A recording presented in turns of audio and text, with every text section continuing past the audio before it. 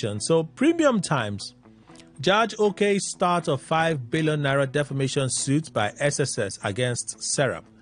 A Federal Capital Territory Court has scheduled March 21 for the commencement of a 5 billion naira defamation suit filed by two officers of the State Security Service, SSS, against the Socio-Economic Rights and Accountability Project, Serap. The lawsuit stems from Serap's accusation that the SSS officials unlawfully invaded their Abuja office in September. The organization's failure to apologize prompted the SSS officers to take legal action in October. SSS officers are seeking 5 billion naira in damages. 5 billion naira. These people are wicked. 5 billion naira. You want to wreck Serap once and for all. Abba, 5 billion in damages. Something just said, Kelly, they will sue you now for calling them wicked. And then they fear now. They fear. I mean, when I show up for court, a published apology on Serap's website, social media, and national newspapers, and 7 stations, 7 plus 5 billion, as well as 50 million naira in legal costs and 10% annual interest on the 5 billion naira until full payment. Come on now. Now, don't you see this is wickedness? It is the height of it. I'm sure the judge will just tone it down.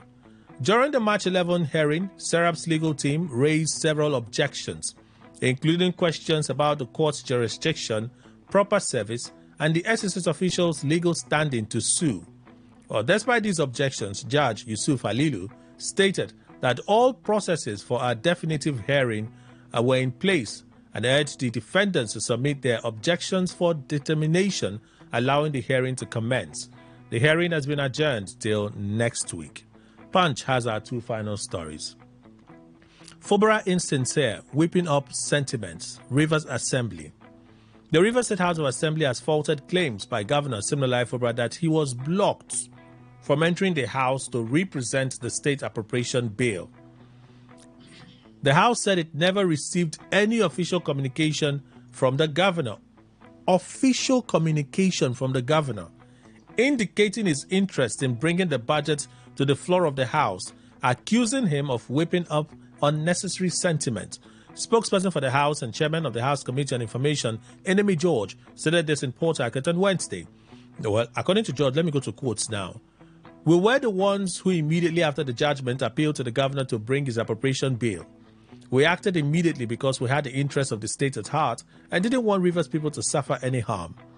Despite withholding our entitlements for over a year and demolishing our chambers, we still wanted him to hasten up the presentation in the interest of the progress of Rivers State.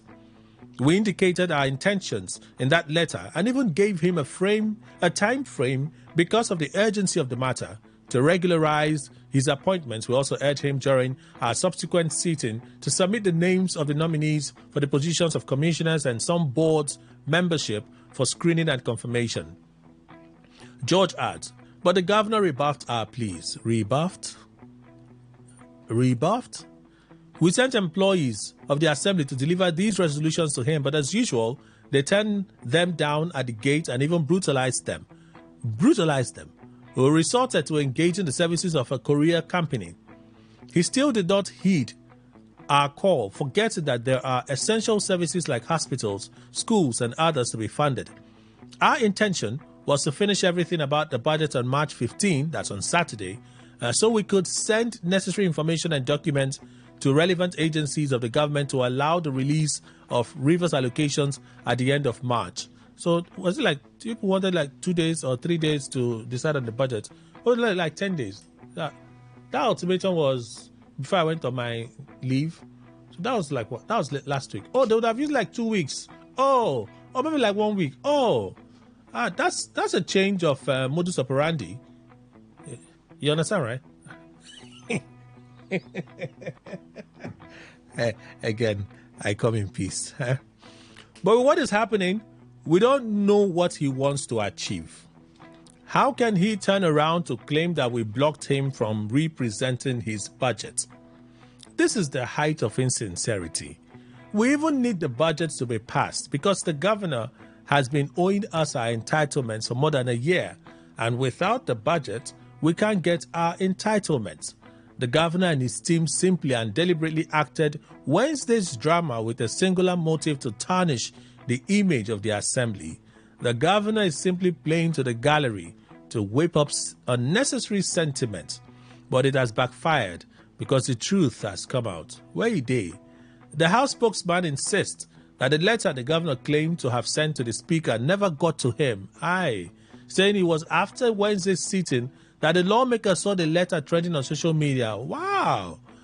Adding, but even the letter trending on social media was dated March 11, doesn't mean that the governor purportedly sent a letter on Tuesday, God knows when, and immediately mobilized to the assembly quarters on Wednesday morning, claiming he came to present the budget. I thought you guys wanted him to present the budget ASAP. Now he came to present the budget, and you say, that alone vitiates the claimed purpose. It is procedurally trite that after writing to the assembly, the governor ought to wait for the letter to be acknowledged by the lawmakers, who would then invite him to appear before them and make his presentation. Governor Fubara ought to know this if he's sincere. But we all know that this assembly will continue to uphold the rule of law and will remain committed to promoting the interests of Rivers State. We urge him to do the needful so Rivers people can breathe. He's toying with the lives and livelihoods of Rivers people. All right. Rivers Assembly asks EFCC ICPC to probe Electoral Commission Chairman Enebeli. So there you have it. You listened already to the lawmakers speak. Couldn't share everything. It was a long session. They all had the similar. I don't want to say the same thing. They all had similar thing to say. Oh, he should come. He should not come. Oh, police, no police. Oh, this and that. Let us probe. The summary of the matter is that the speaker put it to a voice vote. Majority of them wasn't even a voice vote. It was raise your hand. If you support, raise your hand. All of them raised their hand. They say based on this, passed, and it was passed. Oh, I see one of that guy here. It's not like I'm afraid, Sha. Those are the stories we're able to do today. I feel like taking a very short break, so we'll get into our conversation. Nia, you look at me, I didn't fear you. I fear no man, as a matter of fact. I'm waiting for you to write your book now. Give me pen. People know they used to modern fast. I've not introduced you. The mic is still on. Oh. I've not introduced you. Nobody knows who is talking. Do you think they don't know your voice? We're back in a moment. Please stay with us.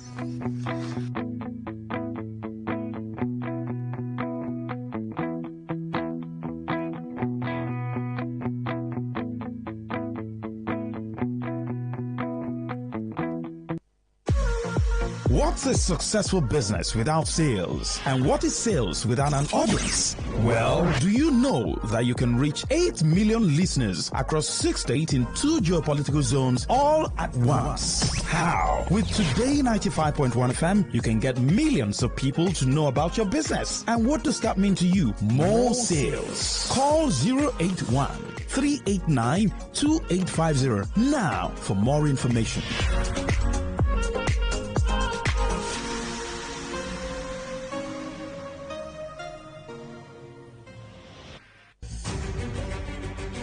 Bunkering is a legal act of smuggling crude oil from pipelines and storage facilities, which poses significant dangers to Nigerian society. This activity has different consequences that affect various aspects of the nation's well-being, and it has consequences such as untimely death, environmental devastation. It fuels insecurity. It also damages our infrastructure, and it also damages our international prestige. You might say, how do we make a living if we stop this illegal activity? Well, as a young individual, you can channel your energy into positive endeavors that can help you generate income and create an adequate future for yourself. These are some ideas to help you generate income. You can go into starting a business. You can also acquire digital skills or gain agricultural knowledge or engage in farming. You can also acquire art and creativity. You talk about technology and innovation. Then, skills and vocational training.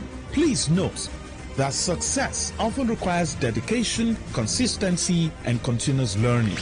This message is brought to you by your Premium Talk Radio. Today 95.1 FM, Port Harcourt.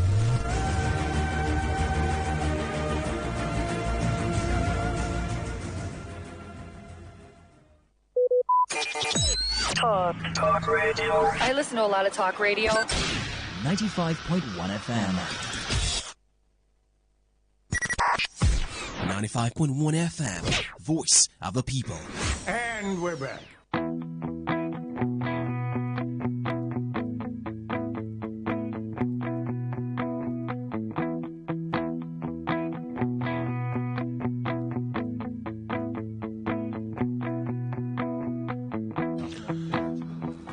Okay, thank you all for staying with us. He's finally done writing the textbook, so I'm going to read parts of it, and it's just introduction or textbook. I'm sure you understand. Comrade Ruben Izu Jr. is a public affairs analyst, chairman, NDNAF, River State chapter, and a voice for Ngeni Kingdom. Welcome, sir. Good morning. Kelly, first of all, welcome back from your leave. Thank you, sir. I was wishing, like Mr. Okere last week, that he wasn't expecting to meet you here. And when he came with what we discussed and he weren't here, he was thanking God. He was happy. And when I was coming today, I heard you read the news. I said, Che, Kelly is on the set. I don't understand. But anyway, welcome, you're my party man. I'm not sure I follow why, but nonetheless. You are the, I know you don't like, but on national television, you are like the Rufai of River State. Hey. Okay. I'm very peaceful, though. Very, very peaceful. So we have Dr. Today is, I heard that the entire month of March is for the celebration of women. I think we'll do it in March. They'll probably do it again in October. They can wake up in December and say we're celebrating women again in December. Why not use the whole year? That's what I'm just saying. I get confused with They just keep celebrating Mother's Day, Women's Day, Girls' Day. And they tell you. But Men's Day, even the boy child themselves, it's like problem. They're even angry saying I it. tell you. No, just make every year Women's Year. Yeah, okay. Review. The reason I said that is we have, for the first time since I've been here, And the woman. first time too for me since I've been here. I'm the moderator of the show. You are interrupting me. So, please, sir, you are a guest. Allow me to do my work. Thank you. If I let me off your mic, it's off now. Thank you. So, we have Dr. Chi Chinda. She's a lecturer at the River State University. Doctor, welcome. Thank you very much. Good morning.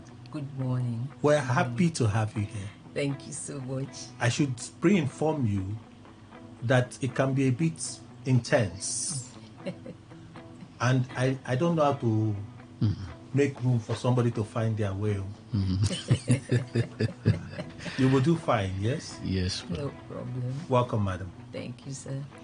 We also have a lecturer, Dr. Bariledum Care, lecturer with the River State University. Doctor, good morning. Welcome. Kelly, good morning. Good morning, esteemed listeners on Rivers. And Mr. Emmanuel Indukwe is trying to check if his phone is not on ring. So we don't have incidents and accidents happen this morning. Mr. Emmanuel Indukwe is our in-house analyst. He's here. He's been here since I just came back. Welcome, sir. Thank you very much, Kelly. Good morning, Nigeria. The phone is not on ring, no? No, it's not. The gate is locked. The gate is locked. Let's begin with Natasha. Natasha went to Interparliamentary Union. So Akpabio said something, and when I listened to it, I said to me, why did he say it? Akpabio cited a certain Arthur, I think it's Arthur Nzeribe, also who was a senator that was suspended, cited that when he was suspended, for his refusal to apologize to the Senate. Kingibe, is it Kingibe? Yeah. Okay. For his refusal to apologize to the Senate, he never returned to the Senate.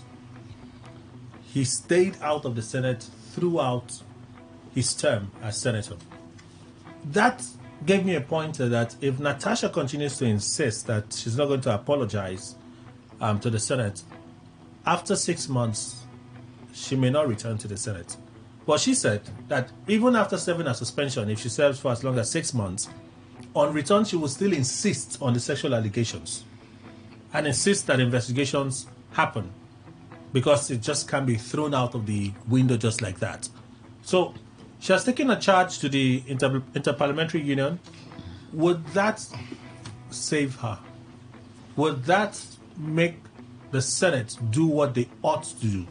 They came out with an excuse a few days ago to say, our suspension is not because of the petition against sexual misconduct and so on. It's about a breach of Senate rules and procedures. Okay, whatever. Let me begin with Dr. Chinda. Do you think her move to the Interparliamentary Union could save her? Well, I think her move is actually to continue to make her intentions and the actions that she said was taken against her, the sexual accusation that she's laying against the Senate President. Mm-hmm. So what she wants is so that more people will hear and understand that her voice should be heard beyond what is happening at the Senate, because she does not seem to be getting what she wants from the Senate. So let other people look at it.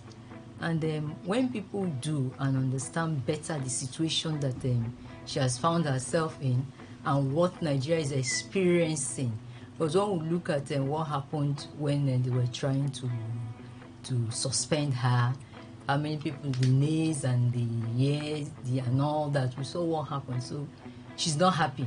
And somebody who is not happy, somebody who needs justice, will always strive.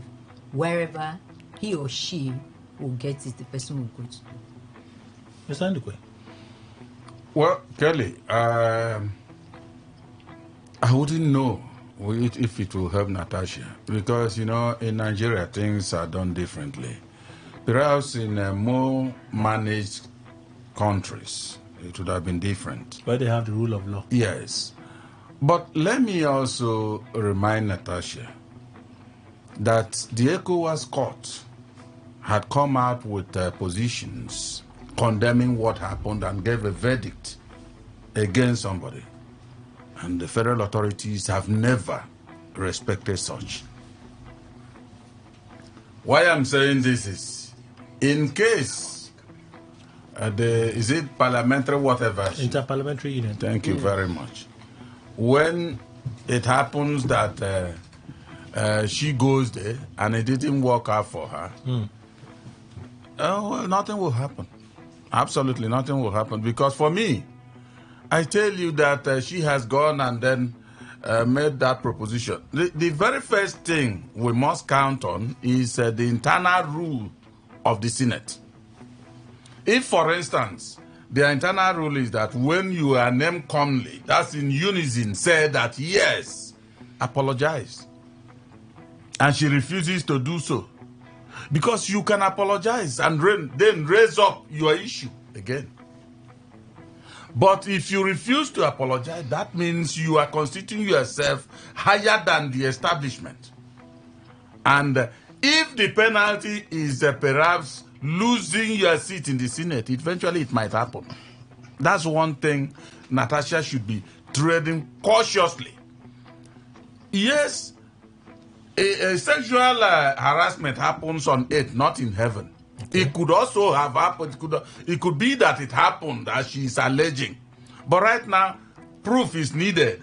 And I think it's from all this she's galvanizing that we could look into it, those that are relevant to look into it. But the issue is, when on the one hand they are telling you apologize for what they have maybe unitedly said you committed an infraction against us as a Senate, and she is standing her ground, she won't.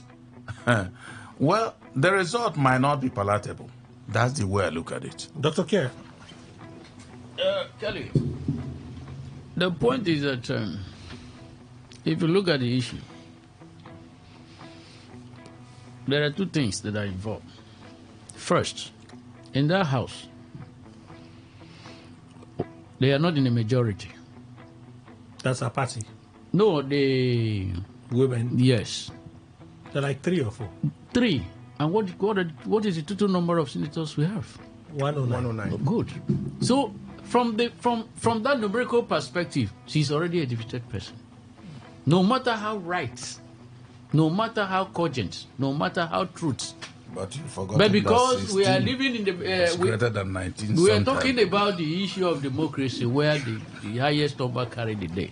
If they say yes, what you have done is an infraction against the House, the mere fact that she's on from the minority perspective, even when the issue is right, the majority yes will carry the day.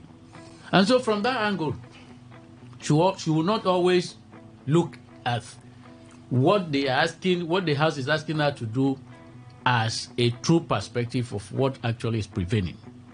Then two, in her position and her own little knowledge as a lettered person, she's also thinking that beyond the House, her voice could be heard, probably within the society or within an organization where the issue of gender equity, gender justice can be developed. And that is perhaps informed why she has gone. But in reality, I think the matter should be looked at from holistic perspective, devoid of any personal sentiment or political affiliations. And the difference between rule of law and principle, the applications of the principles of law constitute rule of law. If actually they want to do the right thing, by now certain movements, certain actions, even within the senators themselves, ought to have been constituted to independently look into this matter, rather than concerning the matters and started blaming this. It doesn't test better. So, in line with your question, she may not obtain the kind of results she's looking at, because we're in a country where what do I say? The possessors of power cannot be defeated. Because power in the context of our own country is how you can manipulate and get your way, not minding whether it is by right or through the wrong process. I was somewhere sometimes a few days ago where somebody said in Nigeria you don't have right or wrong. That what is here in between right and wrong is false. That if wrong possess the amount of force that will compare the right to subpedo, then the wrong will have the day. And then if the right muzzled very well and gathered the force, either material force or whatever, and overwhelmed the wrong, then the right is. So there's nothing like right or wrong. What is there is the application of force, either material force or whatever forces, that will not define whichever section you find yourself. So, honestly, we're in that set of country, so I don't think she will have something that is extraordinary. Comrade, Kelly, I want to establish something. This is not about gender base. A lot of persons have taken it out of context, frankly. It's not about gender base, but even if we want to go that way, the women in the Senate did not support her. Even if, I don't want to look at it from the gender base, but even if. But that's not new now. That's what, no, understand what I'm saying. I don't want, sometimes she could be wrong, just like what the last speaker just said. But because she's a woman, make I vote for her. Make I support her. I am seeing this thing on the social media. I don't know if you get me. A lot of persons don't want to know whether she's right, if Akpabio did or not, but because she's a woman, a lot of women are thinking towards her direction. Why would you do it to a woman? You understand? Especially Natasha. You understand? Now, like I said, I don't want it. Somebody made a joke over this issue that where Yaya Bello is, Yaya Bello be doing those who gave her the opportunity. Onatisa don't know her character. Somebody was just joking over that. Now, why I am holding to that is this. I blame the Senate entirely, and they will lick their wounds. Maybe after the Natasha experience, they will have to amend some certain things about the Senate. Why did I say so? You have a training section, joint training section. Perhaps Natasha escaped or missed that. She doesn't know the rules of the Senate. She came in halfway, through the court, will you make provision for people who come in halfway to be properly inducted? Because she's still going through the wrong direction, not really knowing the house rule. Somebody was like, during the suspension period, she should read the house rule. I was thinking she would be doing so that she shouldn't, when they say locally, when fish don't enter trap, calm down. So, as an animal, calm down. Because the more you struggle, you get yourself entangled, and that's what she's doing. So you don't believe that what she's going through is because of the sexual allegations she raised against Akbar. But that's just the truth. Okay, you don't believe that's no. See, it's not about my belief. Okay. What happened, and even from her statement, I heard her clearly. I appealed with my husband when she was interviewed. Did you tell your husband? She said no. I only appealed with my husband to help talk to his friend, being the Senate president, to enable her bill scale through. It was when that bill or whatever she raised in the house that did not go through, she said she would speak to the press. And that was the day that change of seat. I listened to one of the female senators who said unfortunately she was not in the house on that day, but she knows that her seat has been changed several times. Kingibe. Yes, and even a male senator said on that very day his own seat was also changed. And whatever she would have done that day would have actually been allowed if she has located to the right seat.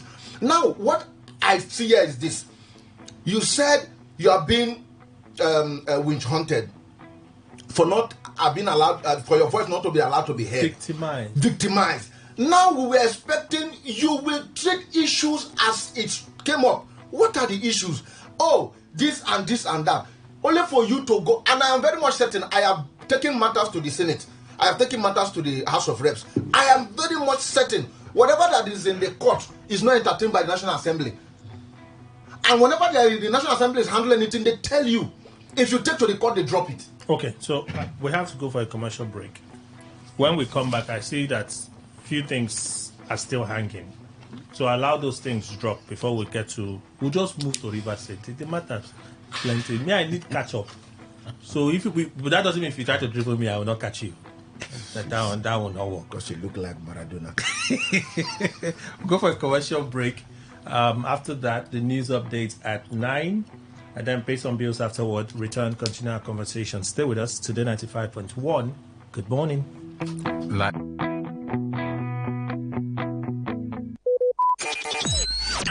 Talk radio. I listen to a lot of talk radio. 95.1 FM.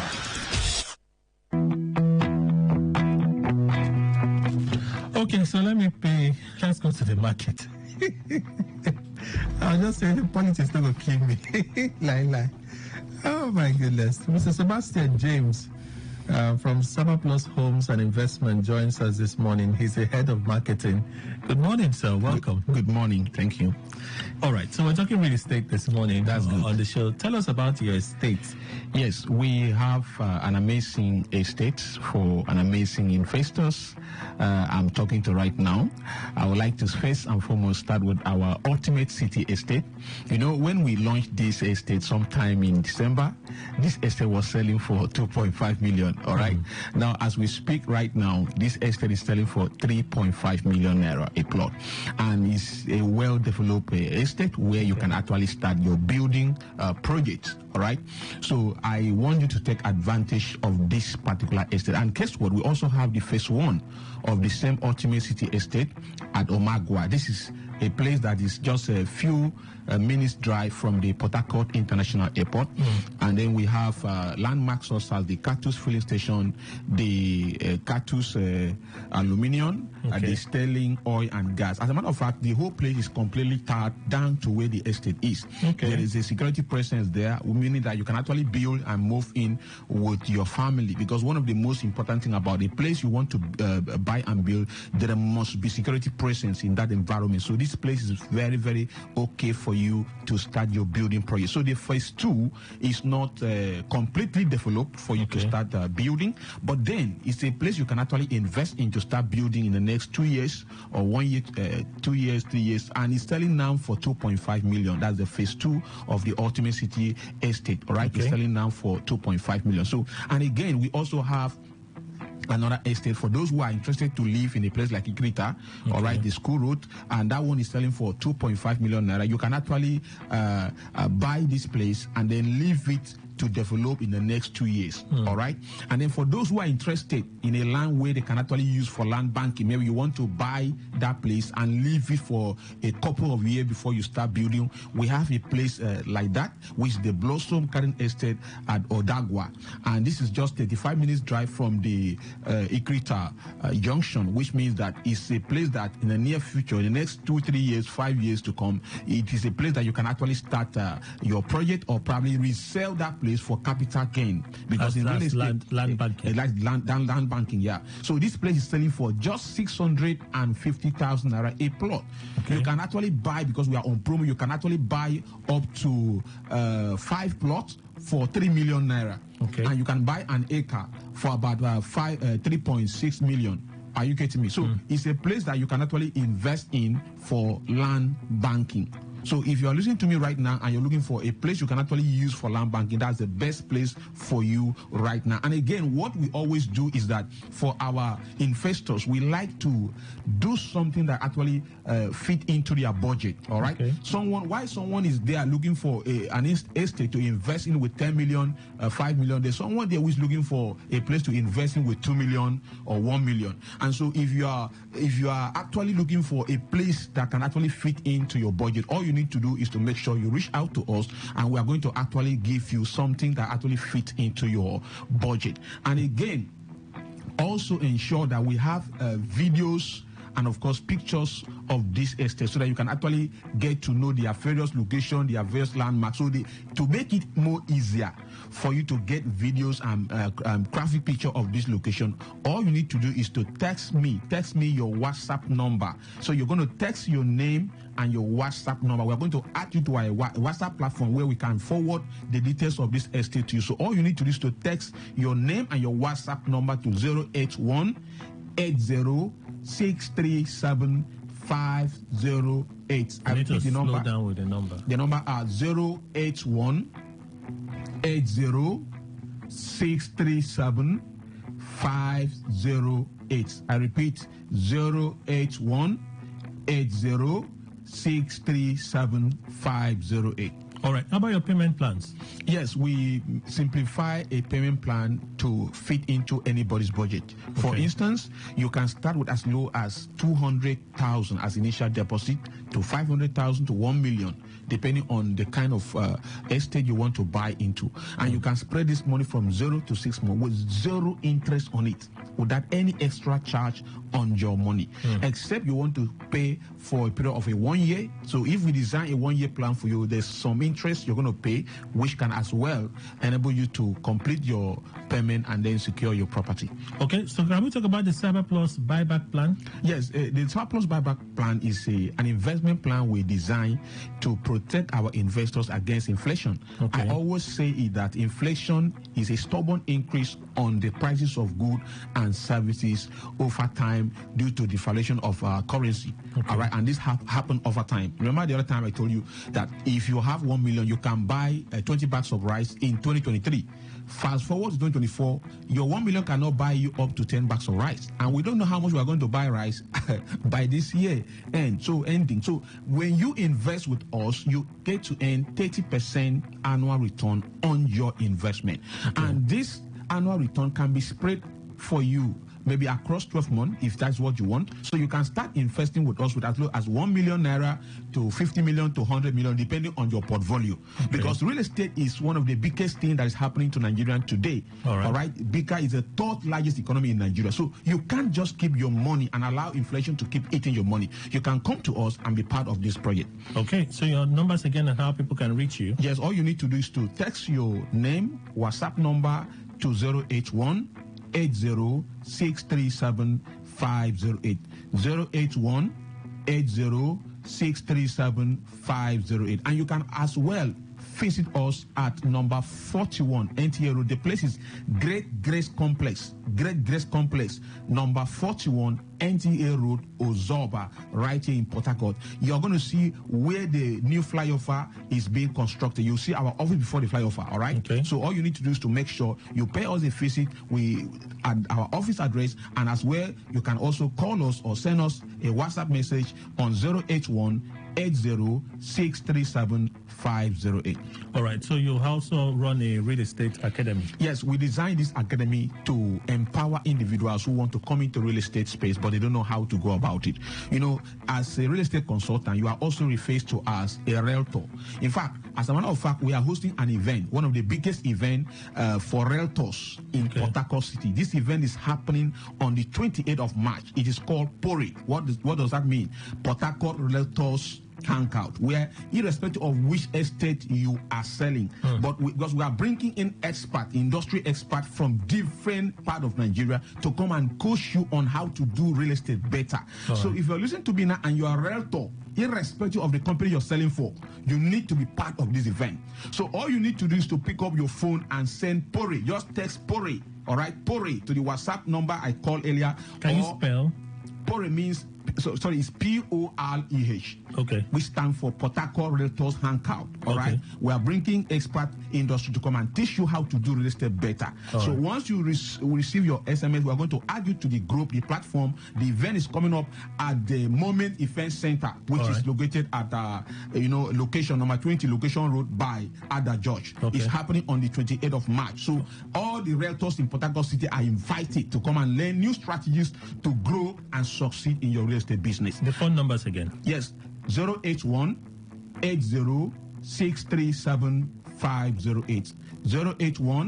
081-80-637-508. Any final words? Yes, I always tell people that real estate is one of the biggest things that is happening to Nigeria right now. And so you can't afford not to be part of what is happening in real estate space. So join us and take advantage of all these opportunities. You can either invest into land banking or buy into our estate or be part of our buyback plan. Mr. Sebastian James, Head of Marketing, Sapa Plus Homes and Investment Limited. Thank you, sir. My pleasure. You're welcome. Okay, all right. All you need to know about this one is that 95.1 FM. Search for your next dial. Every day, every hour, when the big stories break, depend on our 24-hour news team to bring you the latest. Today, 95.1 FM. Today, 95.1 FM. Port Harcourt. News update.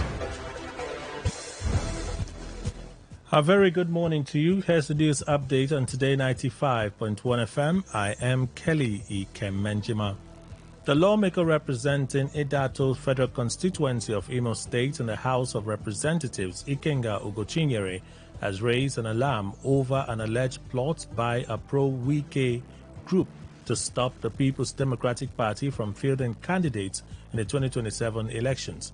The lawmaker made the allegations while addressing newsmen regarding the crisis rocking the main opposition party.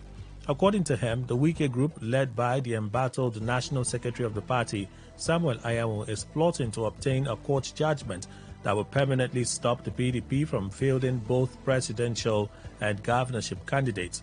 He also commended members of the National Working Committee, NWC, of the party for standing against injustice within the party.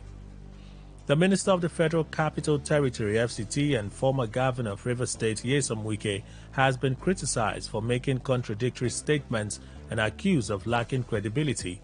Members of Trust Africa Initiative, a group primarily composed of legal practitioners, challenged Wike to provide evidence to substantiate his allegations against the chairman of the Rivers State Independent Electoral Commission, RISEC, retired Justice Adolphus Enebeli.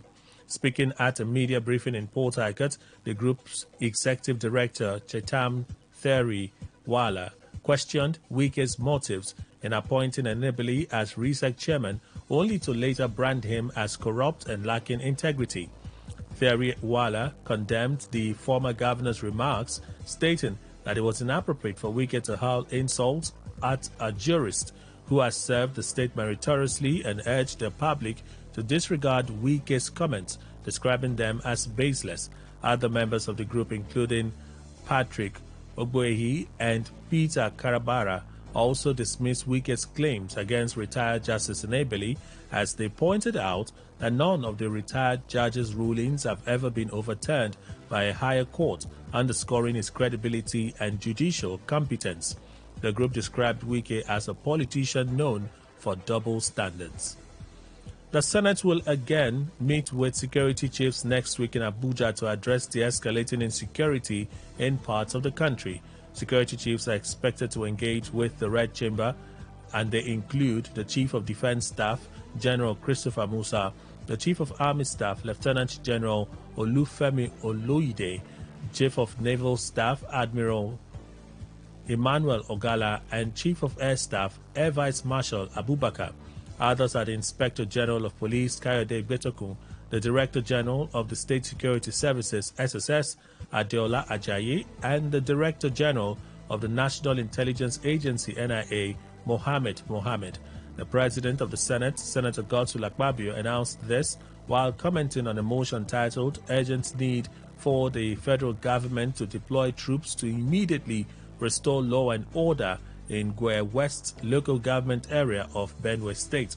The motion, sponsored by Senator Titus Zam, representing Benue Northwest Senatorial District, was in response to incessant attacks and killings in the area by suspected herdsmen.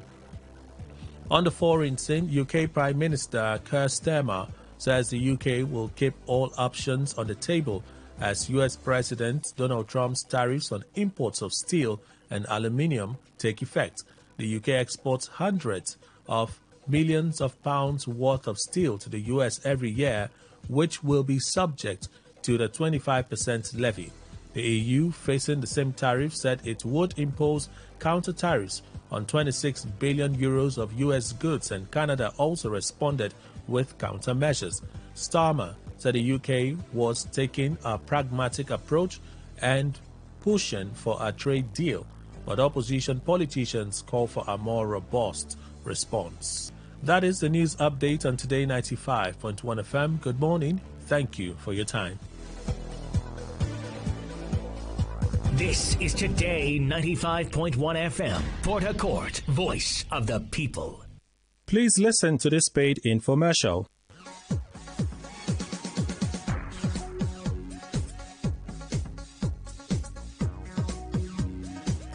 It's another super special time on radio where we'll be discussing our finances and wealth generation. Today we're diving into the exciting world of artificial intelligence and its impact on finance. Joining us to discuss all these and more is a leading expert in AI and one of the speakers at the upcoming Raleigh Academy AI Money Expo. This man is an extraordinary gentleman. He's an e-trader, an online entrepreneur. He was trained at the London Business School. He attended the London School of Business and Finance and the London Academy of Trading. He has certification in technical analysis from Cyprus. He has gathered over 15 years of experience in the financial trading and technical analysis sector and has consistently organized several hours of webinars, seminars, workshops, and coachings on trading and financial market analysis. Well, this man is a master of his trade. There's no other than Michael Akinwale. Michael, thanks for joining us. Thank you so much. Beautiful time to be here, I can tell you. So let's start from the scratch. For those who may be hearing this for the first time, the AI Money Expo. Tell us more about it. And why is this such a big deal? Okay, in the tech and finance the AI Money world Expo today? is one of the largest global events focused on interaction between artificial intelligence and financial technology, or when we talk about the interaction between artificial intelligence and money as we know it today. All right. And so what we're doing with the AI Money Expo is to bring together innovators, investors, and industry leaders to explore how AI is transforming everything from banking to investing to personal finance management, or in short, how AI is actually accelerating the rate at which we can actually make money now. AI is no longer a big deal. It's no longer a buzzword. It's actually reshaping how we interact with money. And so we're putting this event together to actually get people to use AI. So it's an event that people should actually have no reason to miss. That sounds really fascinating. Can you give us examples of how AI is currently being used in money making in several industries and how it's helping to accelerate wealth creation. I really love to know more about that. Absolutely. Let me give you several examples how AI is transforming, and not just transforming, but disrupting every area of business and how we make money. And I'm going to be listing several of them, all right? And because of time, I will focus on explaining maybe one or two of them. We have AI now, what we call AI-powered content creation. We have what we call AI-powered stock or online trading and investing. We have AI-powered e-commerce, AI-powered freelance and gig economy. We have AI right now in online education and coaching. We have AI in affiliate marketing. We have AI in digital art and NFTs. We have AI in online marketplaces. We have AI in coding and app development. All right, so there are several of them. I think there's almost no sort of business right now where we don't have AI. But let me now break it down to explain how you can actually make money, or how AI is helping people to accelerate money making. And I'm going to be starting with, let's say, content creation. So you are a blogger, for instance, and based on your blogging skill, personally, maybe what you can write is 2 good articles a week. All right, and let's say you are focused on maybe fitness. So every week you write 2 articles, and with those 2 articles you're able to get maybe just a small income. But with a very good AI now, and there's a particular one which we use for content creation now called Jasper. You can check it out, Jasper AI. You can actually write 10 to 20 posts every week easily with that AI. So instead of writing just 2, now you are writing 20. And if you know what you are doing, you'll be getting an average of 50 monthly visitors visiting your blog. And if you are promoting one, let's say, like fitness, you can actually be earning as much as $5,000 a month from your blog. All right, with this content creation worked on by AI. So what AI is doing actually is accelerating the rate at which people make money in that area. Now let's go to online stock-driven trading, or what I call online trading and investing. Right now, AI can analyze vast amount of data in a second. So while a human being will sit down for 3 hours, 4 hours analyzing the market, AI will do this instant in microseconds. And there are several platforms and AI platforms where investors are now going to get AI advice and AI strategies and all of that. All right, so if you are a stock trader, for instance, before you have to sit down, look at the market, you place buy, you place sell. Guess what? You won't believe it now. You can actually tell an AI, explain your strategy to an AI, and tell the AI to convert that strategy to a computer code that will be doing what they call automated trading on your behalf. So, and you don't have to be a programmer. So while you are sleeping now, that your same strategy that would have been working for you while you are awake, you've now told an AI to convert into a computer code. So while you are sleeping, you are actually making money. I keep telling anybody who cares to listen, there is no better time to be alive. Anybody who is broke now is broke, not wants to be broke. Why? AI can actually help you to make money now. And that's why we are putting together the AI Money Expo. Come and discover how in all these businesses you can begin to use AI to make money faster. Okay, so I like the part where you said, if you don't want to make money, it's your fault. It's because you don't want to, because in this age, there are loads and loads of opportunities to make money. My worry or my concern is, if money making has become so easy with AI, why is it that everyone is not making the money they want, Michael? Okay, the truth is that when we talk actually about AI or artificial intelligence, it's not automatic money, because some people just assume that immediately you have the AI, that means it's automatic money. It's not. Okay. All right? Just the same way, if you have a car, doesn't mean you'll be able to drive. You still have to learn how to, drive the car and learn the highway code. So in the same way, there are some basic skills you need to interact with the AIs to get the best result with the AIs. The same way, there are some basic skills you need to get to be able to use AI to make money, which is why we are having the AI Money Expo. We're going to be showing you the skills that you actually need to have to actually maximize the use of AIs. Secondly is the fact that there are different AIs for different businesses. Okay. All right. So at the Money Expo, we are going to be showing you which AI pertains to which business, and experts at that event, they're going to be showing you how to use those AIs to actually get the best result when it comes to making money. So, for instance, let's say you're into graphics, or you're a graphic artist, or you're into drawing and painting and all of that. There are several AIs that actually work in this space. For instance, we have an AI called Midjourney, or an AI called Breeder. Okay. These AIs, there's a way to interact with them. There's a way to use them, to get the best result very fast, so you can begin to sell your designs and art and all of that on different parts online. So at this expo, we're going to be showing you the skills and the right AIs for different parts of the business we are looking at to maximize money making. And that's why you cannot actually afford to miss this expo. Interesting. This is beginning to make more and more sense. Absolutely. To me. Now, what else is unique about the AI Money Expo? And why is it a must for everyone to attend? Okay, there are several reasons why it's a must attend. Number one, like I said, is that we're bringing experts in every area of AI in different parts of different businesses and making money. So that's number one. There are experts that are coming to show you how these things work. Secondly is that we're going to be giving out different gifts that allow you to maximize the use of AI. So for instance, at this event, we're going to be giving out laptops, televisions, phones, tablets, smartwatches, power bank, t-shirts. We are going to be putting books and AIs in flash drive. And we're also going to be serving light refreshment, all right? Because we're going to be spending some time at this event. So these are two major reasons, the gifts and the experts, why you cannot afford not to be at this Rally Academy AI Money Expo. Okay, I like the part where item 7 will be involved. Really interesting. Yeah. Who can attend this event, and are there requirements to be a part of it? Well, this event is coming absolutely free for Nigerians.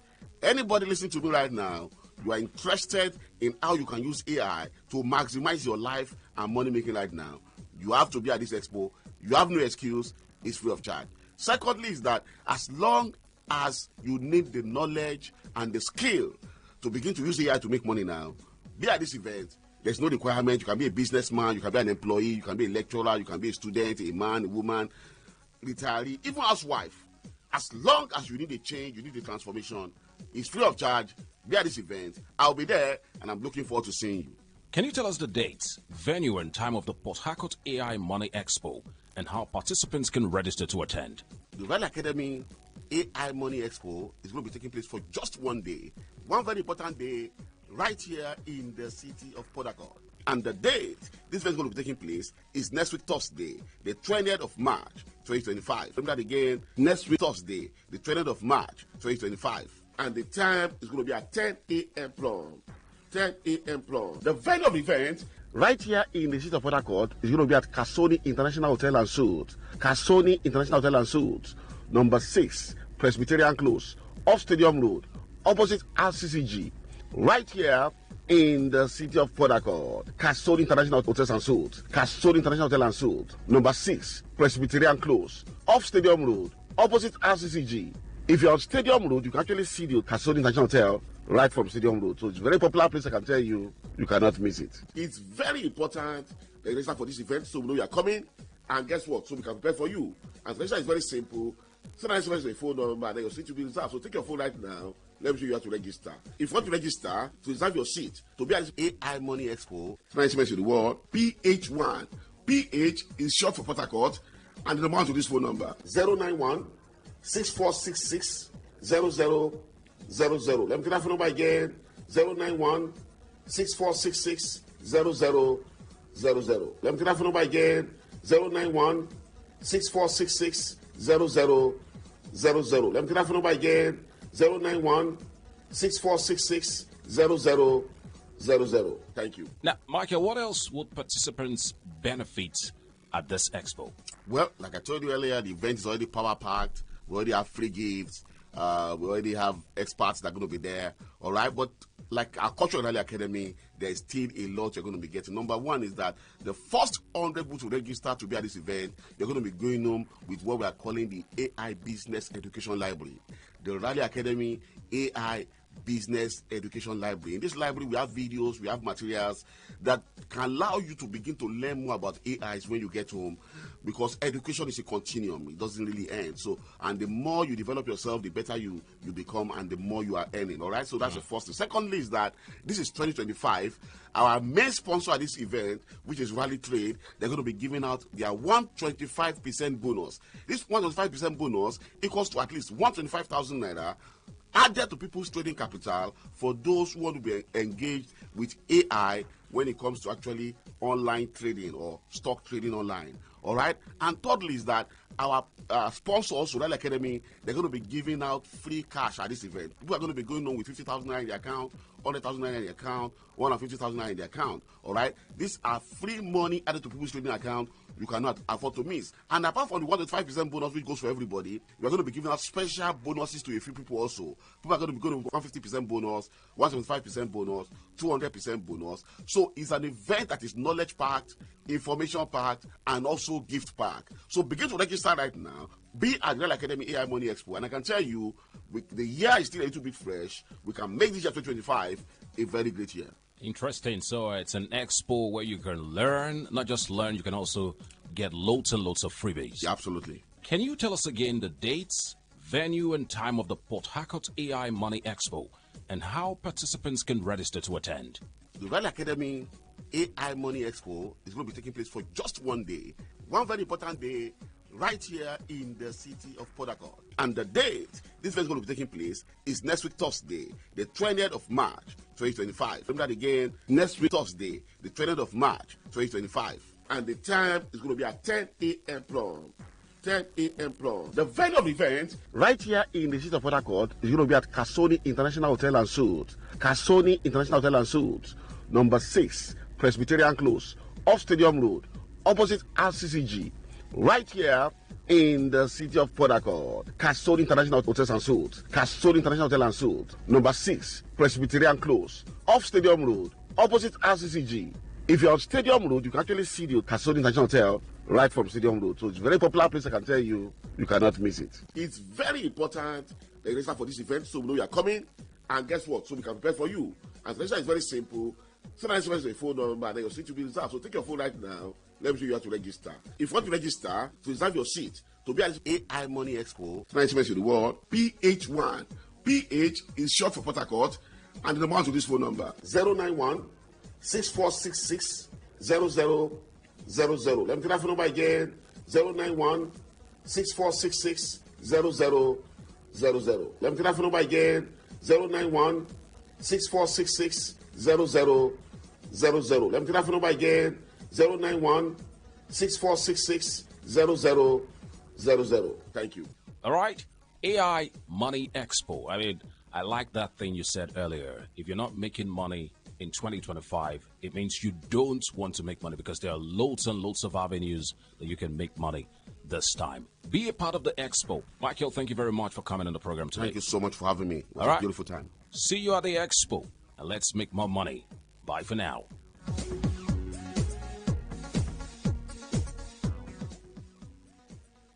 And that was a paid infomercial. Talk radio. I listen to a lot of talk radio. 95.1 FM. Okay, all right. All you need.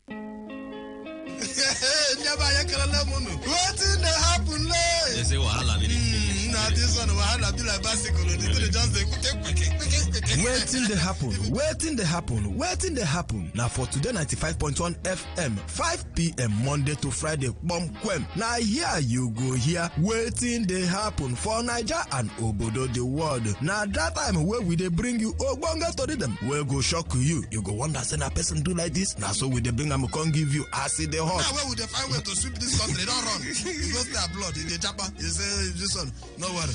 When time reach, I'll say I want to take. Make I see where they go. Homeland is homeland. Me, I go open gate for them. Now me go be get man at that time for airport. Wetin dey happen? Make you no miss Mazi Ike God Ike Nwachukwu and MC Kuro for Wetin dey happen. You go enjoy yourself. No forget to say woman dey chop our recharge card woto woto. I don dey tell una say this place na education center. As you sit down here with us from Monday to Friday, you go enjoy Wetin dey happen. Wetin dey happen? Make you no miss am at all.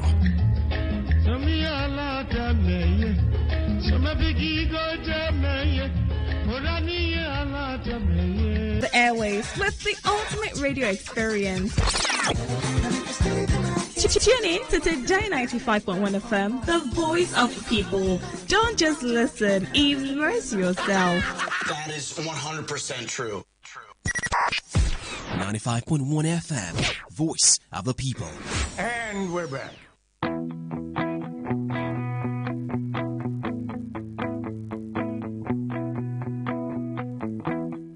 All right, thank you all for staying with us. Let's continue our conversation. It's 21 minutes now past the hour of 9. News Super Review segment, today's quest, Today 95.1 FM, Thursday. It is. Let's begin with the comments from the FCT minister, Nyesom Wike. I don't know if it was a coincidence. When the governor was bounced at the House of Assembly complex yesterday, the FCT minister was at the press conference, okay, one of his media pally, and he made certain statements. He's sort of described as absolute rubbish efforts made by the state governor in complying with the orders of the Supreme Court. Take a listen. Governor Richard, we have had a positive relationship with an arm of government. If you're a good politician, is this a right letter? You have had a positive relationship with me for how many years? Now you want a court of appeal. It didn't even occur to you. Even though I want a court of appeal, I still want peace. The matter went to Supreme Court. And Supreme Court now gave judgment. Then the next thing we do, that you want to implement. Who said no? Is it by writing letter? And who signed the letter? Who signed letter to a head of arm of government? What are these sorts of that? You are telling me here, sending to government will sign letter to Mr. the President of Senate or to Speaker of the House of Representatives to write that I'm coming to present budget tomorrow. Who does that? You want to put to the gallery that you wrote a letter, which is rubbish. All these letters they are writing is useless. You are not sincere. A man who does not want peace, a man who is playing to the gallery, writing a letter to me, sir, I've written letter. Written letter to who? Well, he did not stop there. Still has had a few more things to say. Take a listen. I don't just write a letter to Mr. Speaker. I'm coming to present budget tomorrow morning. I think I should do it. Do you know their engagement? All it is done is to tell you that I'm sincere. Mr. Speaker, where are you? Are you at home? Can you come? Can I come? Can we talk? And they agree on something. And then Mr. Speaker will go back and call his colleagues. Listen, I met with him. He said, look, he wants to present budget so day. It's okay. Monday, Tuesday. But Speaker, you know that our schedule is so tight. Okay, no, let us accommodate. That things are done. All these letters they are writing is useless.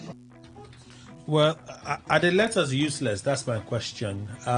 Procedural. He talked about, the FCC minister talked about communication, correspondence. Enemy George, referring to the governor's moves as being sentimental and somewhat hypocritic,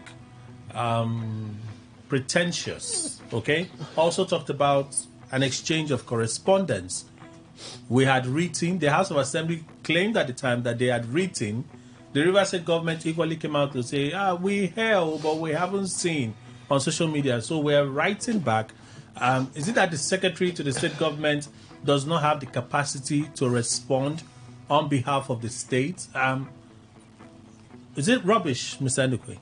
Let me begin with you. Well, see, Kelly, it looks as if these politicians live in their own world. I am not a politician, now it's known. So I might not be, because I'm not living in that secluded world of theirs. It's not rubbish to me. What is rubbish? In the stream of communication, you can write correspondences. And that is, one of it is letter writing. Whichever way, whatever you write, you are allowed because it forms part of the chain of communication. So what is rubbish about it? Now, if you had written, like the House of Assembly member, they said they wrote a letter now to the governor. Was their own hypocritic? Was it rubbish? I don't understand. I don't understand these people. And that is why I always say this thing, and I mean it when I say it, that if a politician tells me anything, I will simply say, all right. And that all right will only mean that, well, I have heard you, but I will just go and forget about that thing you told me. If it happens, I know it's happened, there's a change. If it doesn't, it will not perturb me at all, because that's what I've been seeing. Why would one? What I'm asking is, the governor, if he wrote to them, was it not for them to for him to come and present the budget? Was it not? And that's part of the stipulations of the Supreme Court verdict now. The FCC minister is basically saying, rather than call, because he too... Rather than write. From the way he's sounding, he believes that the governor was being pretentious.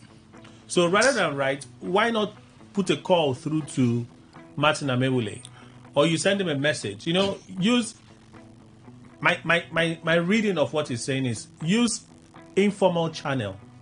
Informal channel to reach out to these people, talk to them, and get this things up. But can you? He's prescribing a means. See, Kelly, even though he has condemned the steps taken by the governor, he's basically saying, my understanding is use informal channels. But with the way this rift has got, is it informal channel that would get them to respond faster?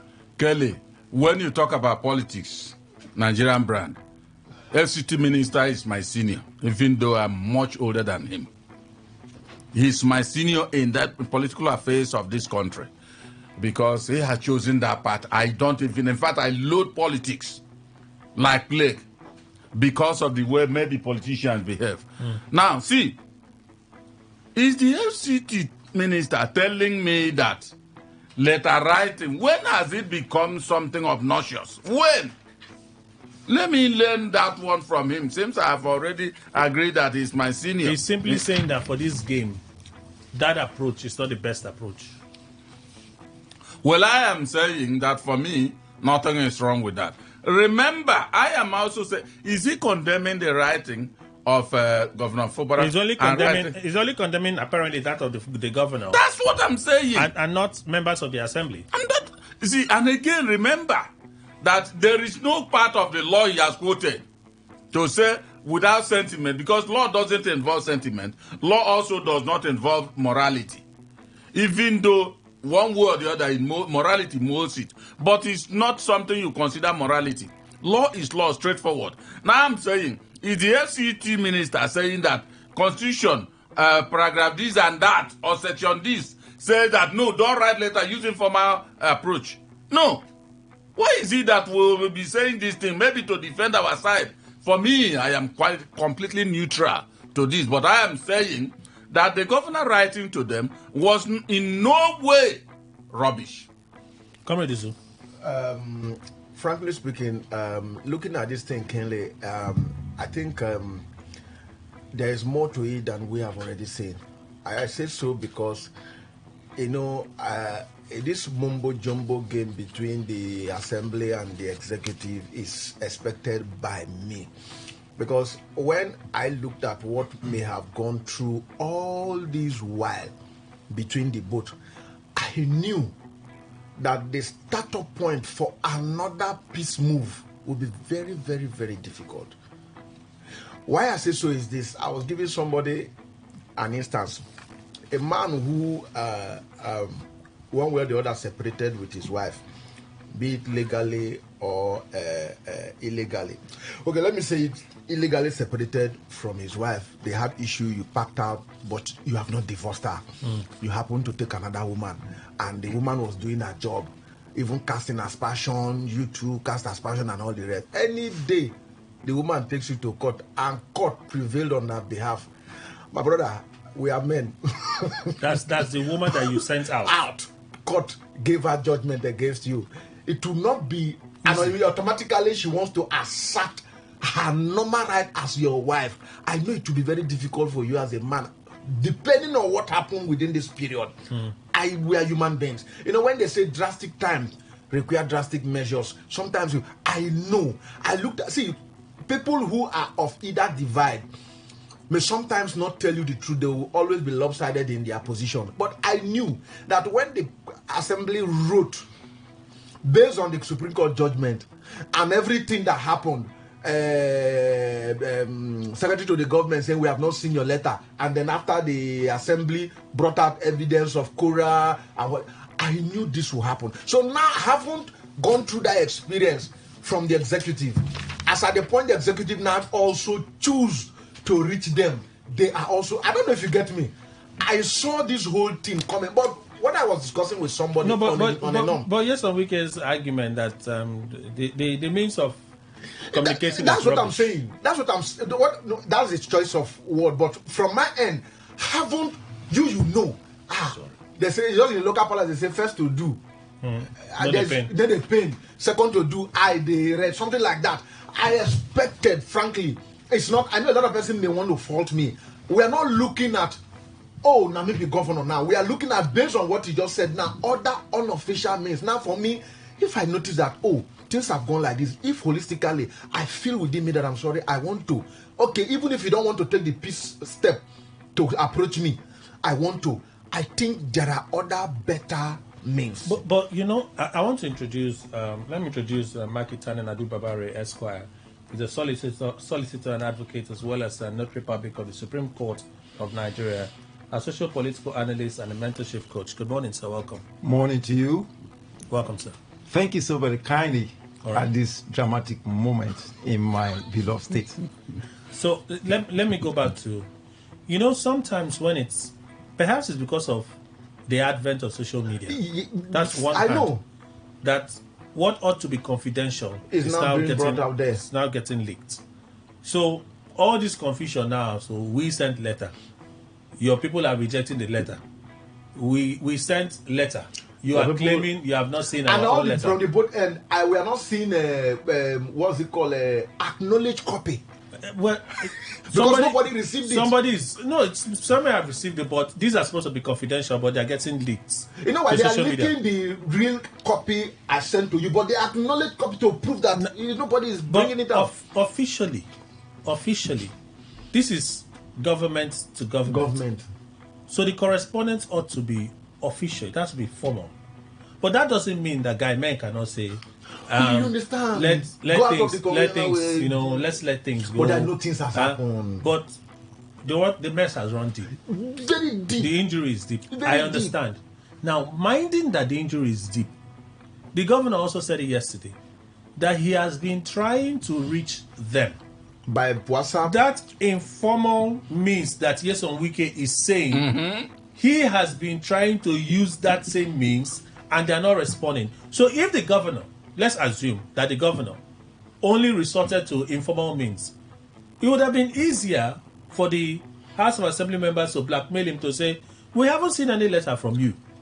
Wouldn't that be the case? Of course it will. Now you see one thing, like they always say, coin had both sides.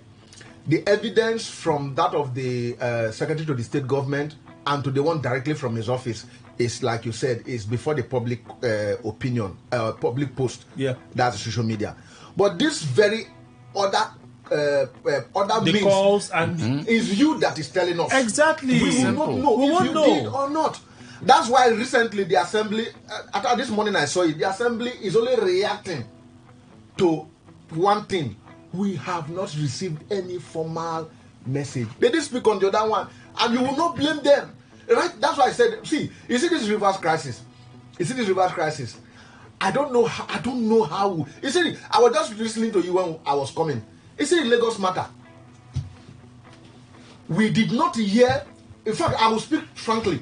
We have friends, relatives from Lagos State. We did not see this Lagos crisis, whichever way, on the social media. It was quickly contained. I tell you, it was something that from other states would have been a big problem. It was quickly contained. Because you don't tell me 20-something lawmakers. Definitely, let me tell you, they are for the governor. 30-something. No? Is it 30-something?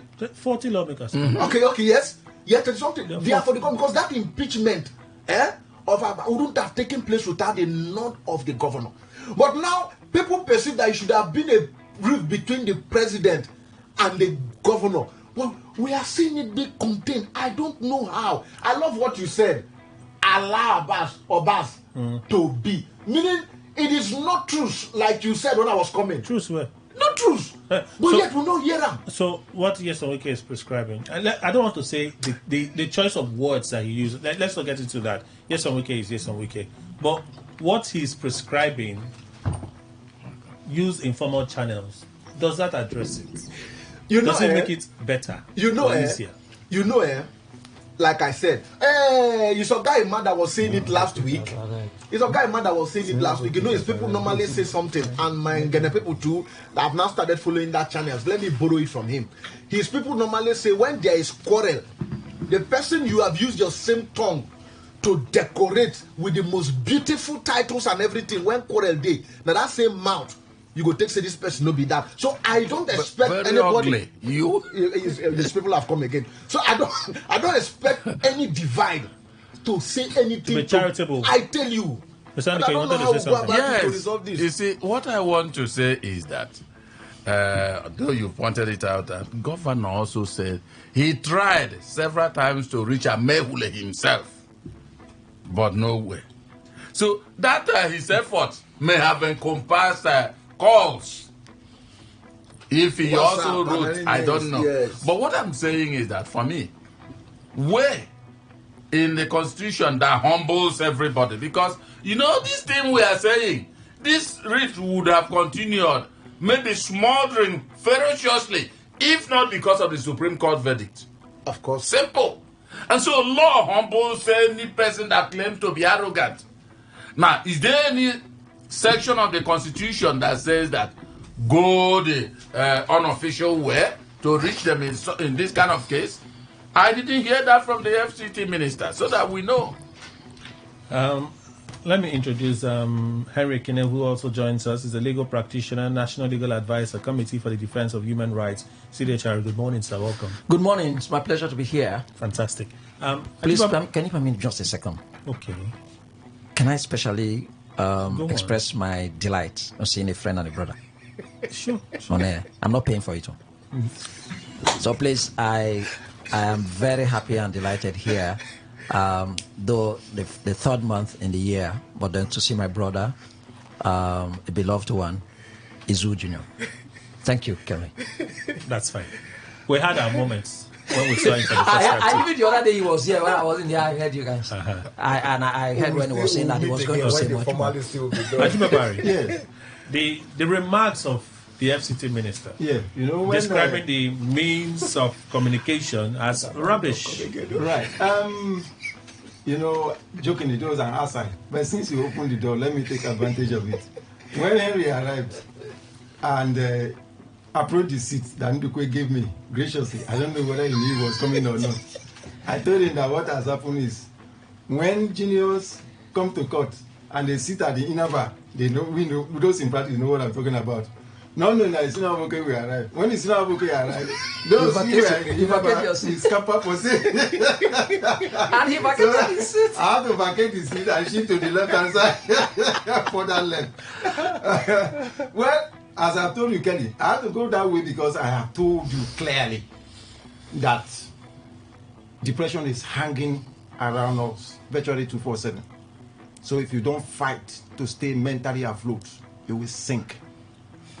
Comrade Izutu, I never knew him to be a stammerer, but today I saw him trying to venture into that volatile highway. And my spirit tells me that this brother is the bad market that is making him to negotiate the direction he's going. You know me too well, Kelly.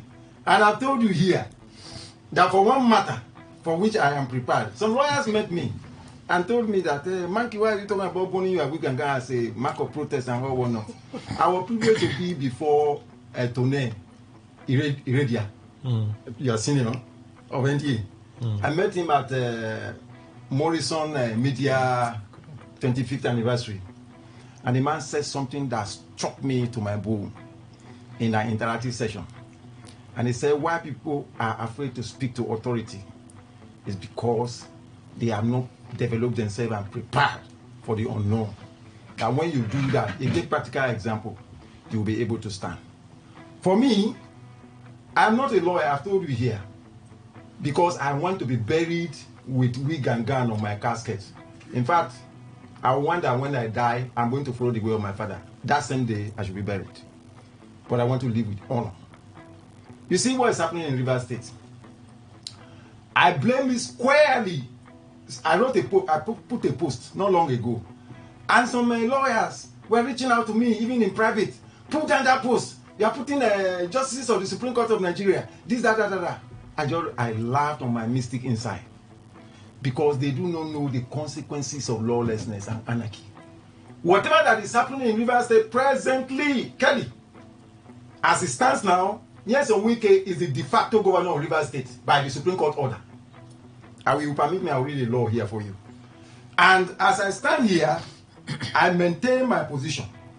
You see, when people can no longer bear and they revolt, the judiciary must never escape. let me take you back. The Supreme Court authoritative judgment in Ifedayo Abegunde versus Labour Party, delivered on the 17th day of April 2015, provide irrefutable jurisprudence on the consequences of legislative defection. In a unanimous verdict, the apex court held that Abegunde, who was elected under the LP but defected to the now defunct Action Congress of Nigeria, ACN, had no legal jurisdiction to retain his seat. His rationale that a division within the LP warranted his defection was dismissed as baseless, since the purported division was not at the national level. The court upheld that for the defection to be constitutionally permissible under section 68, sub 1, sub G of the 1999 Constitution, as amended, the division must be of that of the magnitude that will render the party incapable of functioning. At the time the lawmaker defected, this was not the case in the PDP. We are talking about the issue of Rivers State. And the Supreme Court justices, I have my maximum respect as a solicitor and advocate as well as notary public of the Supreme Court of Nigeria for the Supreme Court as an institution. Hear me clearly.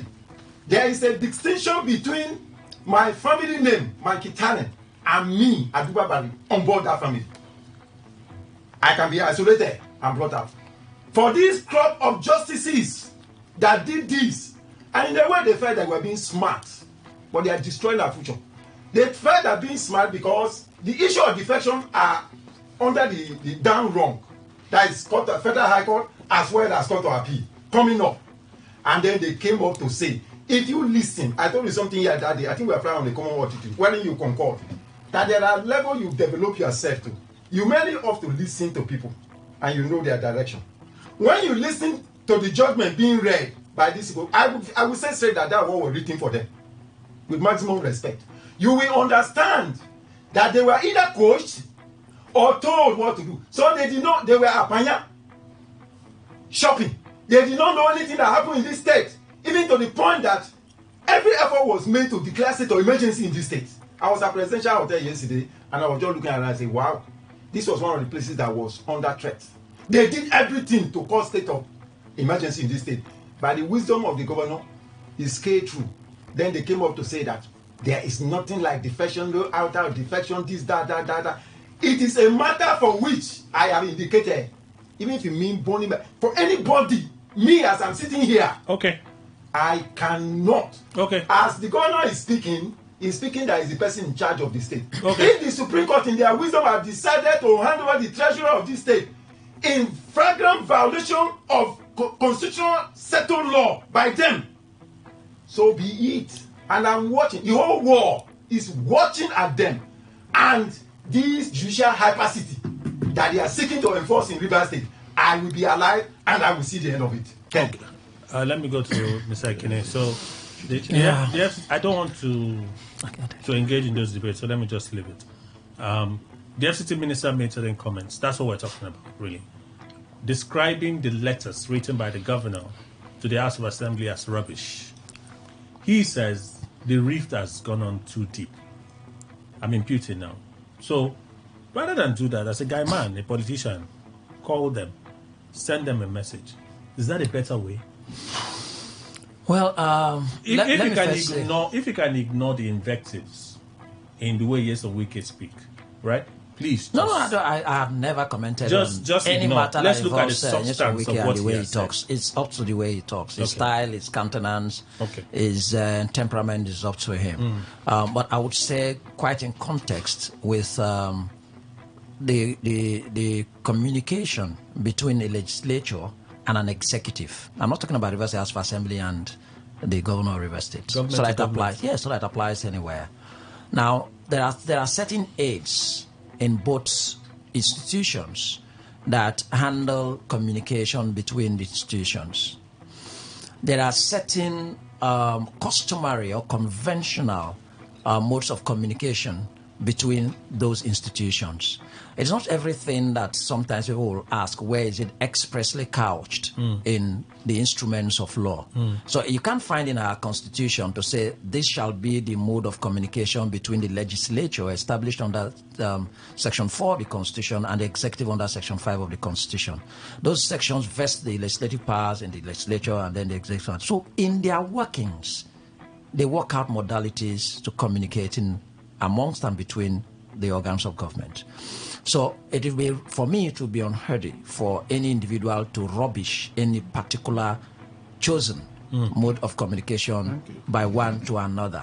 It will be on what is the essence of communication is to reach out to the other person, disseminate the information that you want to disseminate. Whether I went by the town crier, or I went by telephone, or I went by a telegram, or I went by some app, or I went by a written form of communication. If I've sent the message to you, and then the content of the message as well, with the intention, I think for me, especially now bringing it to the context of River State, where we have come to, I have been one person who has spoken really in defiance, if you like, voicefully. So I've been very, very upset with the issues of defection. But at this moment, the Supreme Court, even if it is by the roundabout way, even if it's by the roundabout way, there is a pronouncement that has found its way, unfortunately so. But even as a constitutional scholar, I still charge the justice of the Supreme Court with respect that there are matters that ought to have been considered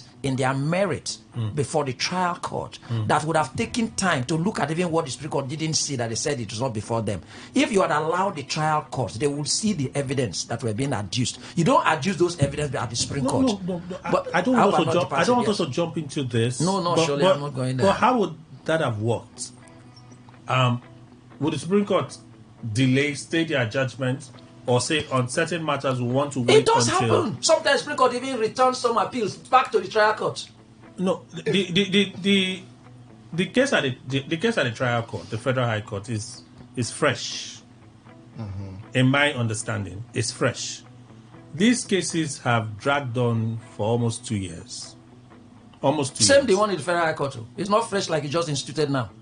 Okay. That I wonder what your freshness meant. No, fresh is... It just got to them. Got to who? Federal High Court? The case at the Federal High Court... There are cases that even preceded the appeals for the Supreme Court. I mean, the case of defection that is at the Federal High Court right now. Yes. How long ago has it been at the court? Long ago, since then. Even before Joyce Abdul Malik's decision, matter was the filed. Court just fixed to... That is the problem, part of the problem. Okay. But so that I don't depart from the issue of the communication. So, in that case, you would have to establish why the court delayed in hearing that matter. It is the judge that will say so, not me. But would the Supreme Court stay decision on matters that have got to it because there is a subsisting matter at the lower court? Do you know what? That matter even didn't get to the Supreme Court. I didn't want us to get into Which of the matter did not get to the Supreme Court? The matter of defection didn't get to the Supreme Court. Because the Supreme Court said so in the CTC that I've read. That is why I have said that nobody brought evidence of defection. Kelly, you see, my colleague here has spoken so much that I don't want to re-emphasize. I say, howsoever. Okay, that's got there. No, the reason I engaged a little is simple, because you suggested. Sometimes some people may even think that they'll come hard on lawyers who are speaking in some derogatory manners and all that. But it's not. We can't allow our society to go this way. You suggested that perhaps the Supreme Court would have approached it in a different way. Okay, let's so go now on the I think I was still talking about that. So for me, let's be factual here, and in the spirit that everybody appears to be now, some of us have taken off that robe of contestation and have chosen to wear the robe of conciliating. Quickly conciliating all of these issues. Let's come on. I expect that our leaders and seniors are hearing. Waiting be the thing again now. You come on to look, let's prepare. Oh, come and lay appropriation bill. Give you 48 hours. Or if you don't do this will happen. Some have even called some chiefs that look, if you don't resign, you risk impeachment. The gentleman has said, I will come and lay. All that the Constitution requires of him, Section 121, is to cause an appropriation bill to be laid before the House. And then that appropriation bill has been prepared. And then you have communicated You've reached out to the House of Assembly. Now, by some correspondence we are seeing, personally signed by this man. And then he has come to the House. Unfortunately, like I said, the House wasn't open. He's come back. And then he has said, look, whenever you call me again to come, I'll come lay it. Shouldn't we commend some positions sometimes and condemn some actions sometimes? And again, what do we really want? Do we want the appropriation bill laid that has been an issue and now is ready? We still have, what do we want in River State? Yes, really? Or what do we want from Simnalai Fubara? So he has taken us to the second point. Yeah. That's the gbasgbos the governor got yesterday. I find it really strange, but I do celebrate the governor's show of maturity, because he really would have just told the security aides to push it open. Yeah. But all of that's not necessary. No, not at all. I celebrate his show of maturity yesterday. As always. As always. Don't say anything. Even if you're anchor, yeah. That is in your opinion. It's in the general opinion. As always. Sometimes we say this. Enough is enough. No. As always. As always. As always. As always. As always. Miss Aikine. It's firing on nobody forces anything. Okay, give me one instance that he has done otherwise. No, sir. Nobody forces anything down my throat. If you hold that as an opinion, that's fine. Thank you, sir. If you hold that as an opinion, but I succeeded in emphasizing that as always. No. Your emphasis is to your opinion. To the listeners have read already. No, to that extent, there's no issue. I'm not debating it. It is your opinion. Mr. Nduka, please continue. Well, Kelly, for me, I'm not going to whether as always or not. But the issue is that the governor showcased maturity there. I know very well that even the FCT minister, when as governor, he will not tolerate such. He will not. However, he will handle it. He wouldn't have tolerated it. That he said he's coming to meet at the assembly headquarters and they locked it. I don't understand. This morning I heard also on radio that they have denied. They didn't lock the gate against the governor. But also somebody that was in the governor's entourage, I don't know, Emmanuel Ndukwe was in there, said that he was there, he went with the governor. And they saw them, they rushed, and they locked the gate. So which one do I agree to now? I'm a human. You know, one thing is that I always say that every human has maybe the knack or the zest to steal. But people control their own, and they are not called thieves. Okay. Those who don't control their own will go and steal. Perhaps they are caught and all that, and they'll be labeled, made a public spectacle, and shame will come on them. So any human that is doing something good or bad knows, whether you have indeed seared off your conscience or not, you know that what you did is right or wrong. So whether they deny or they don't deny you, they did it or they didn't do it, the issue is that this is the story that is going. And also I've heard their own. I've also accepted that they didn't do it. So, but themselves, they know. Now, Kelly, what I'm saying is that you call the governor to come and present budget. Represent, rather. Because you wanted him to present it in 48 hours. Good. And now you're saying, sorry to take it from you. Now you're saying that you just don't write them and show up. I'm like, but you wanted him to present it in 48 hours. Which means everything was ready. Now he has showed up, and then you say that you were not given ample time to receive him. Kelly, this thing is degenerating to extreme puerility. Nobody should be expected. Well, it's expected. Like Mr. Isu said, it should be expected. If our Nigerian politics is not of childishness, we shouldn't be expecting this kind of thing. Well, our politics is childish. So yes, I tell you because remember, when, for instance, the other day, that's not to say that the governor himself is completely whole on this. Because remember, I said, my opinion, that after that they invited him also. And then the governor came out, or was it after that? He came out and was talking about leading the youths and all that. Such comments are not even necessary for me. Which apparently seem to have refrained from. I know. If you refrain, at least he said it. I didn't say it for him. So far from all of those public outings, yes, he's not speaking in that tone again. Okay. In fact, the last one was it yesterday? The inauguration of the homes for the judges. Oh, okay. That was 2 days ago. For the judges, where he even praised Osijio Okocha was present.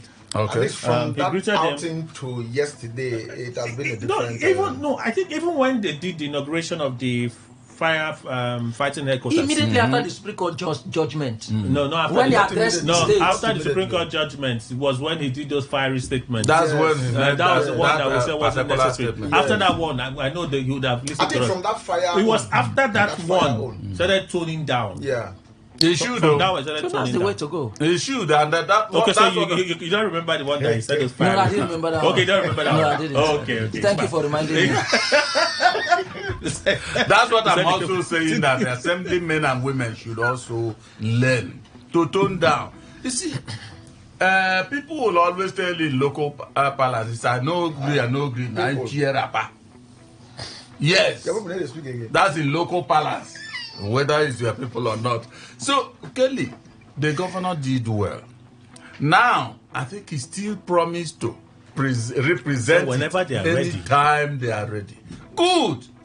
That's the kind of thing we are talking about. So for me, whether writing letter or whatever is obnoxious, was not necessary and all that, let him continue in this routine of maybe conciliatory routine. Well, we'll take the views of Comrade Izu and Adu Babari on this issue after the news update at 10. We have to go for a commercial break now, then the news update, and after that we'll continue. Please stay with us.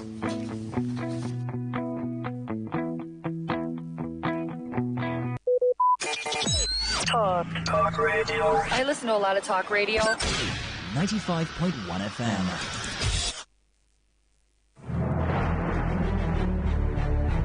Are you ready to transform your business, career, and future? Join us at the reInvent Conference 2025. This year's theme, Lead Bravely, is a call to action for leaders in ministry, business, and career. Hear from our lineup of 12 visionary speakers, including Dr. Sam Amadi, Dr. Ben Akabueze, Professor Chizindu Aliko, Chude Jidowo, Adebayo Adedeji, Pastor Chris, and Yemisi Ugo. Gain valuable insights on leadership, innovation, entrepreneurship, and network with like-minded leaders and change makers. Date, Tuesday 18th to Thursday 20th March 2025. Time is 4 p.m. Venue, The King's Assembly, 58 Tombia Road, GRA Phase 3, Port Harcourt. Stay connected online at TKA Community. Learn more at reinventng.org. reInvent Conference 2025. Lead bravely. Don't miss this transformative experience. Unleash the power of the airwaves with the ultimate radio experience. Tune in to Today 95.1 FM, the voice of the people. Don't just listen, immerse yourself. That is 100% true. Every day, every hour, when the big stories break, depend on our 24-hour news team to bring you the latest. Today, 95.1 FM. Today, 95.1 FM, Port Harcourt. News update. A very good morning to you. Here's the news update on Today 95.1 FM. I am Kelly Ikemenjima.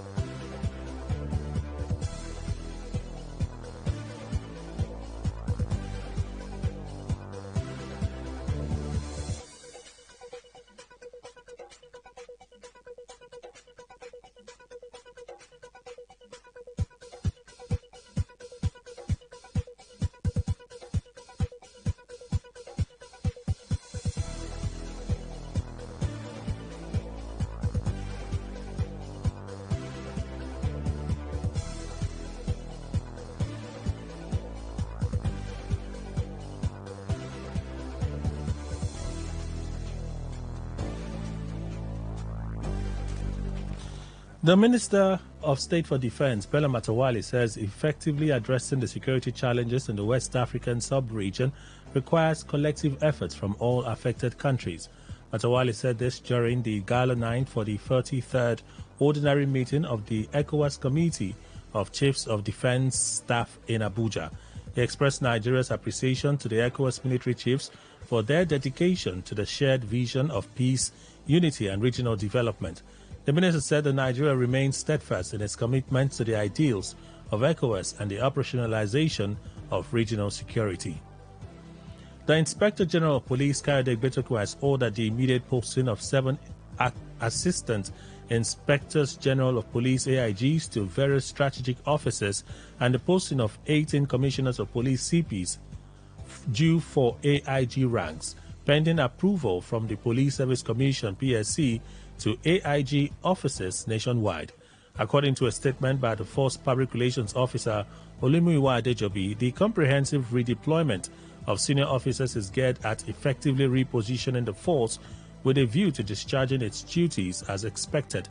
The statement noted that the 18 CPs acting in the capacity of AIGs pending the approval of the PSC have also been posted to various strategic offices. The National Agency for Food and Drug Administration and Control, NAFDAC, has urged Nigerians to join the fight against the circulation of counterfeit and fake medical products.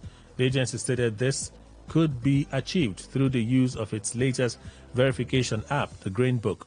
The Director General of NAFDAC, Mojisola Adeyeye, made the call at the opening ceremony of a 2-day sensitization and awareness workshop on the Green Book Traceability Project and Pediatric Policy in Port Harcourt, River State. Adeyeye explained that the NAFDAC Green Book, a comprehensive database of registered drug products in Nigeria, was introduced to help the agency counter the advanced methods used in the production and distribution of counterfeit medicines. Adeyeye, represented by the Director of Post-Marketing Surveillance Directorate, NAFDAC, Freden Petrus, emphasized that the workshop aimed to ensure regulators and stakeholders work together in combating substandard and falsified medical products. The NAFDAC DG further revealed that Nigeria is the first country in Africa to use this technology and the second in the world. On the foreign scene, the Global Partnership for Education, GPE, hosted by the World Bank, has said 118 million girls are out of school worldwide and that limited education opportunities for girls amount to about $30 trillion lost in lifetime productivity and earnings. The GPE stated this in a report titled Why Invest in Girls' Education. In the report, it noted that girls have the right to quality education and must be able to continue and complete their studies.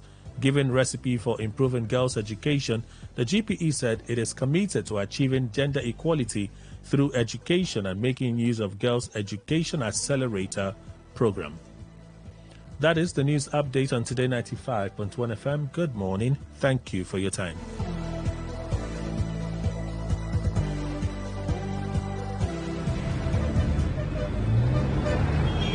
Live from the Garden City of Port Harcourt, Nigeria. This is Today 95.1 FM. 95.1 FM, Voice of the People. And we're back.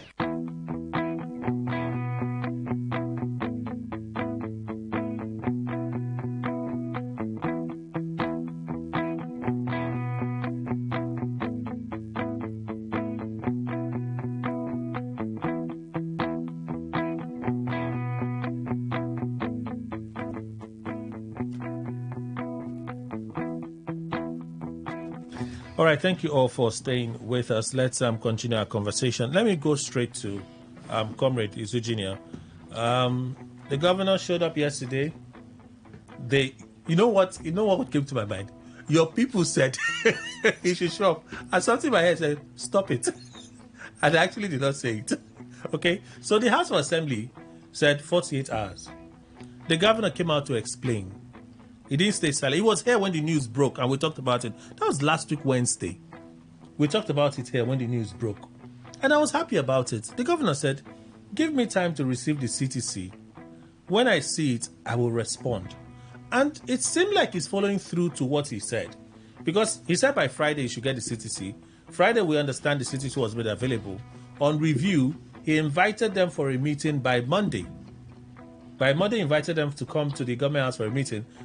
We started hearing stuff that, this is not how you invite us, this and that. There are things they're supposed to do. So you wanted him to present the budget. He has come now to present the budget. The governor says, we did official correspondence. We wrote. I even did unofficial correspondence. The House of Assembly said, we saw the official correspondence after on social media.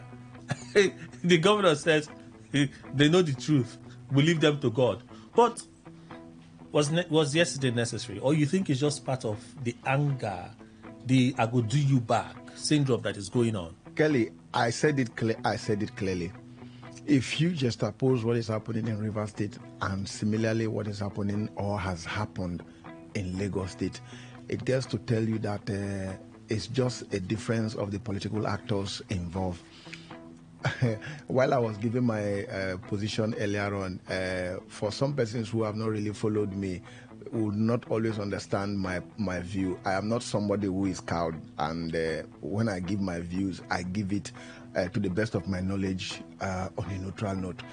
I said it when the Supreme Court judgment came up earlier on, not taking stand with any. It was Faustina that was here. I said I wouldn't blame anybody who stands today against the Supreme Court judge based on antecedent. And for me, I said it is the judges that has made a laughing stock of the judiciary. And I keep saying it. Today, the lady that seems to be blind with the blindfolded clothes on her seems to be taking it off to look at certain, and I cited it clearly, the cases of Akpabio, the cases of Ahmed Lawan, Dave Umahi, and even till the case involving Amici and Omeya. So I was surprised when I give a position today, those who did not really understand me will always say I stammer. I can't stammer, and God knows that. The truth is... That was a joke. Yeah, I know. But some persons may not take it... they may not understand. Yeah. Okay. The truth about it is, I said it clear. The Rivers matter, I was giving an analogy of a married couple. My brother, things has happened though. This Rivers matter. Things has happened. We thank God that we haven't seen hired assassinations. That's the only thing that is off the real Nigerian political space. And which we thank God. Now, Kelly, let me tell you, even till what you are saying now, that the governor started toning down on this and that from a particular point.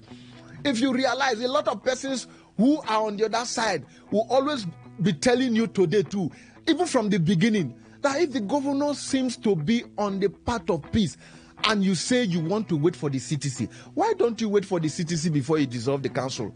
Why don't you wait for CTC before you allow this yet to do the... They were giving those reasons. I don't know if you get me.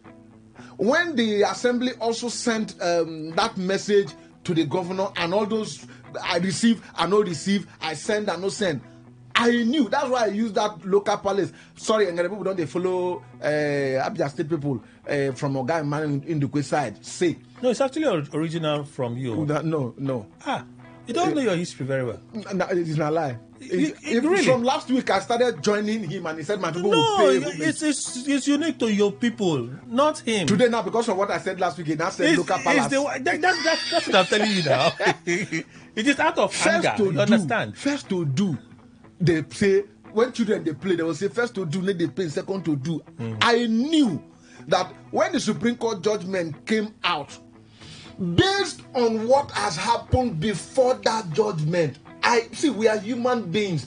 Not just opportunities some of us have to get above others to be in public office, but what is inside is still inside at some point. When I saw so much against each other, you don't dagger me, I don't dagger you, we don't blow, we don't fight, say this, say that. Finally, judgment come favor one side. I know it to be very difficult for the other side to you may like it, you may not like it, but like I told you, even until from that fire service commissioning, that's when we all started observing fine, you don't talk him. Even when this governor finally made that statewide broadcast and said, I will implement in its entirety, not separating, but immediately while giving that, the local governments were going. I think 2 days after, we're hearing Risek is bringing some persons who were on the middle looking at, let's watch and see what the governor will do. By the time the CTC is out and his lawyers have seen an advice, now who advise on? People were bringing personal opinion, and you wouldn't blame them. That's why they say when issues arise that bothers you alone, you can take any decision, nobody will question. But when it bothers two, you have to be careful how you handle. Now that sentiment is now what is coming out. I sent a letter to you. He said, it was Tamil Gogo who came out and said, we have not seen any letter. Then the assembly now said, they now published and said, this is a copy of what we sent. Now, finally, the letter from the Secretary of the State Government came. They said, you shouldn't address us this way. Finally, it came from the governor. We have not seen. See, believe it, like it or not, I expected this to happen. And maybe we'll see some more. Yeah? See, let us just say the truth. It will happen. And let me tell you, I am not saying this for anybody to look at me like I am of this angle or this angle. Until these two, the FCT minister and the current governor decide, not anybody. Sometimes I see people make posts, make comment as if they have any role. Nobody has any role to resolve this issue until these two actors choose to settle. Forget your position. I know people talk as if they control the governor, they control the minister. If you might just be supporting him with your opinion, but until they choose, nobody will settle this issue. Aju Papare. River State is greater than any single individual. I insist. But somebody is controlling River State now. Listen, as a governor, we are talking about what is the greatest interest in River State. It is the interest of the people, because power belongs to the people. Forget about the criminality we are seeing being entrenched under the idea of politics. If you look at the Western world, Kelly, in fact, if you have the privilege of listening to a Kulimadu case, not the what do I call it? Not the Mpotu politics they are playing here. If you watch that man, the man is under camera delivering the judgment. When you listen to the reasoning, not the one Supreme Court is doing here, you will understand. Even if you are on the side of a Kulimadu family, you will nod your head and say, yeah, I'm a Nigerian. You can say I have sympathy with Okulimadu. But when the judge said, look, I've read more than the 50 allocutions made on your behalf, but I will not allow you. He now gave reason. And those reasons were on the side of the society. Until our leaders move beyond themselves and look at the society to be greater than them. I'm from a community. My community is greater than me. I was speaking recently to the lawyers from my community. We are not in our community by choice. It is by divine ordination. We woke up to know that we are from that community. We are from River State. All of us here, we are from River State. We have been privileged to go to school. What is the idea? I asked somebody a simple question. Show me any part of the constitution that contemplates that a single individual can take captive the political and economic soul of a state as his private enterprise to the exclusion of the entire people. And people say it's two actors, until the two actors. That is where we are heading now. But I know, even the Supreme Court justices, time will come. Because, see Kelly, most of the time when they make the decision, they don't understand. I give you a practical example. Like the case of Odidi, right? This is how law works. I always give a practical example. It's like, if you are not from Riverline area, even if you are from Riverline area, and you are not been trained in the act of using knife to cut fish in the water, you know, I'm sure you did physics, you know viscosity. That fish may likely drink your own blood if you are not an expert, because you can watch a fish at a particular direction and strike at a particular angle and to cut that fish. People who don't understand, it's just like apparent and real depth. They will be surprised. How did it happen? That is it. Like the issue of ODD. That will come when the youth of River State will say, give account of our future. Okay. And then we will hear things that will shock people. I've said something to you here. I said the governor have frustrated me. I own up. He has frustrated me on several angles. Okay. I gave you a practical example here. I told you that we are in this studio. I told you that the governor haven't arrived safely from Abuja, right? You used to call it bad news after all that happened. I say haven't arrived on the tarmac here, that he should reject that 8-point coup. That was my own opinion. Kelly, with the way things went, thank God for somebody whose mouth is not controlled. You can always pick the signal. You All can right. know where things coming from. I said, if he had made that mistake by listening to somebody like me, Supreme Court, this present Supreme Court, would have thrown him out of office. Well, we may never know. No, clearly, because somebody now said, It's an allegation. No, even this one that happened now, somebody said, he came to my community to remove a chief. He thought that he can beat me at the Supreme Court. Clearly, we had it. We may never know. No, he has said it, that he thought he can defeat me at the Supreme Court. If the case was won on merit or not, we may never know. There's a ruling. Unfortunately, you don't like it. You have a right to. I just hope. You do have a right to protest. You said the interesting thing. Who said that? Sorry, Who said that? you are a citizen. I can't even confirm that was what he said. That's right. I listened. Who said it? My colleague, my professional colleague. I listened to parts of that interview. I've not listened to the entire thing. Please do. An hour 40-something, 39 minutes or so. It's a stretch. But as far as I listened, I didn't hear him say. I followed it totally. I didn't hear him say that. I know there was a part where he said he went to my family and removed a chief and put another chief. But the link that he said he would do it to Supreme Court. In fact, I will confirm. So But finally, I still have the clip. Since God has granted wisdom to this governor, associate with him as by the way he's going, and even when steps were being taken to ensure state of emergency to be declared in this state and a battle all through, I have said it here. Wherever that wisdom is coming from, may God increase it. All right. Even in this very present time. Amen. So there's a big part to our conversation, which is where I want us to go to now. Okay. The House of Assembly and retired Justice Enebeli. I don't want to get into what Nyesom Wike feels about Enebeli. I don't know Nyesom Wike like I know him personally, but I've followed him for a while. So Nyesom Wike can say A today and he says B tomorrow. So there's politics involved in what's going on. So he coming out to cast aspersions and a lot of things against Enebeli and so on and so forth. They know where they settled that one. I won't do it here. But let's talk about the one that affects us more as a people. The House of Assembly, they have asked the EFCC and ICPC to investigate him because he failed to honor their invitations. But the part that is intriguing to me, maybe it's because I've not been around, but initially I thought I heard, come and give us a breakdown on the plans for the local government election. I think that's what I heard initially. But what I heard yesterday is, come and explain how you spent Rivers' money without appropriation. And for the fact that you refuse to show up to explain it, we're asking the EFCC and ICPC to investigate you. And it strikes me in a silly way. The reason is,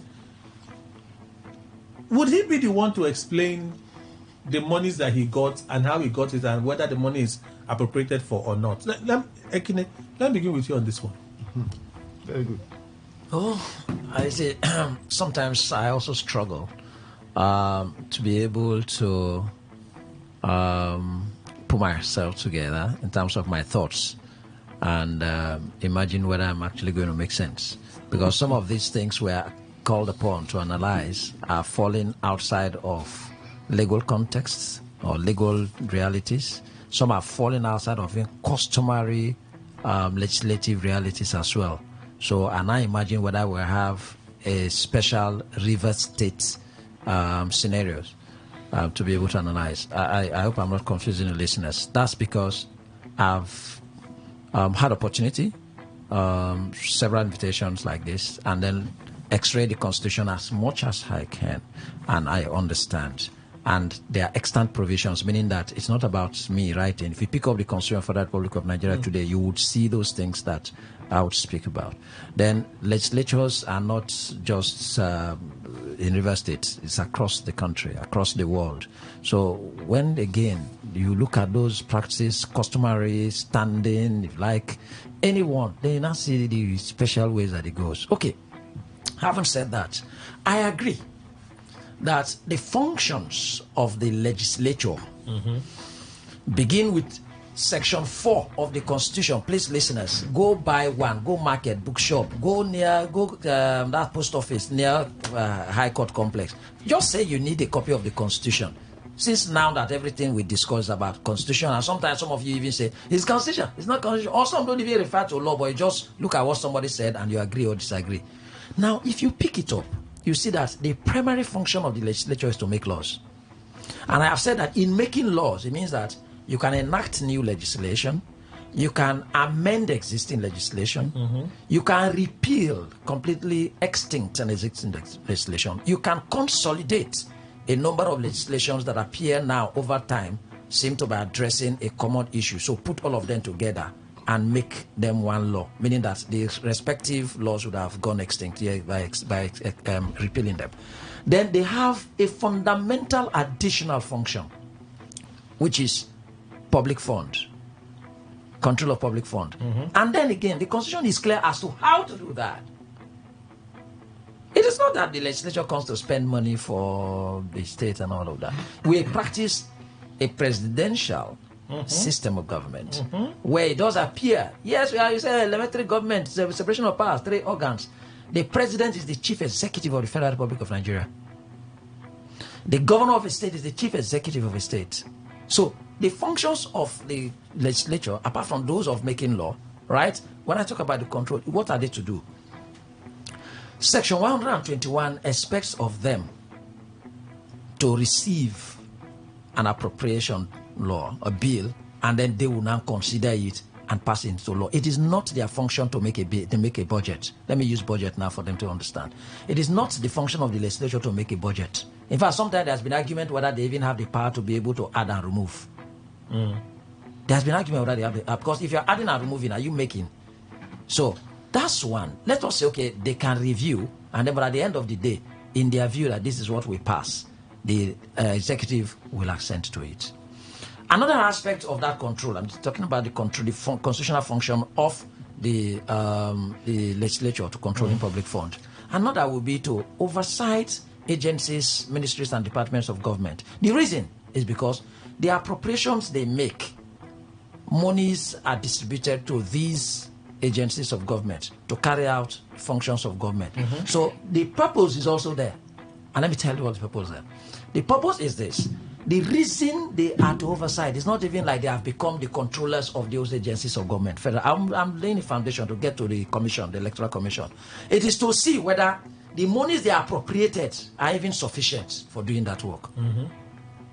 Or to see whether there are areas that they need to amend certain laws that created those institutions to fit with certain realities and expenditure.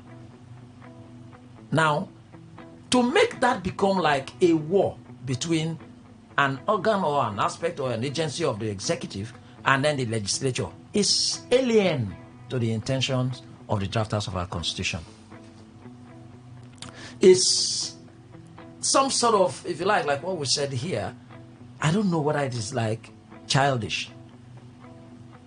Otherwise, they have the power in doing that control of public funds, that is, to be able to know how the appropriation they made with respect to your office and your agencies, whether it is okay enough or that it needs to increase and all of that. It means that they will talk with you.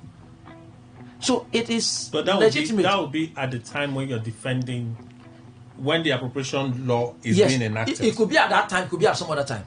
That's why I want to justify the power of the legislature to ask a person to come before them and still interact with them. The first window, it is during the consideration of the appropriation bill. That's first window. They have, even when they had passed the appropriation bill that's become appropriation law that has become operational and is going on, they have the window or windows, as it were, to also consider how these appropriations are being expended. That will be oversight functions. Oversight functions, what they call. So they invite a member of executive. Now, compare this to the parliamentary system of government. The cabinetial is where these executives are already members of the parliament. So you call that parliamentary question time. So you could see in the House of Commons, the ministers are already there as the legislators. So the Prime that's where you Minister now see them and his being team. arguing those things there. How are you performing your function in the education? How you are doing this and all. So in this case, in the presidential that we practice like that in America, you can then invite the head of a department or agency of government, which is the executive, to come and start to say this. So the invitation for me isn't the wrong thing. No, I'm not even. We're not talking about the invitation being the wrong thing. I'm looking at.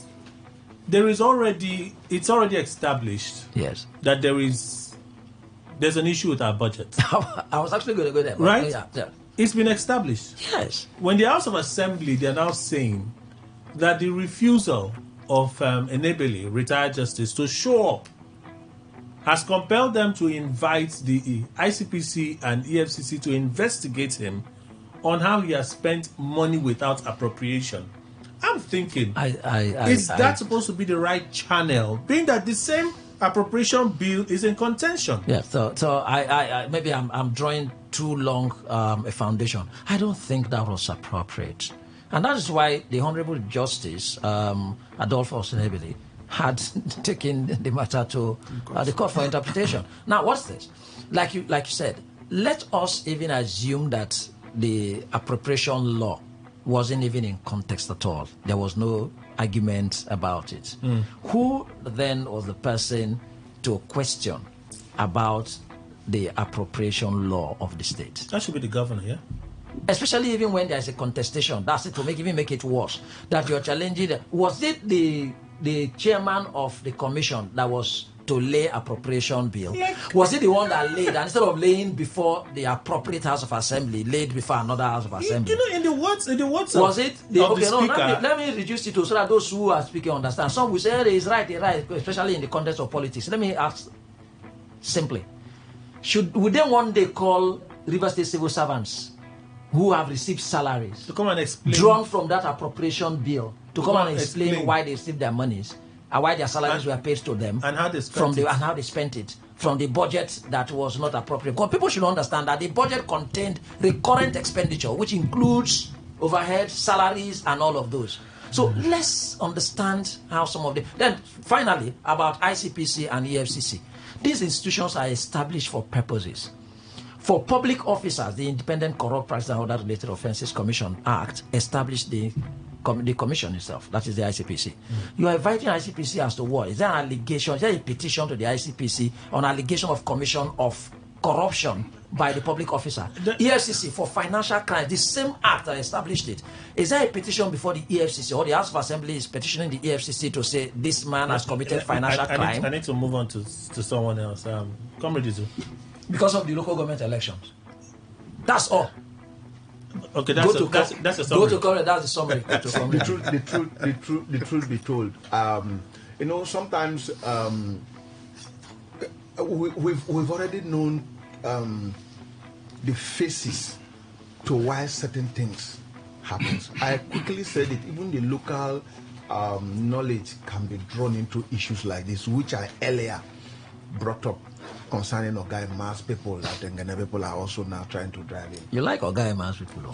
Their people have been speaking for so long, and people have been asking me, try and take permission from them so that we to speak. And I can't for now say my people say, unlike Ogai Mass, so I always connect it to him. It's the same mouth. Like somebody was asking some days ago, when the assembly wrote to the governor, giving him a matching 48 hours and all the rest. And then when the governor later wrote, somebody was asking, are this? And I asked, and I told the person, when there is a relative calmness, you wouldn't see letters flying up and down.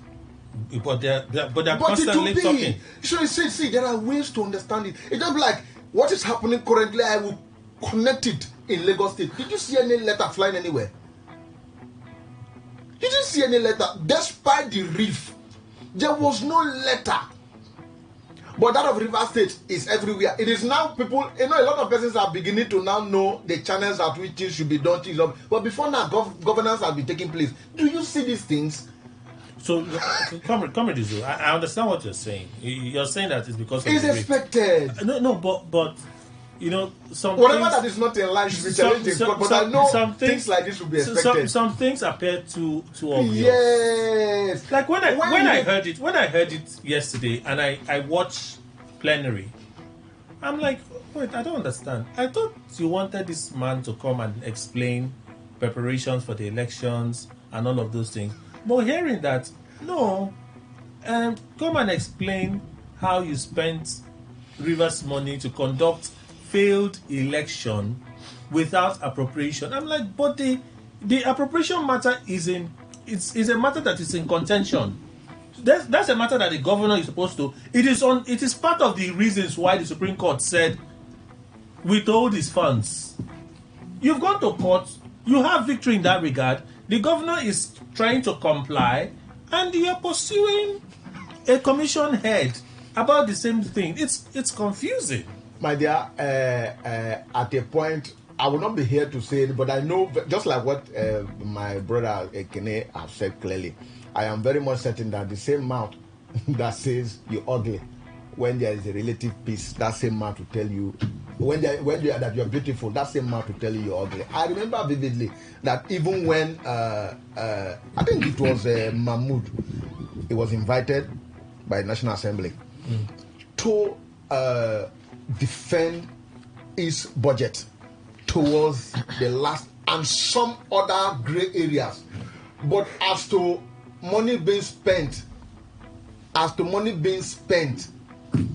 well, for election, I don't know. I think like he has read out some relevant section. But the truth is, it is good that things happen. And now the Adolphus has gone to court. He's in court. I understand. What he will be putting out in court is exactly what he has said here. I am very much certain what he will put out in court in defense to the summon will be exactly what he has said here. And you see, my dear, let me be frank. We will see more litigations as to what's currently happening in River State. But let the court be at the point where Adu Babari. Let the court be at the point where they will deliver judgments that Adu Babari will not come and hit on my head. The judgment will not satisfy everyone. But I'm even thinking, when I heard that news, the first thing that came to my mind was, I don't know the tenor of Justice Enebeli. That's the first thing. He wasn't appointed by SIM. He was appointed by Nyesom Wike. Yes. Just when Nyesom Wike was leaving office. That's when he was appointed. I think it should be 5-5. 5 years. I'm not, I think it should be 5-5, like Kainek. But I'm not sure it has been done the first time. If it was Nyesom Wike when it was about 5 years, then I imagine I'll check right now the constitution portfolio. I think it should be about 5 years in the first term, and then could be reappointed for another 5 years in another term. Yes. You see, I remember that our peculiar color. Kelly, you see, you know that voice that comes from Unego. Oh my God. You see, it's quite unfortunate. My father used to tell me something. I've told you here before. That the day that God will vindicate a poor man, a wise man will make a terrible mistake that those who are involved, they will ask him, please, okay, don't be offended. Are you the one who did this? He will quickly say, nah, devil. Instead of addressing the issue. Because even to himself, he can't imagine that he is involved. You see now, the interest of Rivers people that is being played and toyed with by the people who ought to represent our general interests. May God push them to ridiculous extent that whatever they represent will be exposed in public glare, that Rivers people will know clearly those who have their interests and those who are pursuing a personal interest as against communal interest. I believe in the principle that communal interest is greater than an individual interest. But sadly, we find ourselves in a situation wherein people are pursuing individual success and communal failure. And they forget that tomorrow exists. I'm not boasting that I've read too much, but when I check the pages of history and look at the history of men, I grew up in the village. I usually tell us here, I have seen, community money usually contributed by majority poor people. I have seen the end of those who toil with the future of these somehow quote unquote relegated people. I've seen it practically, so I don't envy the oppressor. I want to say clearly on this very matter, the way they are going, we listen to Ekine did his analysis on the matter clearly, and I associate myself with him. They are on the once anger take over your airspace, if you are not careful, they may record crash landing or missing the wrong way somehow. That is always, I have known that that's why it is advised in some serious quarters that once you are angry, shut down or you move out, take a walk and recalibrate your mind. If not, you will always, you see this personal agenda they are pursuing, and their master is coming off once in a while and firing on all cylinders, powering them, telling them go ahead. I do not think it is in the interest. Supreme Court has fulfilled its purpose, whether it is for the building they made for them or the 30% that they increase their salary or whatever. And I say, if you want to get more, you should build more houses for them. If I can buy them private helicopter, it will enable them to do more justice or whatever that will happen. But I say this to us as Rivers people. This is one thing their eyes is running away from. This state, Rivers State, is one state that has capacity to even compete with Lagos and overtake it. All that is being done is targeted to slow down Rivers State. Have they opened the seaport? No. Okay. They should look beyond and look at the greater thing that will advance Rivers State. That is my message to them, rather than looking at an individual whose personal idea or ideology is seeking to drive this state offline. Mr. Ndukwe. Well, Kelly, whenever anybody is involved in any problem with another, it should not allow anger make him not to see very clearly. That is very dangerous. I am seeing the action of the assembly as perhaps anger blurring their vision, because that they have problem issues to iron out with Fubara, the governor, does not mean that Fubara is no longer the governor because of that issue that exists between them. Now, whatever.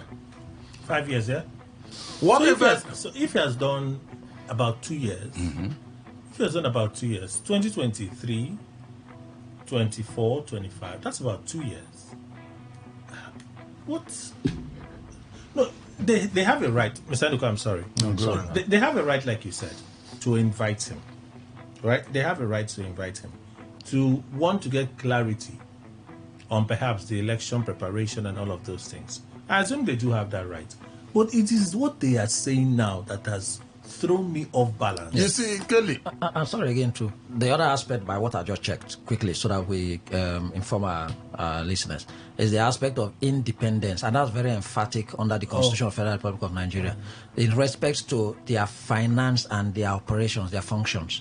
So the Constitution is to the effect that just like INEC, right? They are not under any authority or any institution in terms of influencing them in the conduct of elections. Yeah, well... Does it mean then that nobody could invite them for oversight the way they are? National Assembly let the debates continue. Okay. National Assembly would invite, but they can't. They don't usually. Yes. Stop How them. did you spend it? Why did you spend it? They invite them. Look, you need money for this. If you see the way INEC is being treated, you find that INEC doesn't seem to. INEC goes to National Assembly as to look. We need money for this. We need money for this. Appropriate. Just because it is required that for any fund to be drawn from the consolidated revenue fund is as well. But once it is so approved, it's even taken off the consolidated revenue fund at first charge. Yeah, I understand what you're saying. Now, in other words, no breakdown will be required by any organization to call them. However, I see Kelly. I really don't know. Like I said, maybe they were highly annoyed because of the problem. Because Fubara is the governor, head of government, if you like.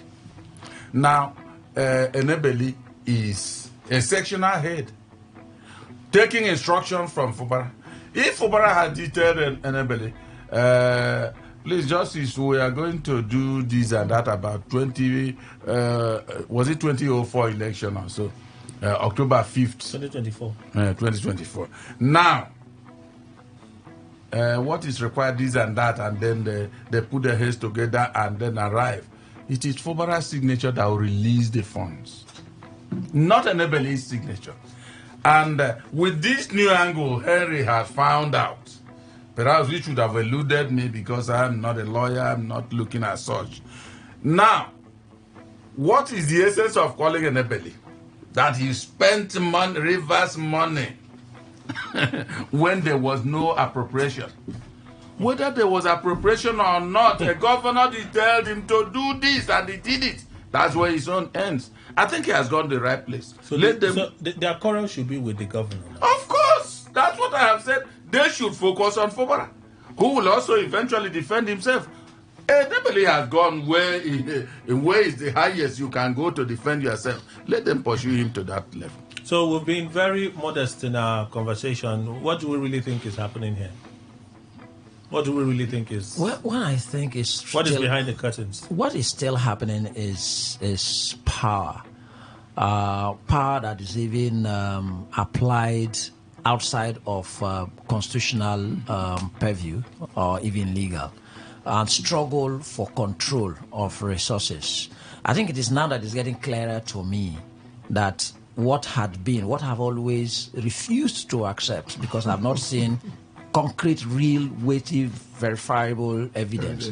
But it appears to me now that those allusions and those imputations are probably true, especially with respect to the former governor of Rivers State, a statesman, a respected citizen and indigenous of Rivers State, and currently the Honorable Minister for the Federal Capital Territory. But I am now beginning to interrogate myself about his responses and actions anytime all of these things in Rivers State happen. Even if I know that he's a Rivers indigen, but as a minister in the Federal Capital Territory and former governor, why am I saying this? Media chat, press conferences, as if the minister is almost already the spokesperson for the Rivers State House of Assembly, and especially almost already like the spokesperson for Martin Amewule and by the Supreme Court, by the decision that was entered about 2 Fridays ago. So for you, for me, the struggle for power. Yes, it appears that the former governor has not fully realized that he has exited the seat of power in Rivers State. It's the first time I'm saying this. No, but especially when I watched even his countenance, the vituperation in the chat of yesterday. He insists, and the utterances even about the governor. He insists that he's big on due process, the rule of law. That is what he's after. That is pursuit. That is interest. Okay, well, it's good. Is the beacon of rule of law. I agree. Especially he's a member of the body of benchers. So he has a responsibility to ensure that everybody obeys the rule of law, right? Do you also agree? Okay, good. Do you also but agree? Have we had that what? You also agree? I want to interrogate something. You said the first one you agree now. So I agree to the second one now. That what? He said he's a beacon of the rule of law. He said so. He said so. So you agree? I don't agree. But you said you agree. No, I agree that he said so. That's what I'm saying. You are saying that he said that. I said I agree that he said so. But I don't agree that he has shown me. No, I don't. I don't speak persons. If you can attest to that, even when I come here all the years. But I am forced now to probably make an appeal to the elder statesman. Okay. And the member, body of benchers, POS, okay. Africa. Live bencher. So please, what I'm saying that, listen and I watched. I was in court in Choba. I never knew what had happened from morning until late afternoon. It was when I drove back to the office.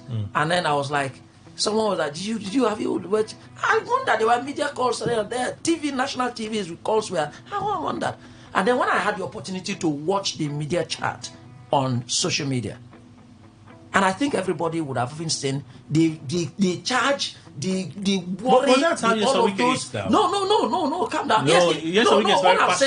What I'm saying is that so when it comes to the issue that we are talking about governance, as somebody who has just left the position, Yes, has he spoken in protection of the office of the governor of Rivers State at all in any way? Why would he have to? No, you should. No, because all the former presidents of the Federal Republic of Nigeria, have you heard them speak in condemnation of the office of the president, even when the president is making a mistake? He has always passed the charge to the governor.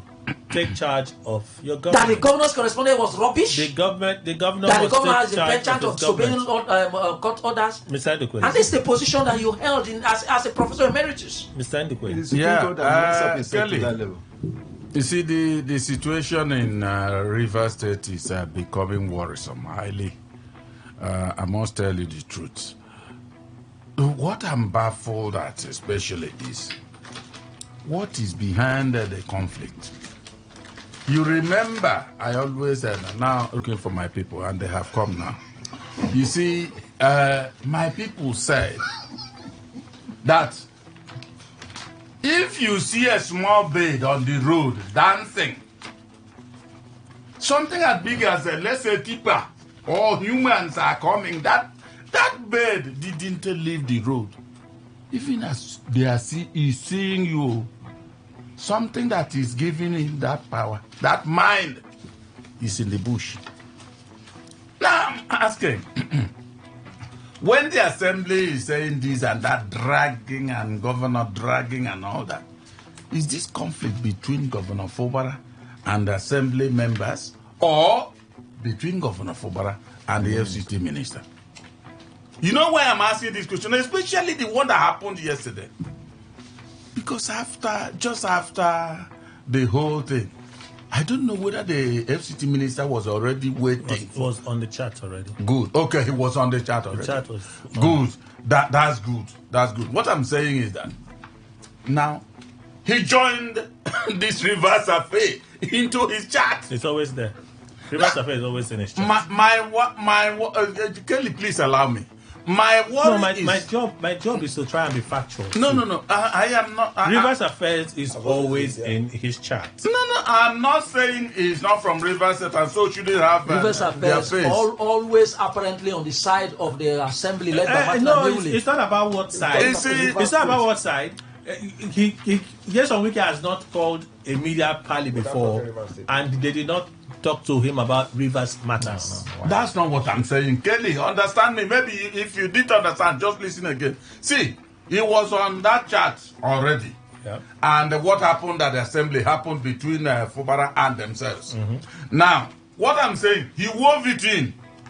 And after weaving it in, which he has every right to do as a citizen and a high-level citizen of Rivers State, but must he go to the intricate issues of the governor said this thing was he said the letter. Good, the letter. All such things. He continued expanding on that issue and all that, even to the point of even talking about, for instance, if the governor is impeached, whether is it the heaven that will fall or what? But that's the usual lingo of Jason Wike. Now listen, no. What I'm saying, Kelly, whether you see, when one continues to do something, there are varieties in life, and that's what they say gives us interest. When that thing is happening, for instance, if you say Fubara's impeachment can be impeached and heaven will not fall, if that's the exact language you used, when has heaven fallen on this earth since creation? Will it start from River State that heaven will fall? You also understand that was metaphoric. Yeah. See, Kelly, you use metaphors in the expanding what you mean, and then people will start looking at you. Well, because let me tell you the danger in it, especially when you are using impossibilities as possibilities. Then that is where I start questioning. Why are we talking as if we have the supreme power? Maybe he's certain. Maybe he's certain. He's been a governor for 8 years, so he's certain. Well, what I'm only saying is, as a statesman, Henry Gordon, and I think he should also occupy that position. Okay. He should indeed advise both the side of the assembly and the side of government. Simple. Comrade Isu. what they don't understand. What do you think is happening behind the curtains? What is actually happening? He's talking about what they don't understand. It's politics. Politics. It's politics. Now, let me tell, you may not like it the way he talks, but for some persons it's easy. By the way, you say you roped it in. They may be having the media chats, and as the panelists, they'll see breaking news on their devices. When they see those breaking news on their devices, they'll raise it up with him. He may not have planned to talk about. I just thought. But I know that breaking news yesterday on the governor being at the assembly quarter, I said that did not come up. It came up. It was the letter that he wrote. Okay, they didn't ask him that very one. Okay. Now, a lot of persons might be today at the point it is now. You know, like I said, sometimes it's difficult to take a particular position without not offending one another. But some persons who are today casting aspersion at the way the governor speaks, have they ever looked at who is on the other side? Have they ever looked at one person who is not from River State who speaks about River State matter in the way he does, talking about Ugochiere? What do you do? No, understand what I'm saying. You see why I first of all laid the foundation. I said there is no way you will lay on this issue without offending one side. That's why I'm saying that the manner at which some person wants to cast aspersion at the way the FCT minister, who is a Rivers man, will speak. Have they ever looked at the way Ugochiere, who is not a Rivers person, speaks? They will never look at that one. I'm not trying to I'm trying to say something. You look at Kelly, say Kelly keep hair. You look at the other person, say Insefin keep hair. Why will you pick one? That's why I say this. That's why I use one word generally, politics. People will cherry pick what favors them. Now with what has happened in Lagos State, why did the president sit in the middle? Legislature and arm have taken their decision based on the business, and 30-something took a stand, said a speaker is not worthy to stay there as a speaker. I don't want to look at the governor, because I know that for any impeachment to take place within the assembly, the governor is involved. But let's keep that. But today the president decided to bring back a speaker upon the assembly. Nobody is talking because of the manner at which they do it. We talked to. I think Izu, I wouldn't have loved to join issue with him. This is not about issue. I don't even want you to join issue. If you join issue, then you make me join you. You have your time. No. Don't. Just give your point and don't say you can't join issue with me. Because this is not. I'm trying to give a general position. You constitute. When you say you want to join issue with me, you can't join issue with me. Sometimes you need things like this. I'm not joining issue with you. You think the second time you're joining issue with me. Let me make something very clear. Mr. Speaker, reassign his seat. I'm giving my reassign his seat. Keep him at that end where the cameras will not capture him. Kelly knows I'll give my position devoid of trying to. I don't take person. No, today in particular. That's what you have done. No, you hear me now. I'm saying today you have stayed on your lane. Today you have remained on your lane. But we also know here that when the matter hot sometimes, you used to carry somebody's case. But today you are on your lane. Not today. I try to remember. Can you say it was not today? No. As I came back this year. No, I don't know if today. I'm talking of today. Since Kelly, you are resuming this year. Have you seen? Kelly is a repentant analyst. Hallelujah. Let's wait for another 6 months. In fact, 6 months, 3 months. I hope I'm not ignited fire into the anterior. No. So what do you think is happening? Permit me, let me quote somebody. I have a short time before I on the phone line. The former president of Nigeria, that is Goodluck Jonathan. When I heard him say this, I watched him and I took out time to copy it. It struck me to my bone marrow. Quote, I believe you're getting too many strikes to your marrow. Yes. I believe one day. Are you sure it's healthy? We all Nigerians would no longer accept the wrong thing. And the day we all collectively say we no longer accept wrong things, the political class will live normally. People must reject us if we behave wrongly. Maybe one day we will have 2 big buildings in Abuja. where we will place the pictures of people, even if they are dead, and say these are the people that really mess up this country, so that their grandchildren will come and know that their grandfathers were part of the problem of this country, unquote. You may understand why I have to quote that. We joke too much here. There are a lot of wrong things that are being given credit. The journey issue I was making reference to is that in my place, you don't issue a set testimonial. You don't issue a set testimonial. So when somebody says, I'm a righteous man, he has put his character into debate and it could be attacked. The interesting thing about what is going on is that my professional colleague who is involved in this matter is not just an ordinary person, a live bencher. And that has hit my memory some time ago and I did something on it.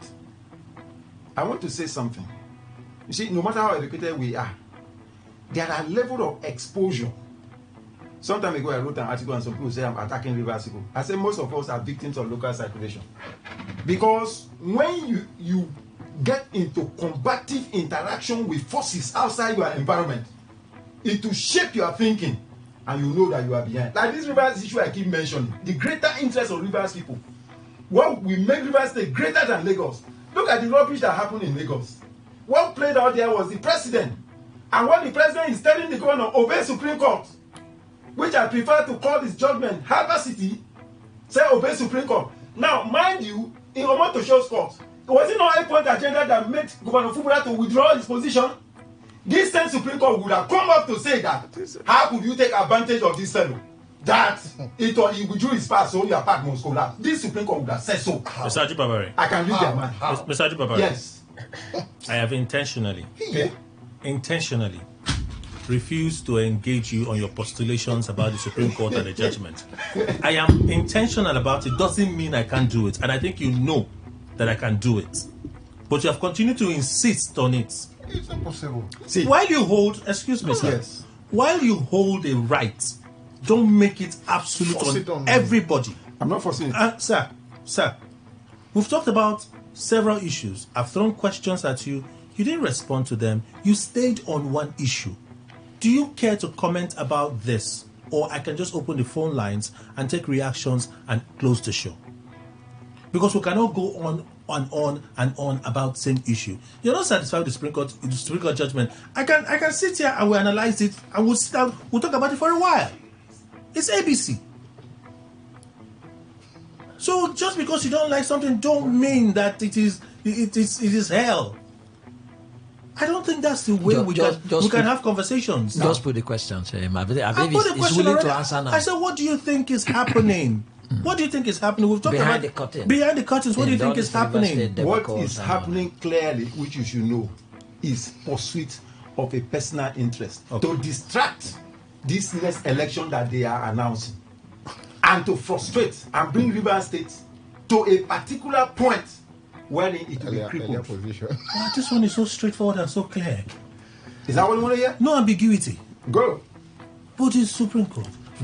Capacity judgment. Of course. And that's even the one that lexicon is one I haven't quite understood. But I will ask him outside. I will ask him here. Please. Is it the hypercity? Yes, the hypercity judgment. Maybe I'll ask him outside. Maybe we'll have spa judgment. 0817. Oh, it's about supermarkets. Like ShopRite, 0817 0000. Zero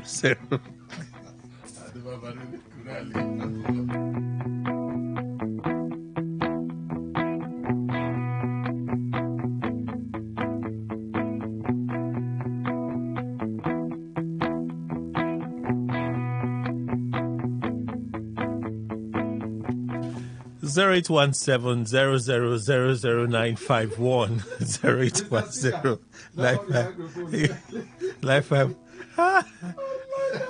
This barrister is not easy. I'm telling you.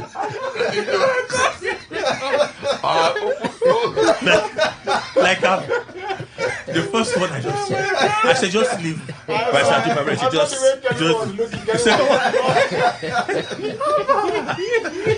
Yeah, no, easy. I saw the way he was looking. Yeah, really not easy. Sometimes I'm like that. What? Like the first one, they're like, just allow him the chest. The second one, just allow him. Maybe you find his way. You went to the land. So I just moved on.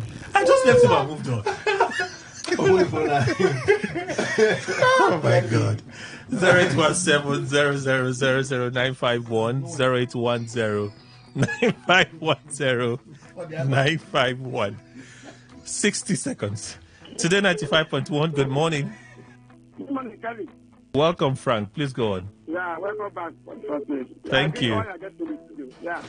Oh, thank you. Thank you. Good morning. Yesterday, yeah, let me dwell on what happened yesterday after Assembly Register Quarter. Kelly, yesterday I was not happy. Let me tell you the truth. Because what we are discussing is the executive governor of our dear state. We are not talking about any person. And Assembly is supposed to accord our governor that respect yesterday. I supported this Assembly people, but what happened yesterday, I condemn it. And I don't want that to repeat itself again. Because they are desiccating the office of our governor. The Supreme Court said the governor should represent the budget, and the governor have gone there to represent the budget yesterday. I don't know, they say governor have not written to them properly and whatever. That is not what we are looking for now. What we are looking for is peace. And let everybody understand that the peace is what everybody wants. So if they are still dragging for another crisis, I'm not part of that one. Let us respect the governor and allow governor to present this budget, because the governor cannot present this budget without seeing them one-on-one. All right. If governor tries to present it again and they refuse, it means that the Supreme Court has not choice to anything they want to decide. That is not done it because he can't play governor anymore. Frank? Thank you and God bless you. Thank you so much for your contribution. Thank you. Today 95.1, good morning. Good morning. All right, please call us back. Today 95.1, good morning. Yeah, hi Kelly, good morning. Hello, Mufasa, am I correct? Yeah, you're very correct, sir. Good morning to my guest again, to Ruben, my friend, and Guy Man, every other person. Good morning. Good morning too. Yeah, for me, I want I've said that what happened yesterday is very unfortunate and sad, that a governor would be humiliated, in such a manner. And for me, I believe that that act was premeditated. They knew the governor was coming. They just wanted to ridicule the governor and the office, that he occupies. And that really did not sit well with me and the vast majority of Nigerians. Now, if the parliament is meant to represent the interest and opinion of the people, with the actions and inactions of Martins and his group, does it portray what the people they are representing truly want? That is the question. I keep asking the question, because the parliament that I know is supposed to be an instrument for social engineering, a place where the opinion of the people is ventilated and shown to members of the public. But what we see today, Kelly, is a complete far cry. So for me, I think they are just playing the script of one single individual who happens to be the FCC minister. Mufasa. Turn out a new league. Thank you. Begin to do what the people want. Thank you, Mufasa. Thank you. Today 95.1, good morning. Hello, Kelly. Morning, sir. Good morning, Kelly, and the rest of the guests in the studio. Good morning. Well, I don't blame the assembly. I did not also blame Nelson Wike, the past governor of this state. The only person I blame is the president of the Federal Republic of Nigeria. He gives immunity to the person who will not deserve immunity. You know why? He gives immunity to the extent he carries security. Every security gives him. You see Riverside, anything you want to do for Riverside and Abuja, oh yeah, you can go ahead. If not, sack Nelson Wike today as a minister of Federal Republic of Nigeria. The case will not remain the same. The case will not remain the same at all. If you look at it, we use broom to sweep normal things straight away. It will not remain the same. All this one, everybody will run it as scatter. But because the carry immunity kill him, that is why police and everything, Okay. They win. You want to become an emperor for this Riverside. Riverside will be Lagos. That's the Let time. him do something. Today 95.1, good morning. Kelly, good morning. My name is Leslie Deko. Welcome. Good morning to my friend Henry Kinney in the studio. Yeah, Kelly, Leslie, my good friend. Good morning. Yeah, all I'm calling to say is thank you, Kelly, for standing up for what is right. I had the opportunity to listen to you over the radio before the judgment of the Supreme Court came. And just as if you were a prophet, you stated what the Supreme Court justices said that day on that Friday, 28th of February 2025. The Supreme Court had said that the Court of Appeal decision ought to be obeyed.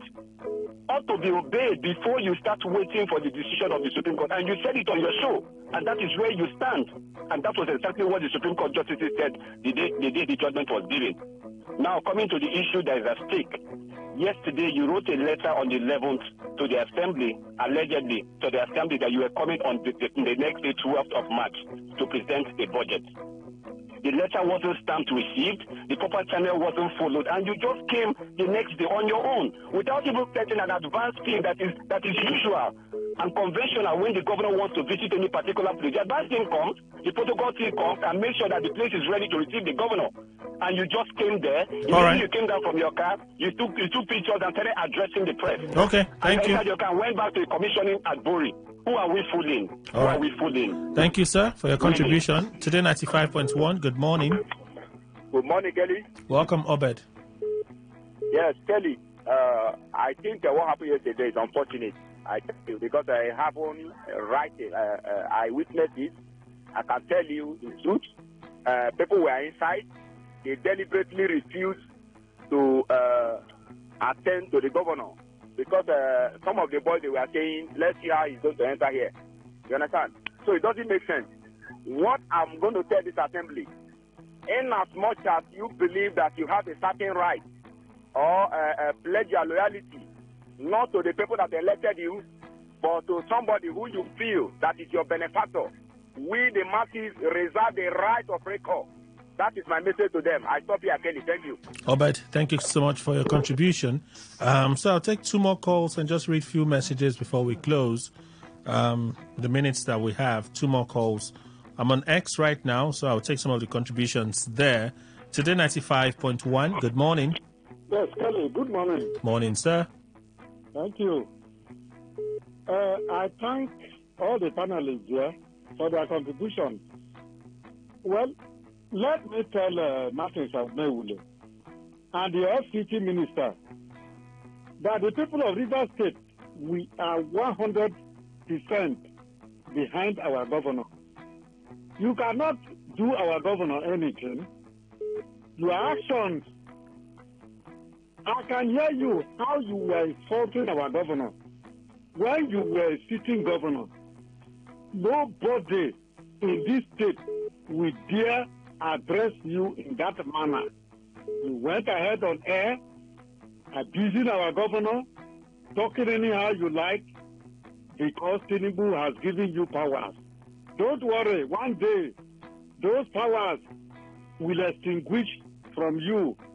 Don't worry, one day. All right. Tinubu, in 2027, I am assuring you, Tinubu will not be there. Okay, thank you. That's the time. My message for you. Thank you. Final call. Today 95.1. Good morning. Good morning, sir. Hello. Good morning, sir. Welcome. Good morning to your guest. Good morning. Yes, I just want to ask your guest a question. If you are my brother, and I call you or I send you a message that I'm coming to your house by tomorrow morning, I send you a message, you know it by, and I call you, you not give me feedback. Is it right for me to just start to jack my bag and start coming to your house? It's not right. Let's call the spade a spade. The governor is just trying to make us, to make Rivers to have pity on him. He knows what he's doing. The governor is just trying to make us have pity on him. He knows everything that he's doing. All right. So let us stop helping all this. It's not right. Okay. The governor is not trying. Okay. He's not calling for peace. All right. So it's not a question. It's actually a rhetorical question. So let's move on. Read some messages now. X, let's begin from there. Bomada Ketima for Real Talk. We have two stories for Real Talk. Good morning, Madam Faustina, Kelly Ogaima, and guest. You see, I respect the view being canvassed by the River State House of Assembly. However, my concern is that they would have equally called for the probe on the past administration of Wike, who built 12 to 13 flyovers in the state without any budget. No, there was a budget now. They presented budget now. No, they presented yes, Wike presented budget. The House approved the budget. No, I know they follow for this conversation today. I don't have my head is beginning to ache just a little bit. Kingsley Bob says, it's a good call in the right direction. Where on earth will you spend money without appropriation? Okay, that's the point. You say that guy. The person referred to as that guy is a retired justice. Is a retired justice. I will not even insult you with what I do. But I understand on social media, etiquette and respect is thrown to the wind. So I get it. There's life after power. Fubara tells lawmakers who shut him out of plenary. Fubara insincere, whipping up sentiments. Rivers Assembly, nothing will happen if Fubara is sacked. So thank God Ability Atuebu puts it this way. The root cause of these brouhaha happening in River State is resource control. Anyone who plays God will surely regret it. What happened yesterday at the gate of the assembly quarters is an embarrassment to the office of the governor. Politicians should fear God. And Onwa One puts it this way. I wonder what those who are so desperate to bring Governor Fubara down will get at the end of the day. Some of the contributions on X. Let me switch to Facebook and take some of those contributions there. We have a number of messages. It's impossible for me to read everything. So I'll just do a few from those that sent earliest, and then we'll make our way through. And we still have messages from WhatsApp and traditional SMS to read. All right, so let's begin with those that sent the earliest. Oluna John Amechi sent this message 3 hours ago. Rivers Assembly members, which are allied to Mr. Wike, still sleeping. I thought there is a warrant of arrest on the RISEC chairman, so the warrant of arrest is not working. Why can't they arrest him? Why calling on the EFCC and ICPC to probe him? These guys don't know why they were elected. That's how you feel. Okparanta Ndidi. Good morning, Kelly. Welcome back. Thank you. On the issue of Senator Natasha Akpoti presenting a petition at ICU, IPU, you mean, it's deep escalating ignorance. She openly said that she will never apologize, even when she knows that she disobeyed Senate rules. I wish to advise Senator Akpoti to explore the window given her by the Ethics Committee than running from pillar to post. Okay. Thank God Ability Atoba, I read a message from you on X, so let's leave that. Joseph Oka, 4 hours ago you sent this message. Good. Governor Fubara would end up as the worst governor in the history of River State. First, you mistakenly wrote to another arm of government via SSG, and now just in 24 hours you wrote to the Assembly. Then the Assembly will let you come present the budget. You didn't get an acknowledgement or at least speak with the Speaker. Next, you barge at the Assembly gate and ended up being disgraced. It is Rivers people Governor Fubara is disgracing, and history will not forgive him. Okay. Charlie Peace, nothing would happen if Fubara is sacked, says Wike, right? Please tell Wike he cannot even make an attempt for that. Fubara is a man of the people, 100%. Another one, Sami Kere, there is solution in sight if only the governor should stop this content creating and follow official procedures, and the House of Assembly should give peace a chance. One more from here, and then we move.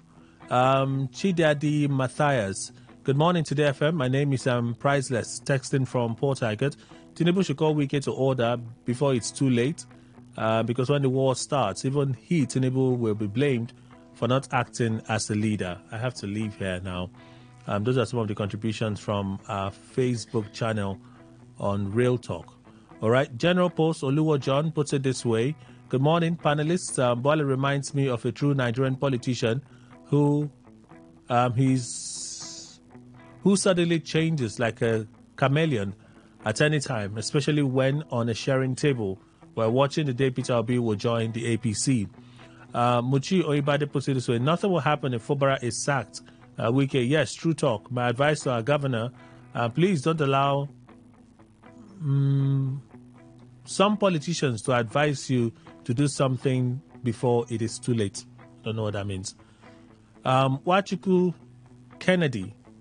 Good morning, everyone in the studio. Let Wike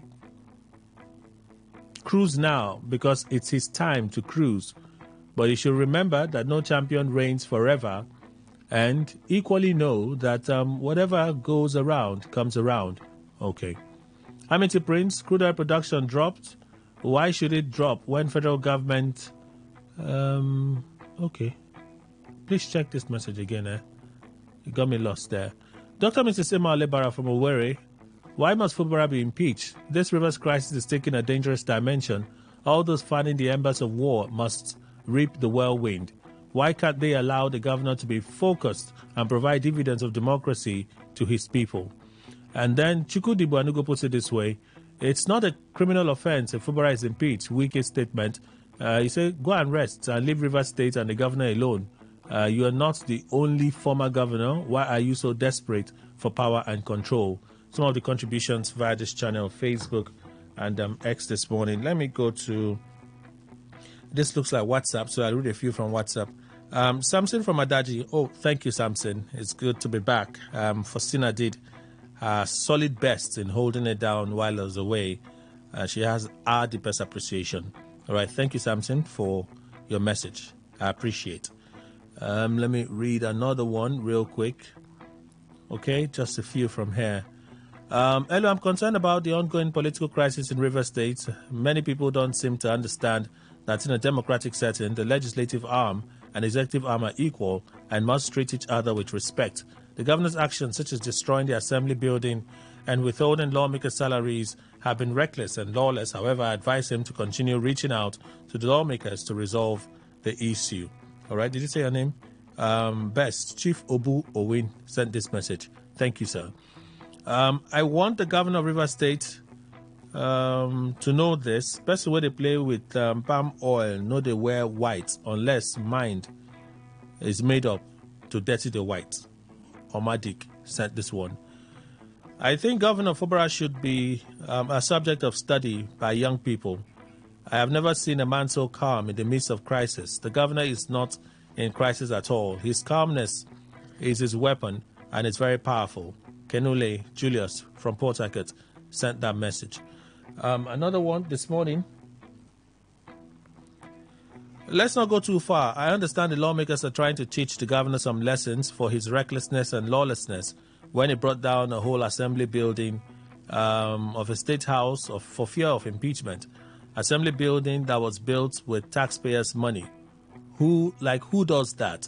Are you bigger than River State? And went ahead to seize the salary of lawmakers without minding whether he had the powers to do so or not. Okay? Obu, you sent the message twice. So maybe I should just wait, go to the end. I'm above 40 and have all in my life heard or seen a man with so much power display a high level of calmness, maturity, and gentility as displayed by Governor Fubara.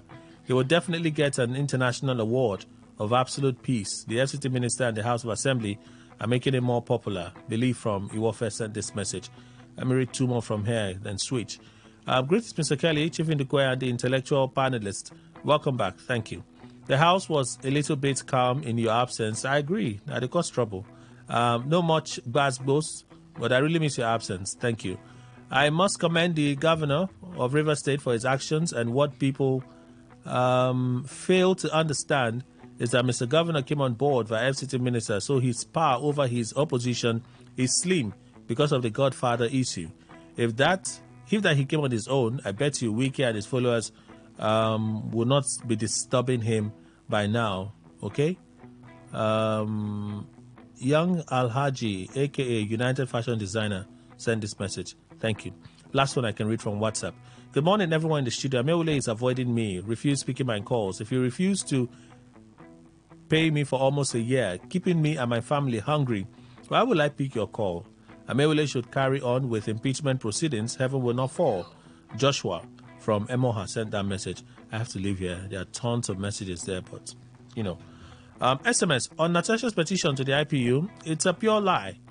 when she stated that she was suspended for submitting a petition against the Senate President on sexual harassment. She's merely grandstanding and simply being mischievous. Special Douglas from GRA sent that message. Thank you, sir. Hi, Kelly. The heavens will not fall, and hate comments of Wiki against the Jaws is not just inciting, but self-indicting, and depicts of a man who is self-diminishing his personality. The conduct of the Amewule-led assembly is not just petty, childish, but depicts of who are being teleguided and have no control of their minds. But this fire they are igniting will not only consume River State, but themselves. I will send this message. Thank you all for reaching out. Good morning, Kelly and the panelists in the studio. How can they lock the gate at the governor? Omo, lawmakers to duo. Holy Boy from Alu, send this message. Good morning, Kelly and the panelists. Welcome back. Thank you. The president is biased, an interested party in the crisis in River State. The reckless behaviors and statements of some public officers is what you see where law and order are weak and manned by selfish and greedy individuals. Mr. Dennis sent that message. Thank you, sir. Good morning, Kelly and the panelists. Marty from Transimadi. On the claim by the River State governor that he was locked out at the assembly, was it not same yesterday that he went to Kana LGA for inauguration of projects? The governor is not serious and just playing to the gallery just to whip up sentiments, and some gullible citizens have fallen for his tricks. It's unfortunate. Okay. Two more. Good morning, Kelly and the panelists. The governor deserves commendation for not behaving like an emperor. If the assembly members think it's a simple task to impeach the governor, why not do it and stop this drama? Very soon, there will be orders on sleeping schedules between couples in this country. Mr. Oju sent that one. Heaven will not fall if Governor Fubara is impeached. Okay? Manager Sir Festus Digbani, you repeated it. Okay. We have to go. It's 11:23. Let me say thank you to panelists for making the time to join us. We had a lady join earlier and Dr. Bariledum Care. Both are lecturers. So Dr. Chi Chinda, lecturer, River State University, and Dr. Bariledum Care. They left already. You have our deepest appreciation. Comrade Rupert Izu Jr., a public affairs analyst, chairman, NDNAF, River State Chapter, and a voice for Ngani Kingdom. Thank you, sir. Kelly, always a pleasure. Makitane Nadu Papari, Esquire, solicitor and advocate, as well as notary public of the Supreme Court of Nigeria, socio-political analyst and mentorship coach. Thank you, sir. Thank you, and I pray earnestly that God will grant those in authority, particularly at the apex court, to know that it is not only a court of law, a court of policy. And we can see the manifest power in a negative direction in my state. All right. Mr. Henry Kine, legal practitioner, national legal advisor, Committee for the Defense of Human Rights. Thank you, sir. Thank you. It's my pleasure. Let there be peace in River State.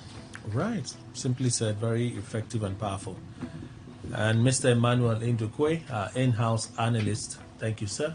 Thank you very much, Kelly. Thank you, Nigerians. Let all put hands together, mind and activity, seek peace and pursue it.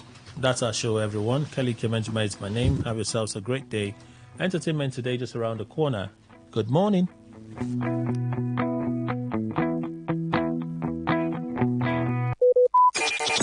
Talk radio. I listen to a lot of talk radio. 95.1 FM.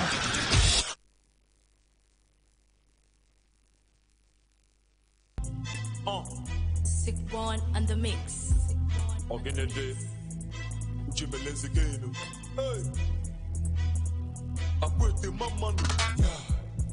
Hello, my guy. You want to swap your phone? I did change Android to iPhone. Hello. You want to change your screen? Hey, my bag. Hey, my phone. Hey. He's running with my phone. If you dey work out for PH, you don't shine your eye. Put score, your phone go lost. For USC package, that one na sure say your phone go lost. If you dey work out for town, if you don't shine your eye, your phone go lost. Your bag go lost. Your work go lost. Your teeth go lost. If you go buy phone for garrison, if you don't use your head, your phone go lost. For Rumokoro, for Rumola, put score, your phone go lost. If you drop it from a one pack, if you don't shine your eye, your phone go lost. Your bag go lost. As when your power bank go lost. Once, officer, my phone, police, yeah. My phone, police, yeah. He's running with my phone, police, yeah. Pastor, we got to preach for food. funeral, then watch her and for wake keeping in phone lost. We dey settle down one wife of the disease, iPhone 12 gone lost. Young the cap, call don't come from church, say power bank don't lost. Which is a man, the thing below say now the usher for the church. GPO phone don't lost for station, so don't move draw. And we go mention. The matter go low, see people for there put call, they stand attention. DJ they play for party phone lost. Chairman of the occasion shock, the party go stop with them to my phone. Chairman they pay, now easy buy I do. They could have pity for me, now easy buy I do. The phone now they use a check 1 or 2. Now easy buy I do.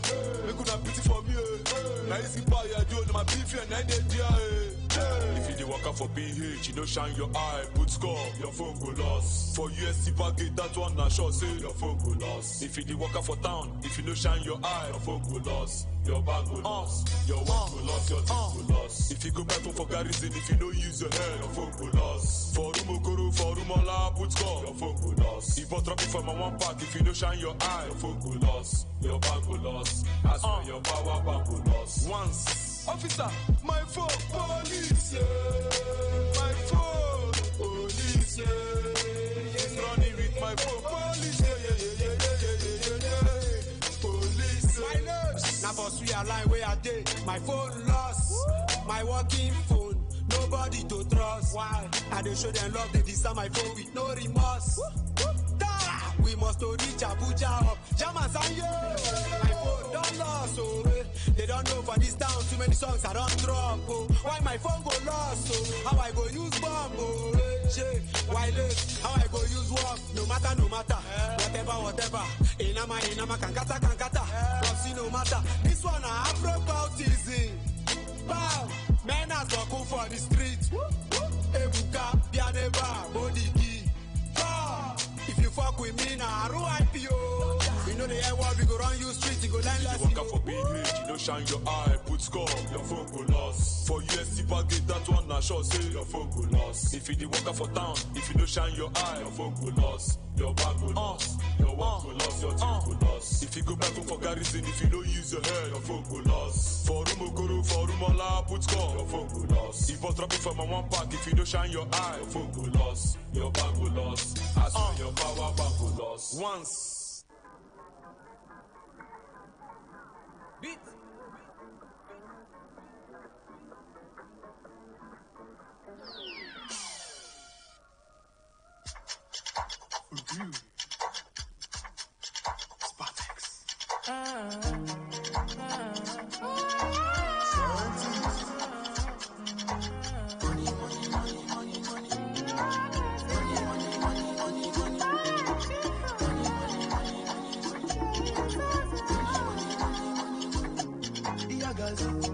Money go there, but what he do? Spending every day. Yeah, guys, money go there, but what he do? Falling every day.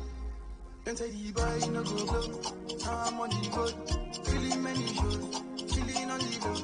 They don't see me, but see me, man. And they not they see me. This busy not my biggest, chilling with the most. Are you killing me?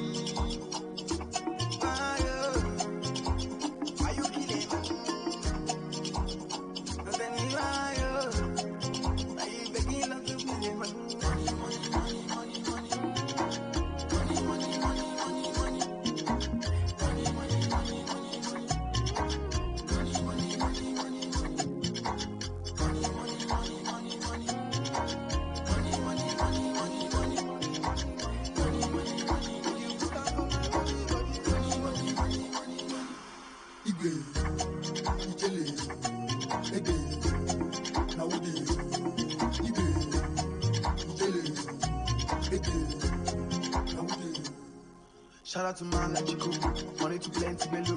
Bring the milk and below, put down for the Choco Milo. Person no see, I be no love for money if you make her to see you. Bend the focus for the bound to the job. Wash it in bed, the mama fly away. I Bobby power, I Bobby focus where. Make you power.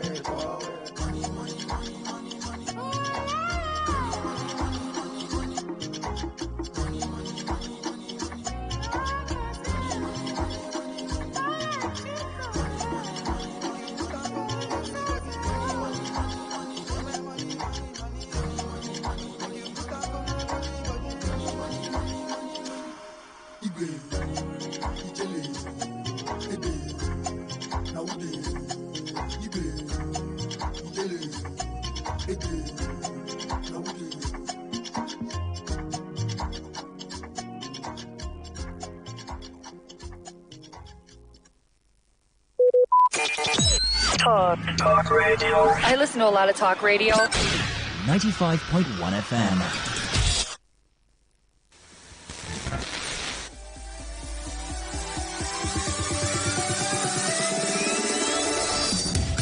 After Oxygen, entertainment has to be the next best thing. Because every chapter is unexpected. At Today 95.1 FM, we know we entertain better, so we do it. Life is too short to overthink your overthinking. So join us at 11:30 a.m. every weekday. Let's give you a taste of sugar, spice, and everything nice. Entertainment Today. The ultimate entertainment extravaganza.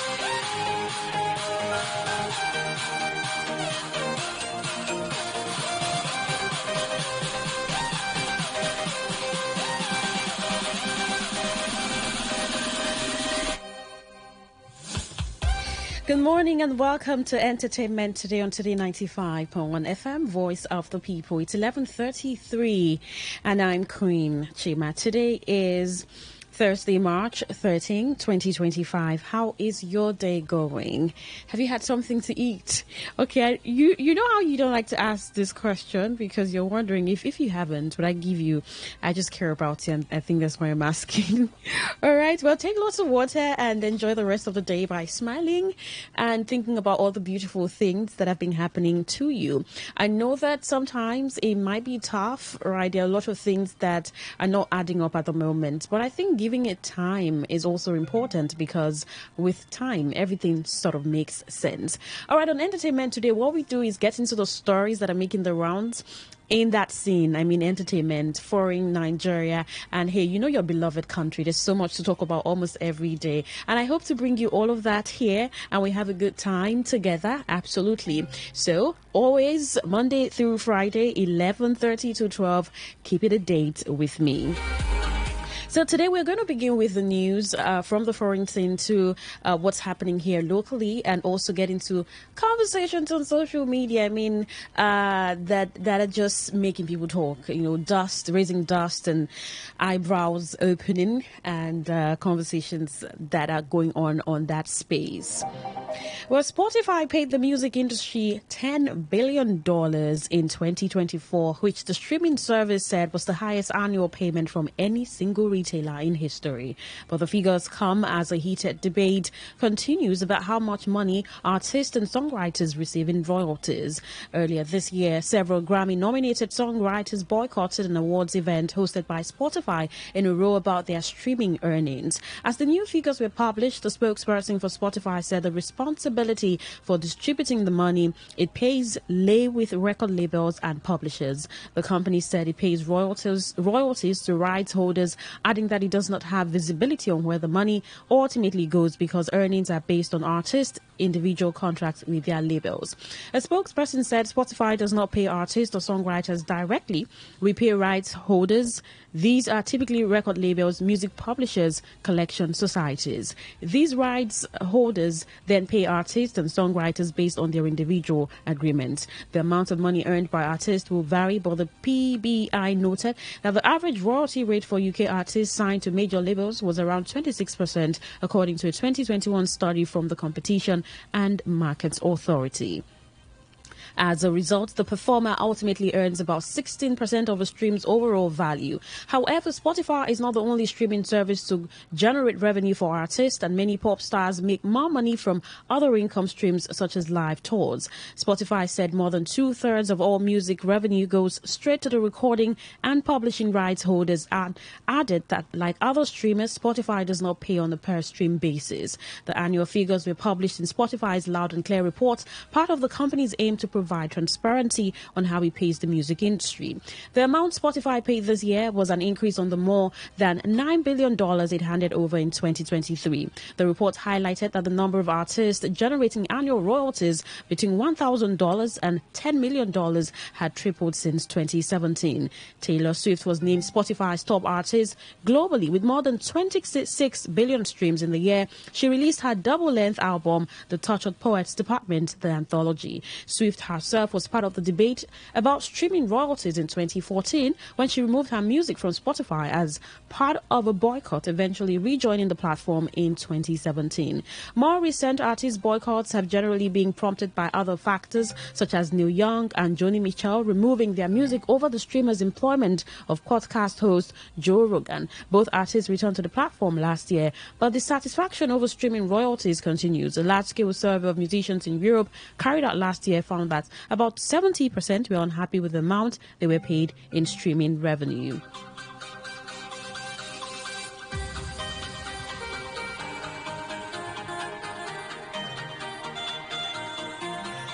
We're still on the news where claims against actor Nicolas Cage have been dismissed from a civil lawsuit that was recently filed by his ex-girlfriend over an alleged assault by their son.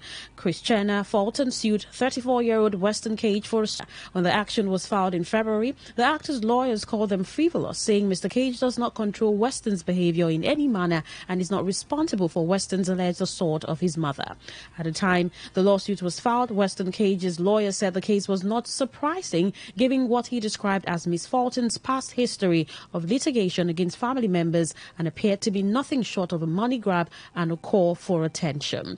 Miss Fulton proceedings against Weston Cage are still going ahead. She has accused him of attacking her in a manic rage without provocation in April 2024, leaving her with concussion, neck and throat injuries, dental and abdominal trauma and PTSD. Weston Cage was arrested last June and charged with 2 felony counts of assault with a deadly weapon. He pleaded not guilty to both charges. Ms. Fulton, 57, alleged that Nicolas Cage was aware of their son's long history of mental and psychological disorder and previous alleged acts of violent assault and battery, but continued to enable such behavior by providing financial support.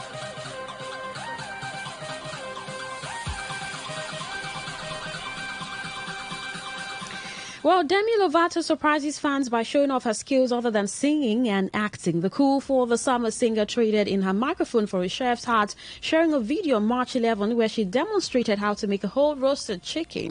Today, we are making a whole roasted chicken, Demi said in the video. It seems really overwhelming, but it's not. We're going to have fun, and I'm telling myself this because I feel overwhelmed. She also expressed remorse over how she treated those around her amid her struggles. It's easy to excuse that behavior because I was so young and in so much pain, she continued, but I'm really remorseful, and that's a guilt that stays with you forever. Fortunately, the heart attack singer appears to have found happiness with her fiance, Jordan Jutis, whom she got engaged to in 2023 after over a year of dating. The couple recently commemorated their engagement anniversary ahead of their walk down the aisle. 1 year of being engaged to my favorite person, Jutes wrote in a post on Instagram stories in December, which Demi reposted. Demi added, I love you infinitely and cannot wait to call you my husband. Happy 1 year of being engaged.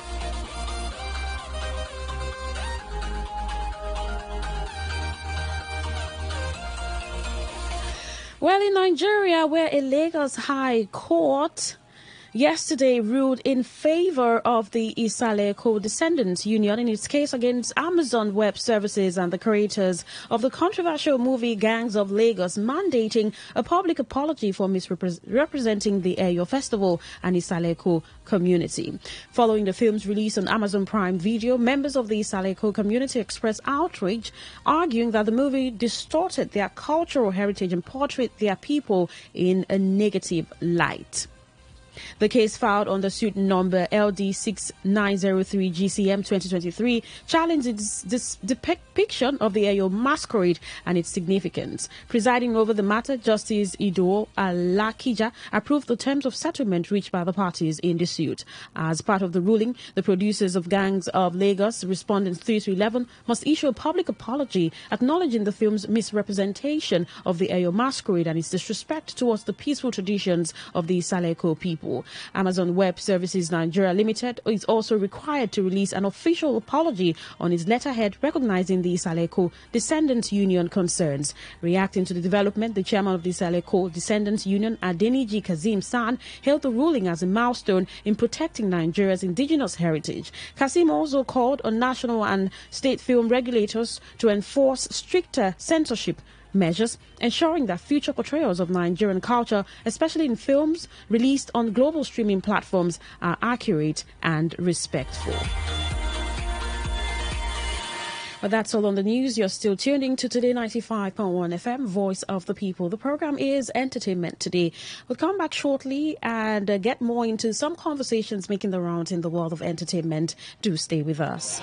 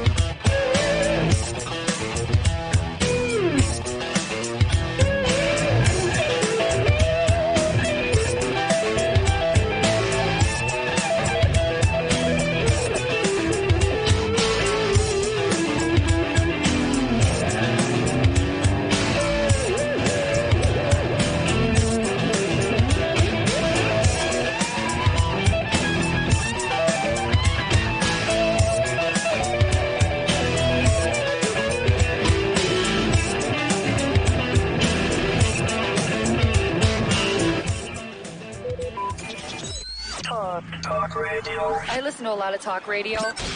95.1 FM.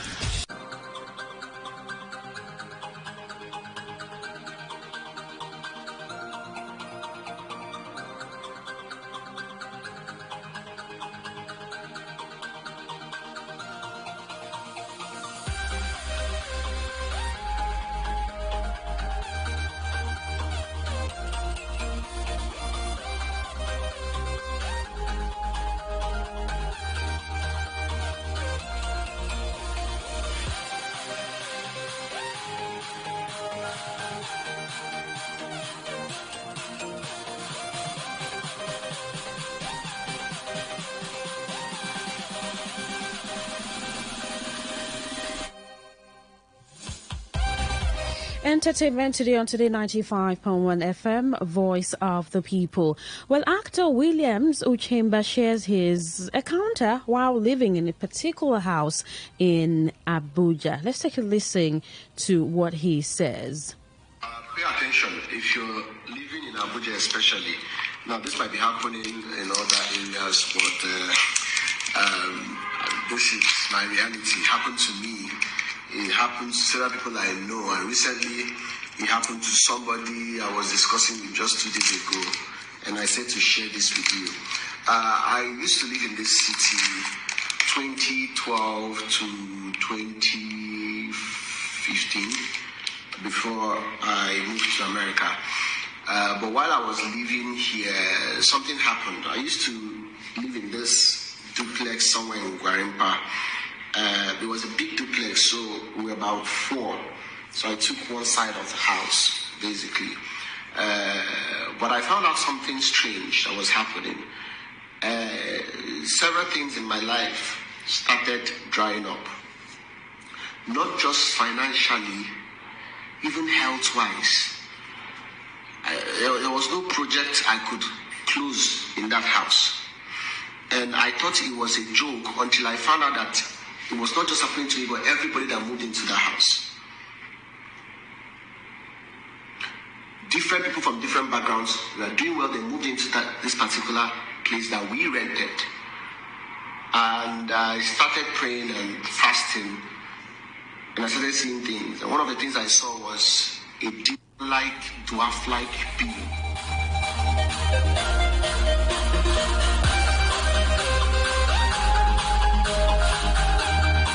Well, this story has elicited conversations with some people saying that it's important to inquire from tenants who are living in a house, ex-past tenants, before you get into the apartment, to know not just what happens in the house or maybe, but also the character of the owner of the house, the people living. Is it convenient for you to stay?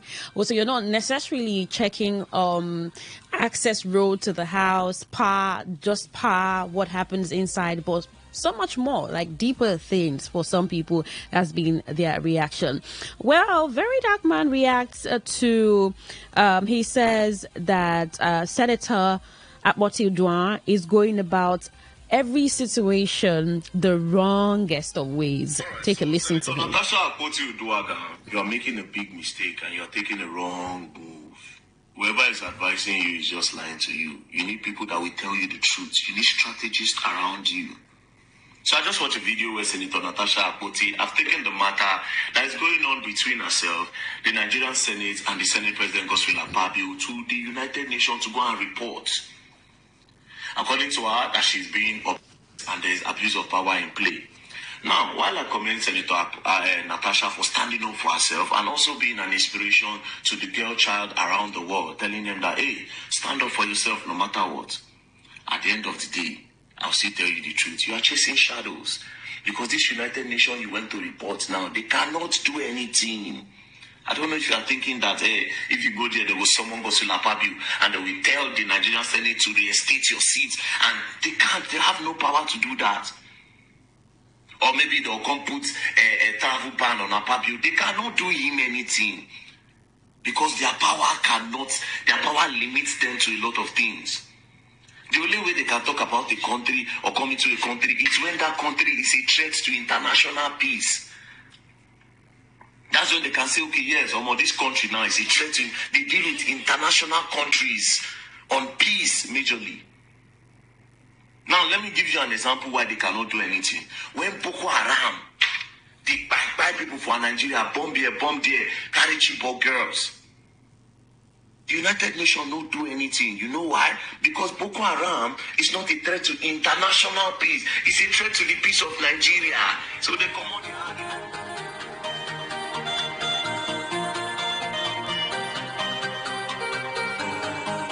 Well, away from that, Mobat's widow, Wumi, cries out to Nigerians to talk to her father-in-law to bury her husband. She puts that out in the letter. According to, she wrote to the general public, I am pleading with you, help me ask my father-in-law to bury my husband. There is no reason, no justification for why his body is still lying in the morgue after all this time. No reason why the man I vowed to love forever has been left in cold storage, denied the dignity of a final resting place. My father-in-law is not keeping him there out of love or grief. He's holding on because of the attention and money he continues to receive. He knows that once my husband is finally laid to rest, the public's sympathy, the donations, the sudden fame he has found will disappear. He is dragging this on, not because he seeks justice, but because he benefits from my husband's death. It's been 18 months since my husband left this world. 18 months of waking up every day to a reality I never asked for. 18 months of missing him with every breath I take. 18 months of carrying the weight of being both mother and father to our now 23-month-old child. 18 months of struggling to exist in a world where the love of my life is no longer beside me. The heavens know on this earth is done. I pray that I will see him again. But until then, I am left here crying out for someone no wife should ever have to beg for. I am not just a widow, she wrote. I am a woman whose entire world was shattered in an instant. A woman forced to carry not only her grief, but the weight of injustice, the cruelty of people who see her pain as entertainment. A woman who is now left with no choice but to beg. Beg for my husband to be buried. Beg for human decency. Beg for what should have been done long ago. Please, I am pleading with you. Hear my cry. Help me. Let my husband rest. Let my child have peace. Let me grieve without this never-ending battle hanging over me. I am begging, please. He's also delaying the DNA test he demanded so loudly. He does not want the truth. He wants the conversation to continue because as long as it does, the money and support will keep coming, and he's not alone in this. There are people on social media who stand with him, who act as his spokespersons. These people have turned my husband's death into a business. They profit from this tragedy. They have built platforms of my pain. They have made careers out of betraying me and my child. They make money from telling lies about me, from spreading malicious propaganda to discredit me, and worse, some of them even pay my father-in-law a monthly salary from what they make online. Remember that Mohbad passed in 2023 with very circumstantial issues where he was taken to the hospital but sadly passed. And after that, there's just been a lot of controversy surrounding his death. And one thing that the woman, his wife, is asking now is that he be laid to rest. Well, Uzo Arokwe, actor who's been trending online for some days now because of a film he did with For Omoni Oboli, the film which was even brought down on YouTube but later is up, has been criticized because of his role playing the Igbo man, and a lot of people have talked about that Nollywood has a way of stereotyping certain actors, and as much as the Igbo man can be portrayed in a certain light, that but it was taken overboard. And one of the conversation is from someone who says that Anambra men are not simps. Your movie is liked only by ladies who have always had the illusion of an Odogu that will spend his last dime on them. Well, and he responds that taking care of your woman and spending money on her doesn't make you a simp. It only makes you a responsible man. How else do you show love to your partner if you cannot take care of their needs from the abundance of your wealth?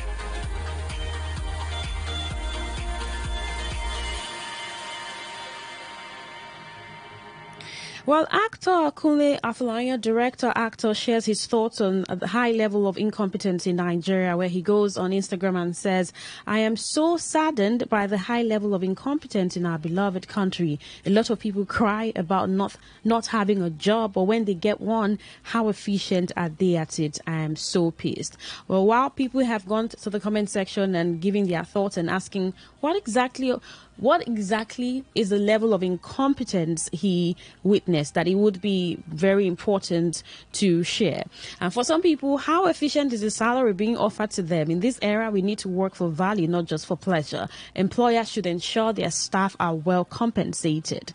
Well, everybody wants something freebies instead of working hard for it, some people think. Well, the conversation is still ongoing, but it's important to just be efficient at whatever you do, or try to keep growing at whatever you do to show some level of expertise, even if you're intentional about the growth, really. But it's just been a lot of conversation, even if we don't know what level of incompetence he witnessed and in what field exactly. Well, that's it on entertainment today on Today 95.1 FM. Thank you so much for tuning in. The world news will be up in 2 minutes. Today 95.1 FM. Do stay with us.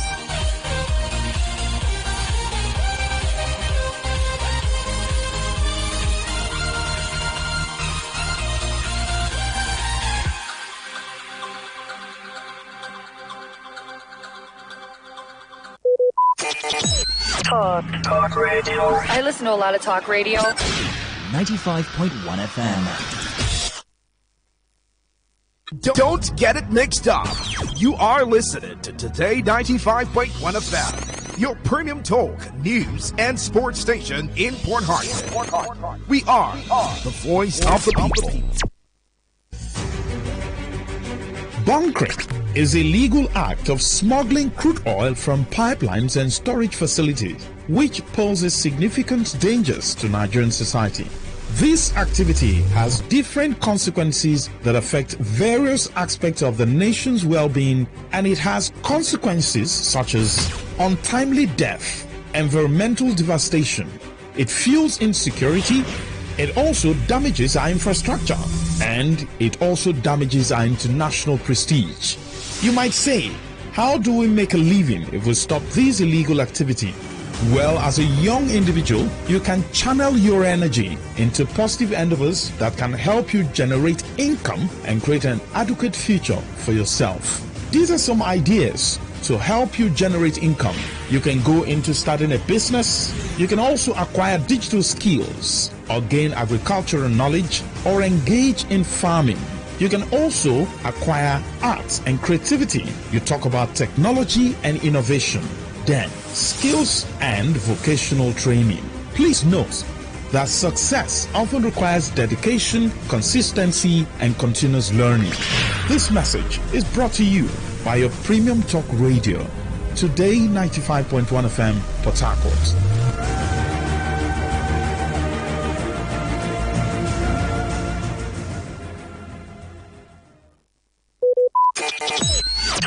Talk radio. I listen to a lot of talk radio. 95.1 FM. Every day, every hour, when the big stories break, depend on our 24-hour news team to bring you the latest. Today, 95.1 FM.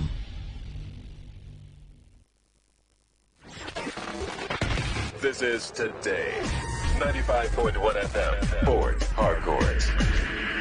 News.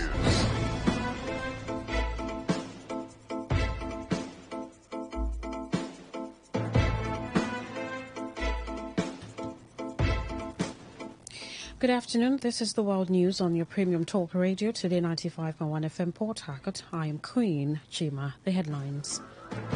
Minister of State for Defense Bello Matawale calls for collective effort in fight against insecurity in West Africa. Factional Disciplinary Committee of PDP recommends expulsion of embattled National Secretary Samuel Anyanwu. A former Speaker of River State House of Assembly, Ikunyi Owajibani, faults Governor Siminalayi Fubara for failing to notifying lawmakers of budget presentation visit. On the foreign scene, Taiwan to reinstate military judges to hear Chinese espionage cases. Now the detail. The Minister of State for Defense, Bello Matawalle, says effectively addressing the security challenges in the West African sub-region requires collective efforts from all affected countries. Matawalle said this during the gala night for the 43rd ordinary meeting of the ECOWAS Committee of Chiefs of Defense Staff in Abuja. He expressed Nigeria's appreciation to the ECOWAS military chiefs for their dedication to the shared vision of peace, unity and regional development. The minister said Nigeria remains steadfast in its commitments to the ideals of ECOWAS and the operationalization of regional security.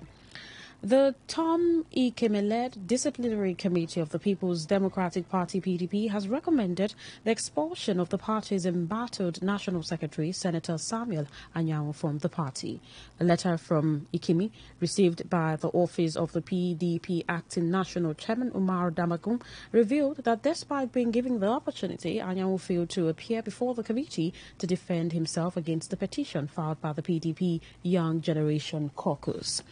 The petitioner had accused Anyanwu of engaging in anti-party activities contrary to provision of Article 58(1) of the PDP Constitution. The petitioner also accused Anyanwu of engaging in conduct likely to disrupt the peaceful, lawful and efficient conduct of the business of the party by inviting security agents and thugs to interfere in the ordinary business of the party at the headquarters. Having submitted their recommendations, the National Executive Committee of the party, NEC, is expected to take the final decision on the matter. A former Speaker of the River State House of Assembly, Ikunyi Owajibani, has faulted Governor Siminalayi Fubara for not notifying the House of his budget presentation visit, a claim the governor had denied. The former Speaker, while referencing his 8-year tenure as Speaker, disclosed how the then Governor, Nyesom Wike, had informed him behind the scenes of his planned visits to the Assembly before he showed up. Ibani, who said this during a television program, said he further put the members on notice that the governor would be visiting the Assembly. He said what transpired between the Assembly and Fubara yesterday was not unconnected to the frosty relationship between the governor and Wike since 2023. Well, the River State House of Assembly has disclosed plans to ask the Economic and Financial Crimes Commission, EFCC, and the Independent Corrupt Practices and Other Related Offences Commission, ICPC, to investigate the chairman of the River State Independent Electoral Commission, retired Justice Adolphus Enebeli. This decision was made during the 134th legislative sitting, with the lawmakers stating that the probe would focus on the Commission's financial activities over the past year. Assembly said this move was to ensure transparency and accountability in public institutions. This followed the warrant of arrest issued against the RISEC chairman and 4 senior officials of the Commission. The resolution was driven by a motion sponsored by 26 lawmakers and moved by Linda Someri Stewart, representing Okrika constituency. Stewart called on the House to condemn the RISEC chairman's refusal to submit to an investigation, invites the EFCC and ICPC to probe the chairman and other members of the Commission, and summon RISEC's bankers to present the Commission's bank statements from January 1, 2024 to date. During the debate, the Speaker, Martin Ameole, emphasized that Section 128 of the 1999 Constitution empowers the House to investigate any person, ministry, department or agency within its jurisdiction. When Ameole put the motion to a vote, all lawmakers agreed, prioritizing the request for EFCC and ICPC's intervention. The House also gave a second reading to the 3 bills and debated their general principles. The Minister of the Federal Capital Territory and former Governor of River State, Nyesom Wike, has been criticized for making contradictory statements and accused of lacking credibility. Members of Trust Africa Initiative, a group primarily composed of legal practitioners, challenged Wike to provide evidence to substantiate his allegations against the chairman of the River State Independent Electoral Commission, RISEC, retired Justice Adolphus Enebeli.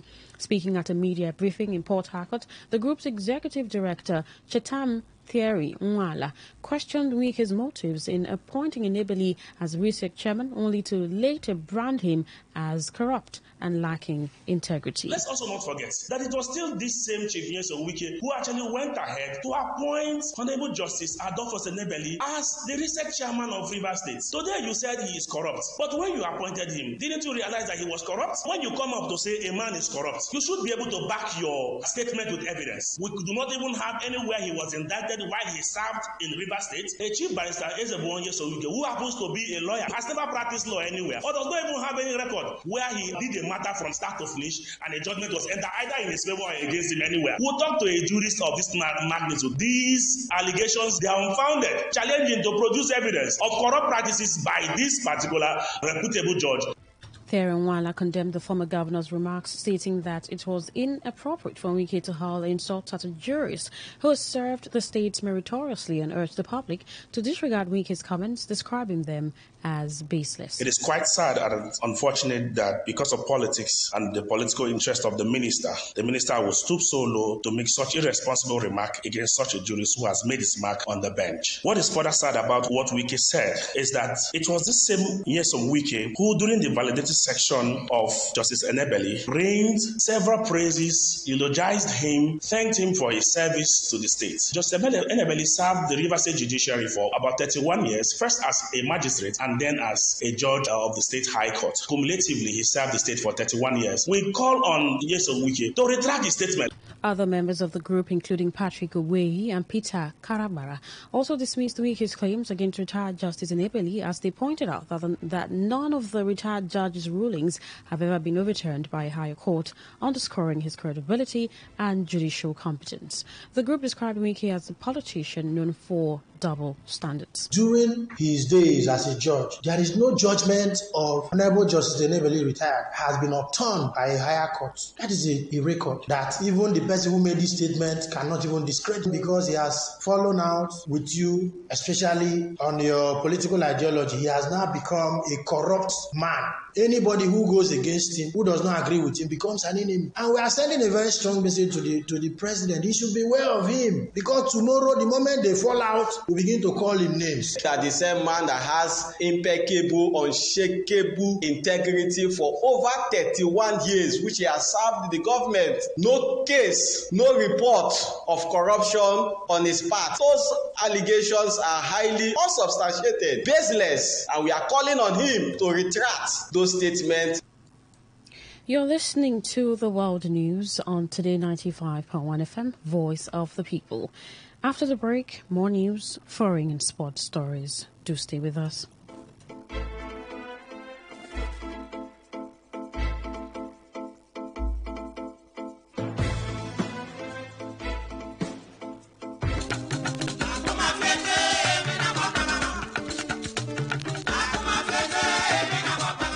Chiefs, leaders, women, youths, and stakeholders of the Kalabari Kingdom, under the auspices of the new Associates Kalabari, invite you to a Thanksgiving service and grand civic reception in honor of His Excellency Nyesom Wike, CON, GSSRS, POS Africa, the former governor of Rivers State and the minister of the Federal Capital Territory, Nigeria. This event will hold on Saturday, 15th March 2025 at Abalama Town in Asaritoro Local Government Area. The time is 10 a.m. prompt. Come, let us show gratitude. Let us celebrate a lover of the Kalabari Kingdom and its people, a man who has done so much for us. Signed, Honorable Dr. Enemi Alabo George, DSSRS, Chairman, Publicity Committee.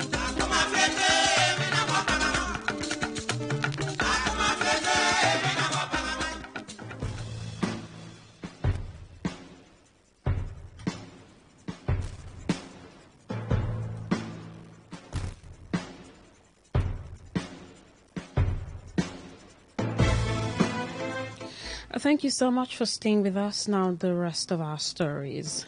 The Ezerin Council of Rumaolo Community in Obiakpo Local Government Area of River State has dismissed claims that the Inyeweli paramount ruler, Eze Bekwele Wiliatam, is dead. In a statement signed by its chairman, High Chief Ogundu Ichenwu, and the paramount ruler of Rumaolo, His Royal Highness Eze Wiliatam, the council affirmed that the Inyeweli is alive and actively overseeing the affairs of the community. The statement also clarified that the late Chief Samuel Nyegwa was never the paramount ruler of Rumaolo, nor was he a member of the Oro Esara Council of Chiefs or the Rumokoro Council of Chiefs, as he was not recognized by the River State government. The Ezein Council urged the public to disregard any false reports suggesting that the community had lost its ruler. High Chief Ichenwo and Ezewele Atam also reminded those spreading misinformation that the River State High Court in Port Harcourt had previously ruled in favor of the paramount ruler, striking out a case filed by the late Chief Nyegwa and restraining him from presenting himself as the paramount ruler before his passing. They called for calm in Rumuawolo, urging residents to go about their daily activities peacefully while assuring their commitments to maintaining stability in the community. The Delta State Maritime Polytechnic Burutu in Burutu, local government area of Delta State, has honored the state governor Sharif Oborvori, Senator James Manager, and renowned peace ambassador, environmental and development advocate Chief Sharif Mulade, among others, with awards of excellence. The awards of excellence were presented during the Institute's first convocation ceremony held in its premises over the weekend, where Governor Oborvori was honored for his commitment to upgrading the school to a polytechnic status, thereby making it the first maritime polytechnic in Nigeria, West Africa, after South Africa. Senator James Manager, who served as senator under the People's Democratic Party (PDP) from 2003 to 2023, was honored for his immense contributions for sponsoring numerous bills and for his support towards educational development in the state. On his part, the rector of the institute, Professor James Okoro, in appreciation, thanked the state government for ensuring the takeoff of the polytechnic, as well as acknowledged the roles played by other stakeholders, stressing that the awards which were presented was a demonstration of its resolve to honor their contributions to the academic institution and its societal development. Senator James Manager, in reaction to development, highlighted his achievements and contributions to the institutions, describing the award as a reward for service to the society and humanity. And on the foreign scene, Beijing sought with retired and serving members of Taiwan's military the main targets of Chinese infiltration efforts. China claims Taiwan as part of its territory and has threatened to use force to bring it under its control. Taiwan says China also uses what it described as grey zone tactics, including espionage, cyber attacks, and disinformation to weaken its defenses. Lai said there would be a review and an amendment to the law to reinstate the military trial system. But still on the foreign scene, where China has called for dialogue with Washington to resolve spiraling trade tensions that have seen the world's two largest economies impose a slew of tariffs on each other's imports. The Commerce Ministry spokeswoman He Yongong said China had always advocated that both countries adopt a positive and cooperative attitude towards differences and controversies in economic and trade fields. She insisted that any form of communication or consultation must be based on mutual respect, equality, and mutual benefit. Since retaking office in January, U.S. President Donald Trump has unleashed tariffs on major trading partners, including China, Canada, and Mexico, citing their failure to stem the flow of deadly fentanyl and related precursor chemicals. This month saw Trump raise a 10% blanket tariff he previously imposed on Chinese products to 20%, while Beijing responded with levies of up to 15% on a range of U.S. agricultural goods. China also vowed to take all necessary measures to protect its interests in response to separate new U.S. tariffs on steel and aluminium imports. Well, to end the news, here is a summary of the major stories. The Minister of State for Defense, Bello Matawale, has called for collective efforts in the fight against insecurity in West Africa. A factional disciplinary committee of the PDP has recommended the expulsion of the party's embattled National Secretary, Samuel Anyanwu, from the party. We told you that the former Speaker of River State House of Assembly, Ikunyi Owaji-Bani, has faulted Governor Siminaye Fubara for failing to notify lawmakers of his budget presentation visit. And on the foreign scene, you also heard that the Taiwan has concluded plans to reinstate military judges to hear Chinese espionage cases. That was the news as edited by Stella Sasongo Curry. For comment and inquiries, please call 0818 03892850. Send your emails to news@todayfmlive.com. You can also read our stories on www.todayfmlive.com. My name is Queen Chima. Thank you so much for listening. Good afternoon.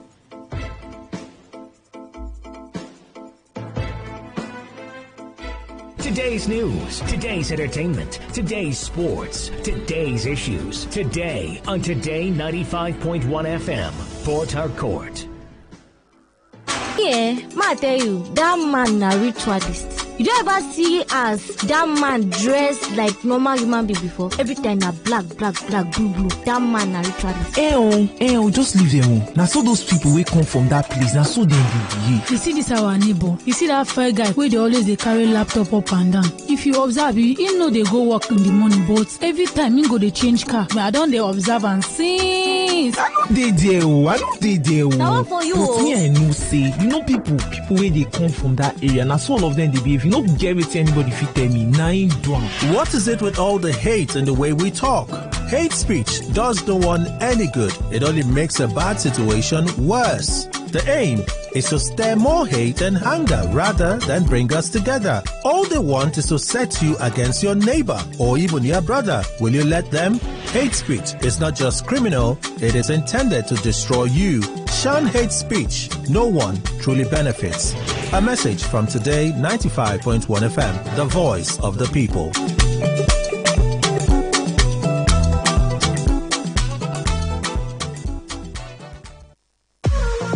What's a successful business without sales? And what is sales without an audience? Well, do you know that you can reach 8 million listeners across 6 states in 2 geopolitical zones all at once? How? With Today 95.1 FM, you can get millions of people to know about your business. And what does that mean to you? More sales. Call 081-389-2850 now for more information.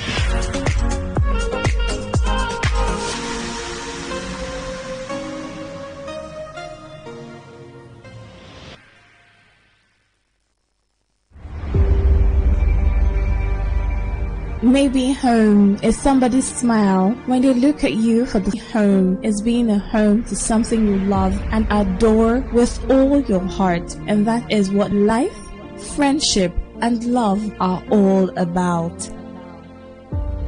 Maybe home is listening to all of your favorite shows on Today 95.1 FM. We create memories. We inspire comfort. We are the voice of the people, and we are home away from home.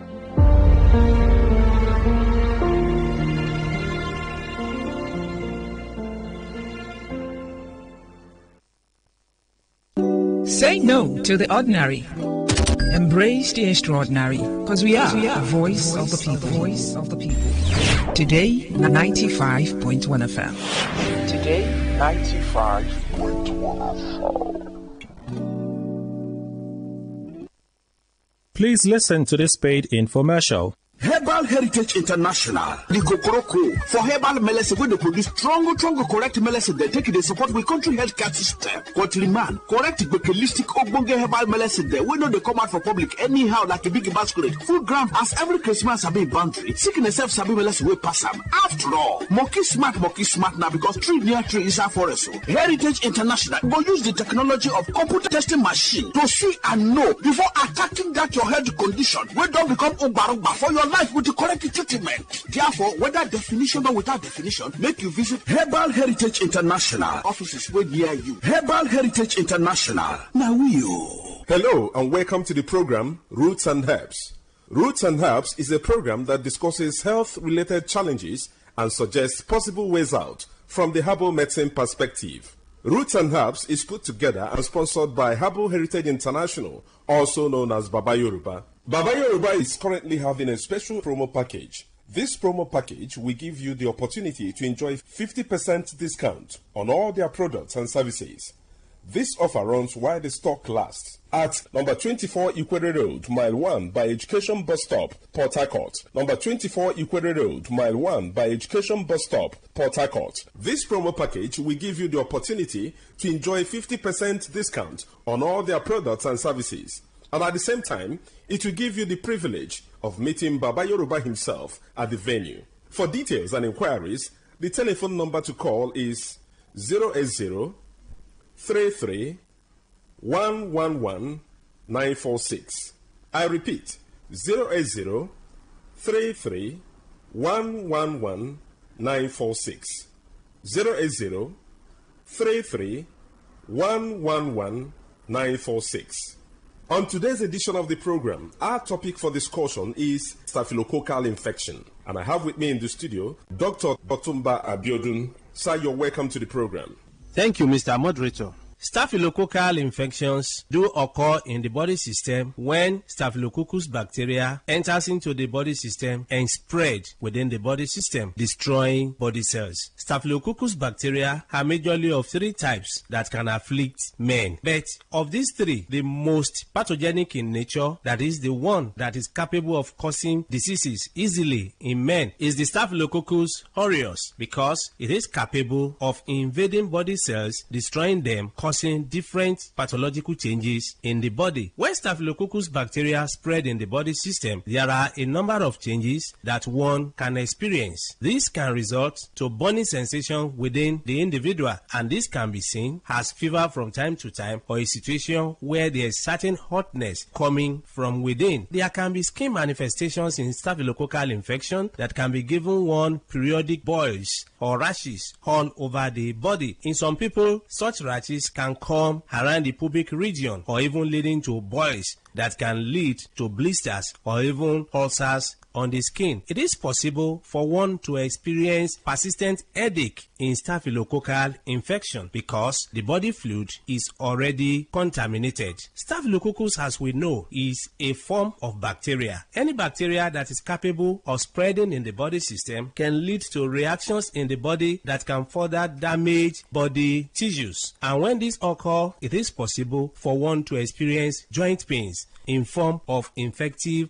arthritis. Part of this bacteria can spread deep into the tissues of the heart, affecting the valves of the heart. And when this occurs, you discover that there can be palpitation that some will start witnessing as if they have panic attack. When this is allowed to continue in the body system, it is possible for one to start getting tired easily. There are many people, by walking from one pole to another, they get tired, or by doing just something that is not supposed to be that tasking in terms of energy consumption, they discover that it's as if they don't have enough hair where they are located. All this can be as a result of weakness of the heart resulting from infection or spread of this bacteria we're talking about. When this bacteria is able to pollute the body fluid, it is possible for one to witness mouth odor. Mouth odor is a form of changes that is called halitosis, where people will start coming up with breath coming from within that is already polluted. There is no amount of time such people wash their mouth, you discover that the breath coming out is very offensive. All this can be as a result of pollution of the body system. It is possible, if any bacteria is able to dwell so long in the body system, to contaminate the whole body fluid and even damage nerves. When nerves are damaged, there can be tiredness. Not only this, it is possible for men to suffer a lot because this can degenerate to a situation where a man is unable to stand like a real man. When a man is unable to stand like a real man, it is seen as a serious challenge because the whole family can be affected. Part of the joy of the relationship can be stolen, and this can cause different rancors in the family. A man that is unable to stand as he should can find it difficult to get arousal. The desire for opposite sex can disappear, and once that arousal is not there, that is the ignition point. It means such a man will not be able to stand like a real man. In some people, the arousal can be there, but you discover that because nerves have been damaged, the transmission from the upper center down to the power point of man, that is in between his two thighs, can be weakened. When such occurs, you discover that such a man can even get arousal or is able to stand, but the type of standing that he has is not strong enough to help him to even get into the act. In some people, they make efforts to get into the act, but you discover that they are unable to spend more than a minute or more before they they are exhausted. Mind you, before a man can be called a real man, such a man must be able to have the arousal as desired and also be able to sustain the energy he has been able to gather for a considerable length of time. That is when such a man can be able to make his partner happy when it comes to man-to-woman interaction. So such men do suffer from this from time to time. It's after knowing the root cause of the challenge that one will be able to know the right step to take for one to be totally free. Whenever you experience anything that we have been able to mention or other things, it's very important for one to visit a competent health caregiver who will be able to run tests on one and pinpoint where the problem lies and prefer solution. For more enlightenment and advice, the number to call is 080-33-111-946. I repeat, 080-33-111-946.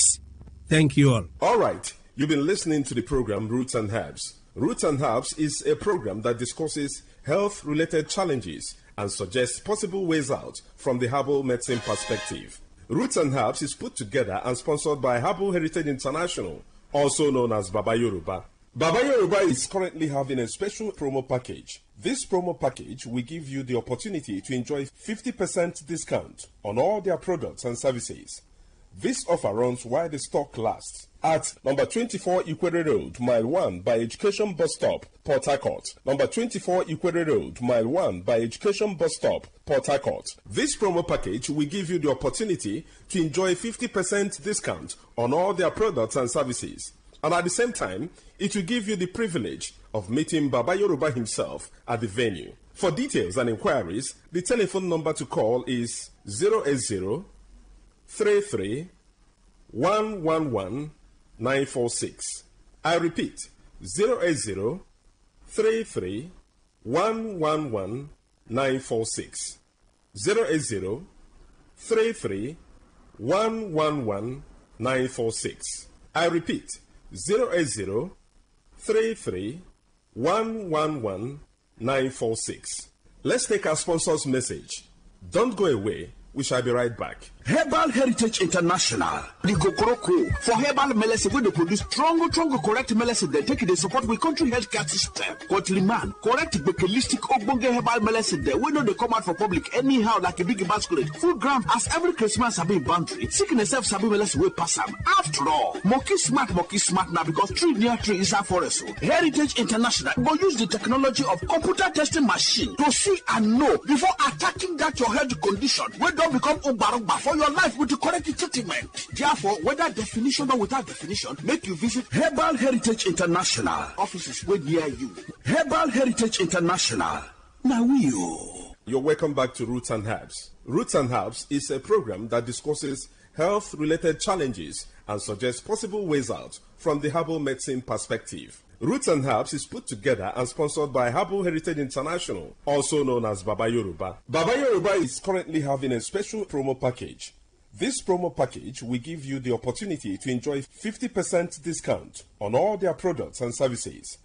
This offer runs while the stock lasts at number 24 Ikwere Road, Mile 1 by Education Bus Stop, Port Harcourt. Number 24 Ikwere Road, Mile 1 by Education Bus Stop, Port Harcourt.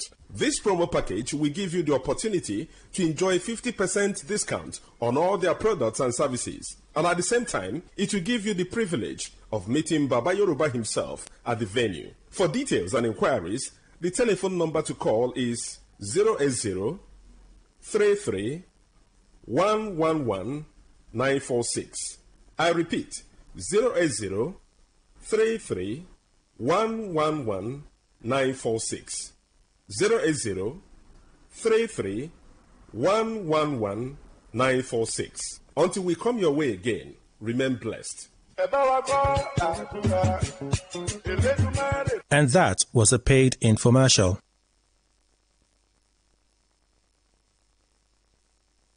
Okay, all right. All you need to know about this one is that 95.1 FM. Search for your next dial.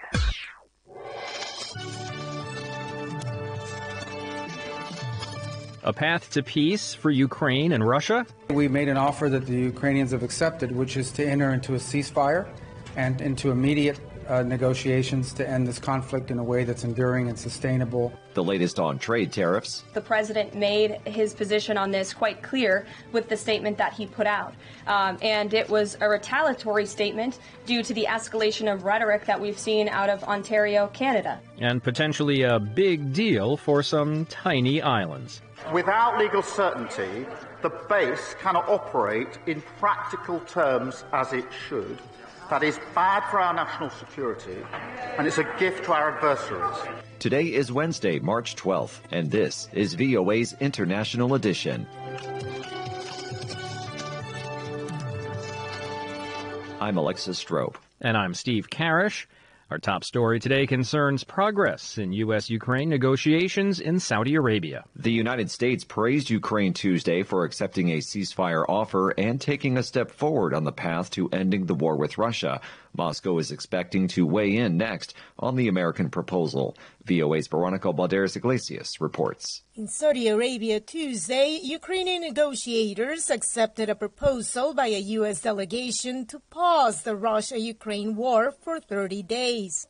U.S. Secretary of State Marco Rubio. We made an offer that the Ukrainians have accepted, which is to enter into a ceasefire and into immediate negotiations to end this conflict in a way that's enduring and sustainable and accounts for their interests, their security, their ability to prosper as a nation. U.S. President Donald Trump rewarded Ukraine's positive first step toward peace, said U.S. National Security Advisor Mike Waltz. The president has decided to lift the pause on aid and on our security assistance to Ukraine going forward, and that's effective immediately. After embracing the truce proposal, the Ukrainian delegation reiterated its commitment to peace. Head of the Ukrainian presidential office, Andriy Yermak.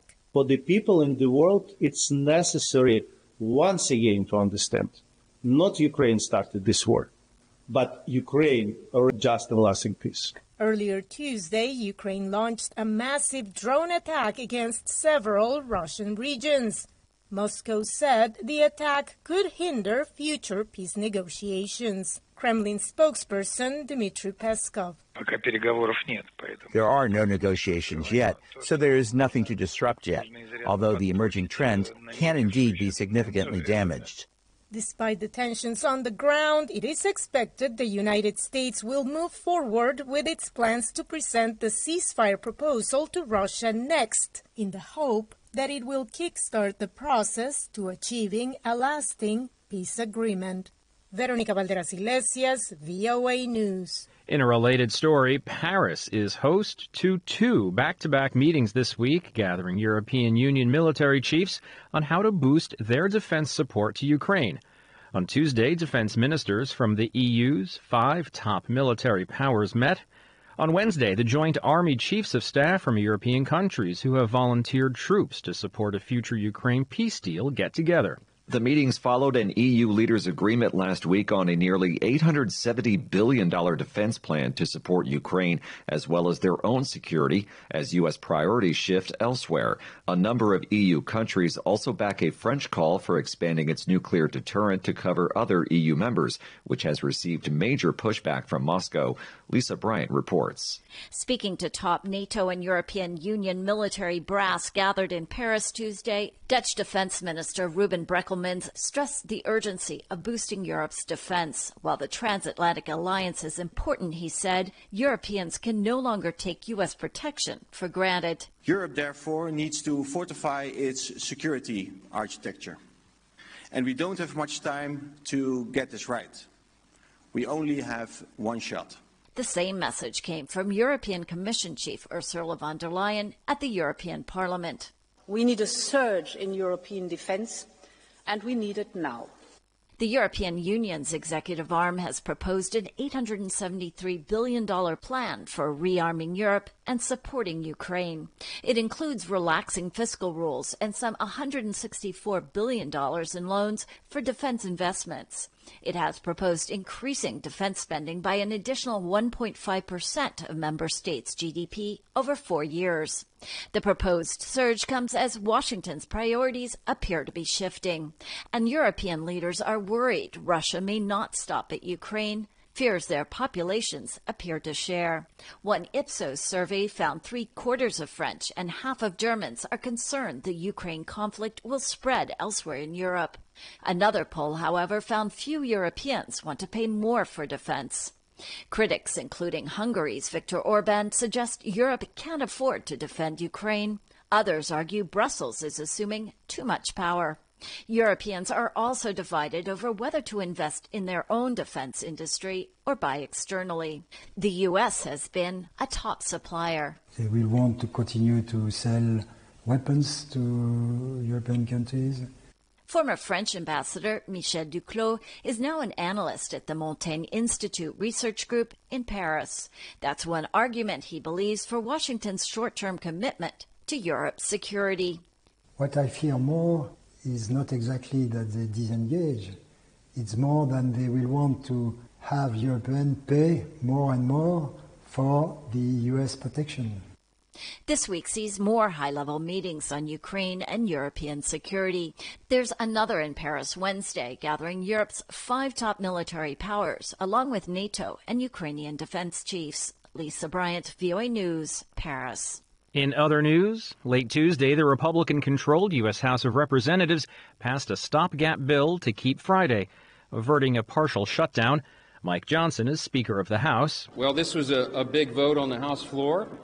The Republicans stood together, and we had one Democrat vote with us to do the right thing, and that is to fund the government. This was a clean CR. It freezes funding. It's a responsible thing to do. The bill passed in a nearly party line, 217 to 213 vote, with one Republican voting no and one Democrat voting yes. The bill, which largely keeps the government funded at its current level through the end of September, would need to be passed by the Republican majority Senate and signed by President Trump into law by Friday to avert shutdown. Hakeem Jeffries is the House Minority Leader. He sums up the Democrats' objections. Elon Musk is $8 billion a day feeding at the trough of the American taxpayer. This has nothing to do, this bill right here, with waste, fraud, and abuse. It's all part of a broader scheme to pass massive tax cuts for billionaire donors, the wealthy, the well-off, and the well-connected, and then to stick working-class Americans with the bill. This entire scheme. And as Democrats, we want no part of it. The bill will extend government funding until the end of the fiscal year. Increases in defense, veterans care, and border security would be offset by some cuts to domestic programs.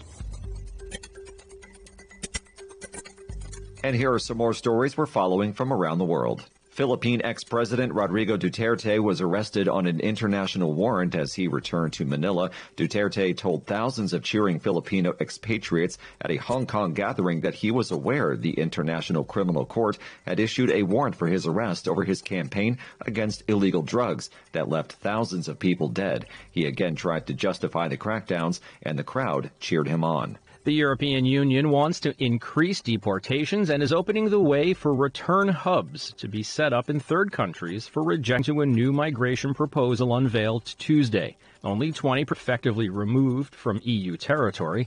That, according to the European Commission, which presents as a potential solution. Migrant rights groups say the proposal undermines the right to asylum system.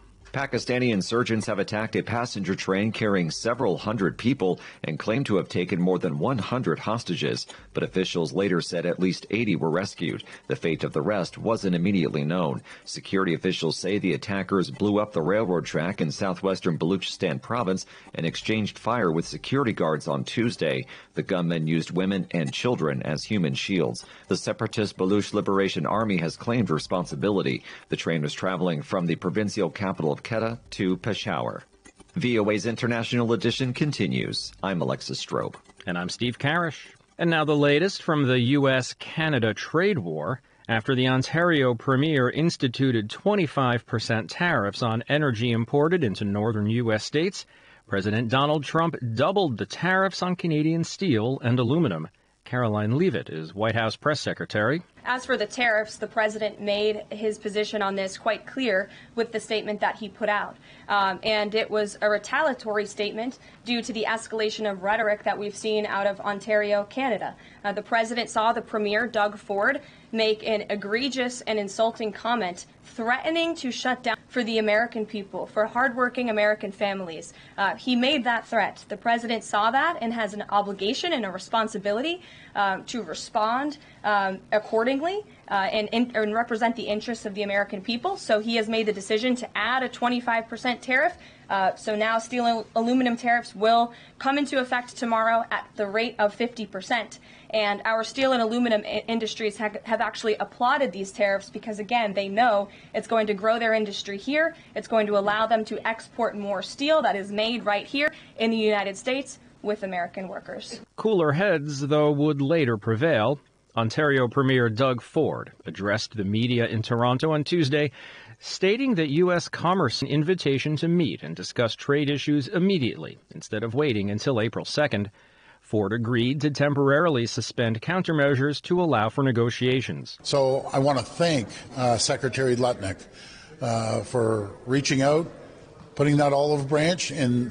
I've been in business a number of years, a lot of negotiations, and part of the last negotiation, when someone does that, you have to respect that person for putting out that olive branch, and I'm going to make sure we go down there and have a very good but strong and confident conversation. Ford emphasized the need for the negotiation, stating that both sides were heated and a discussion was needed to move forward.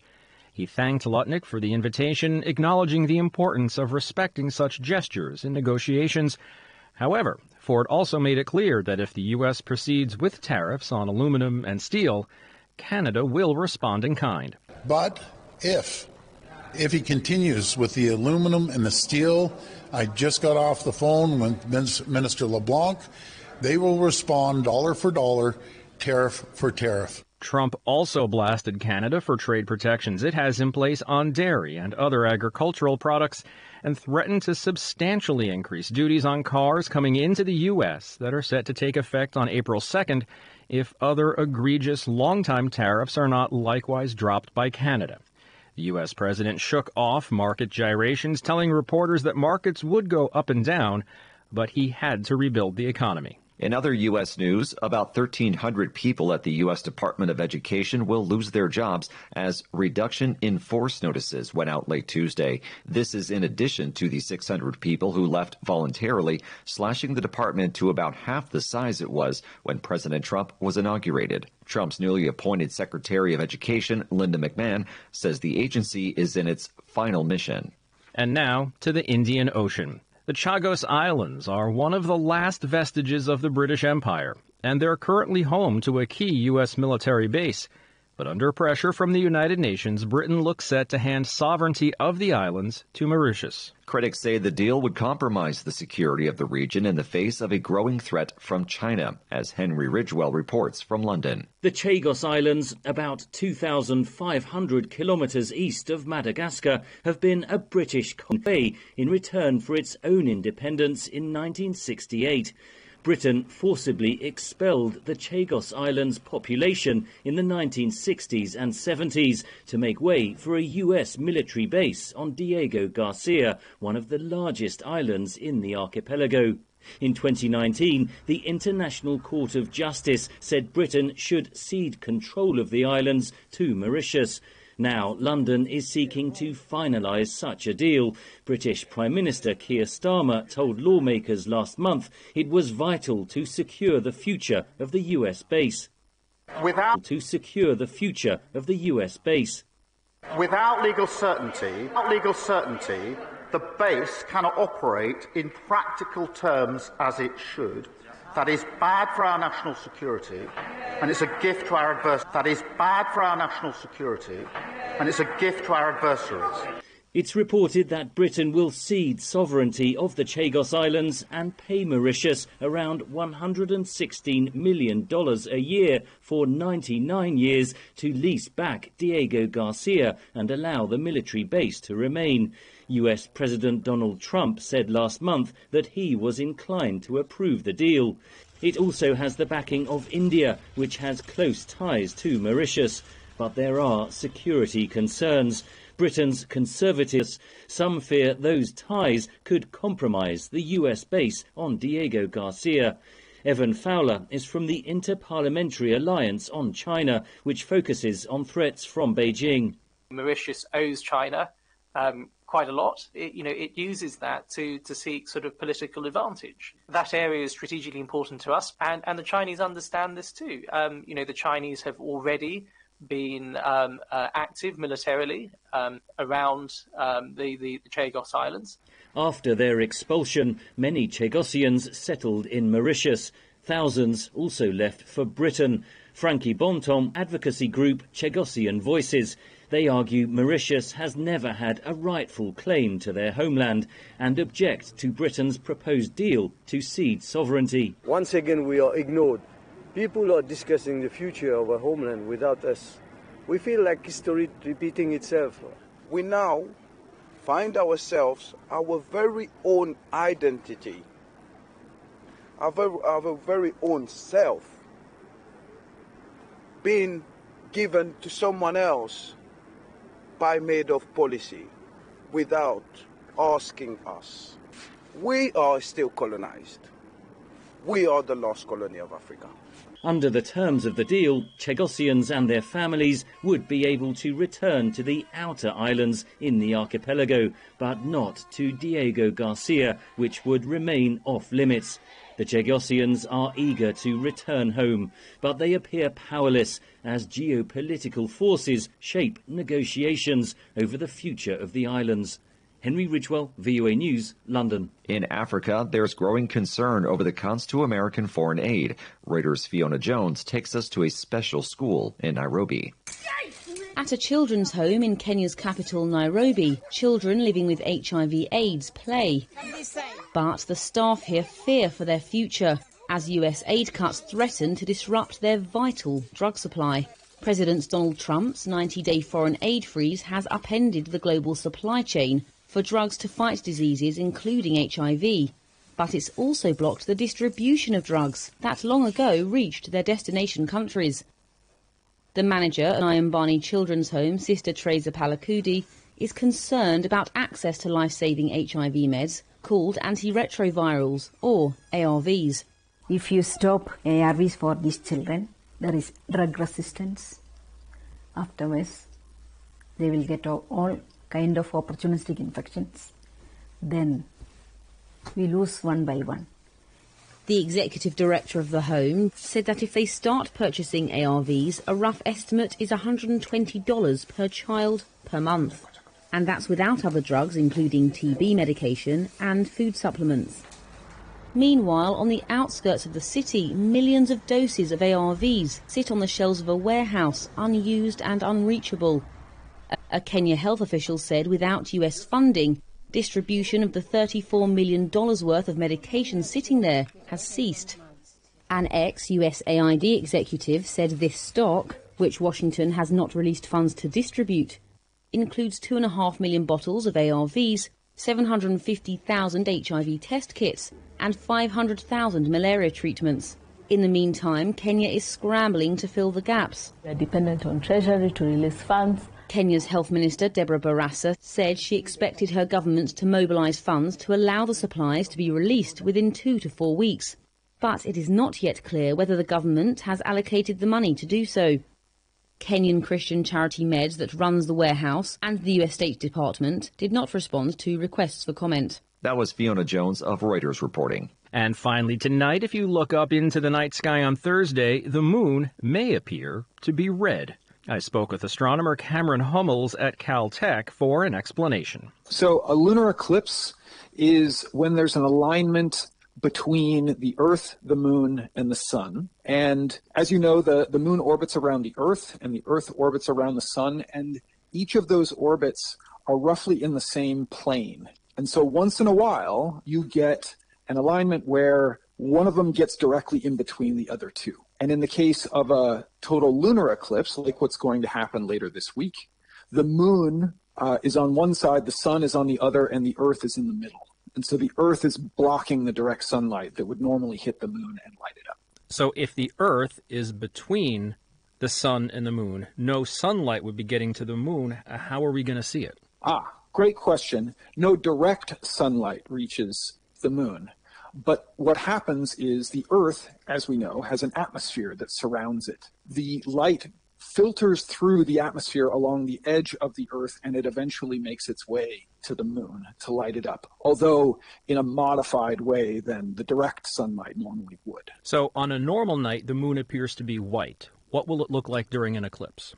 During an eclipse, it doesn't look white, it looks red. And the reason for that is our atmosphere, because of the size of the molecules and the oxygen and the nitrogen, it scatters blue light, which is why when you look up during the day sky, in clear sky, you see blue all around.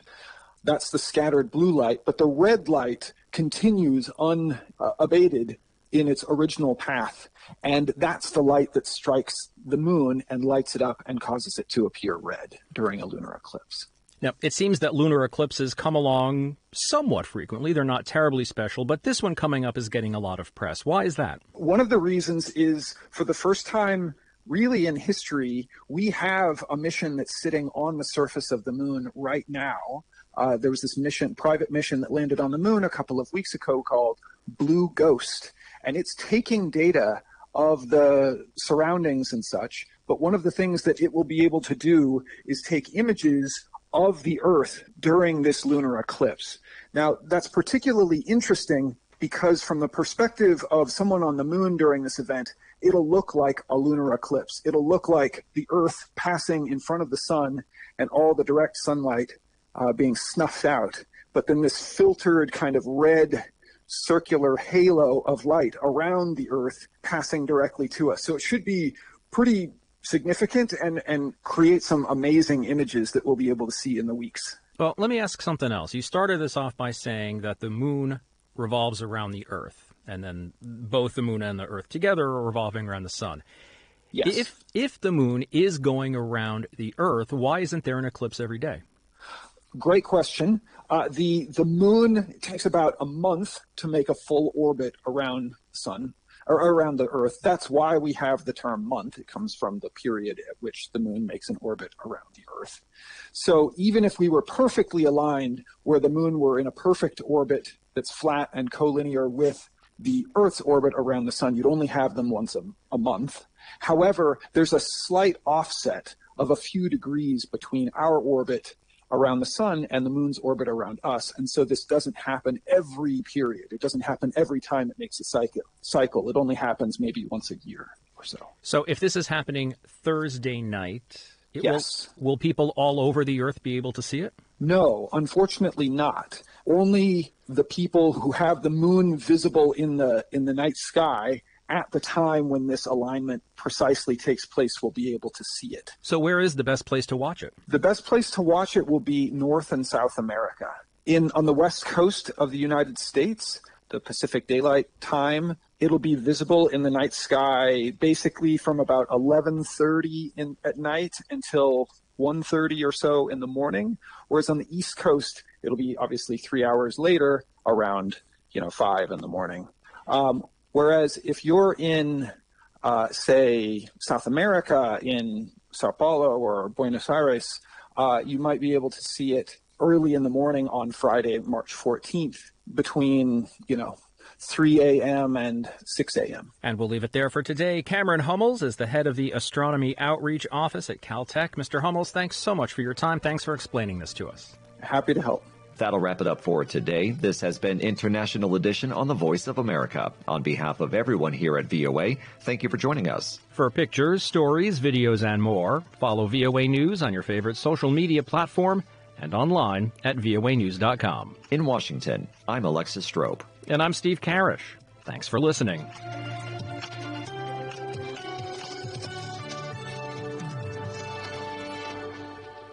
Okay, all right. All you need to know about this one is that 95.1 FM. Such a unique style.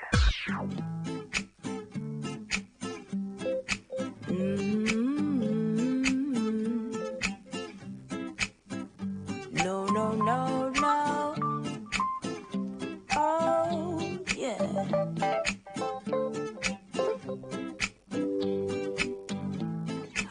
in chains, you're in chains too.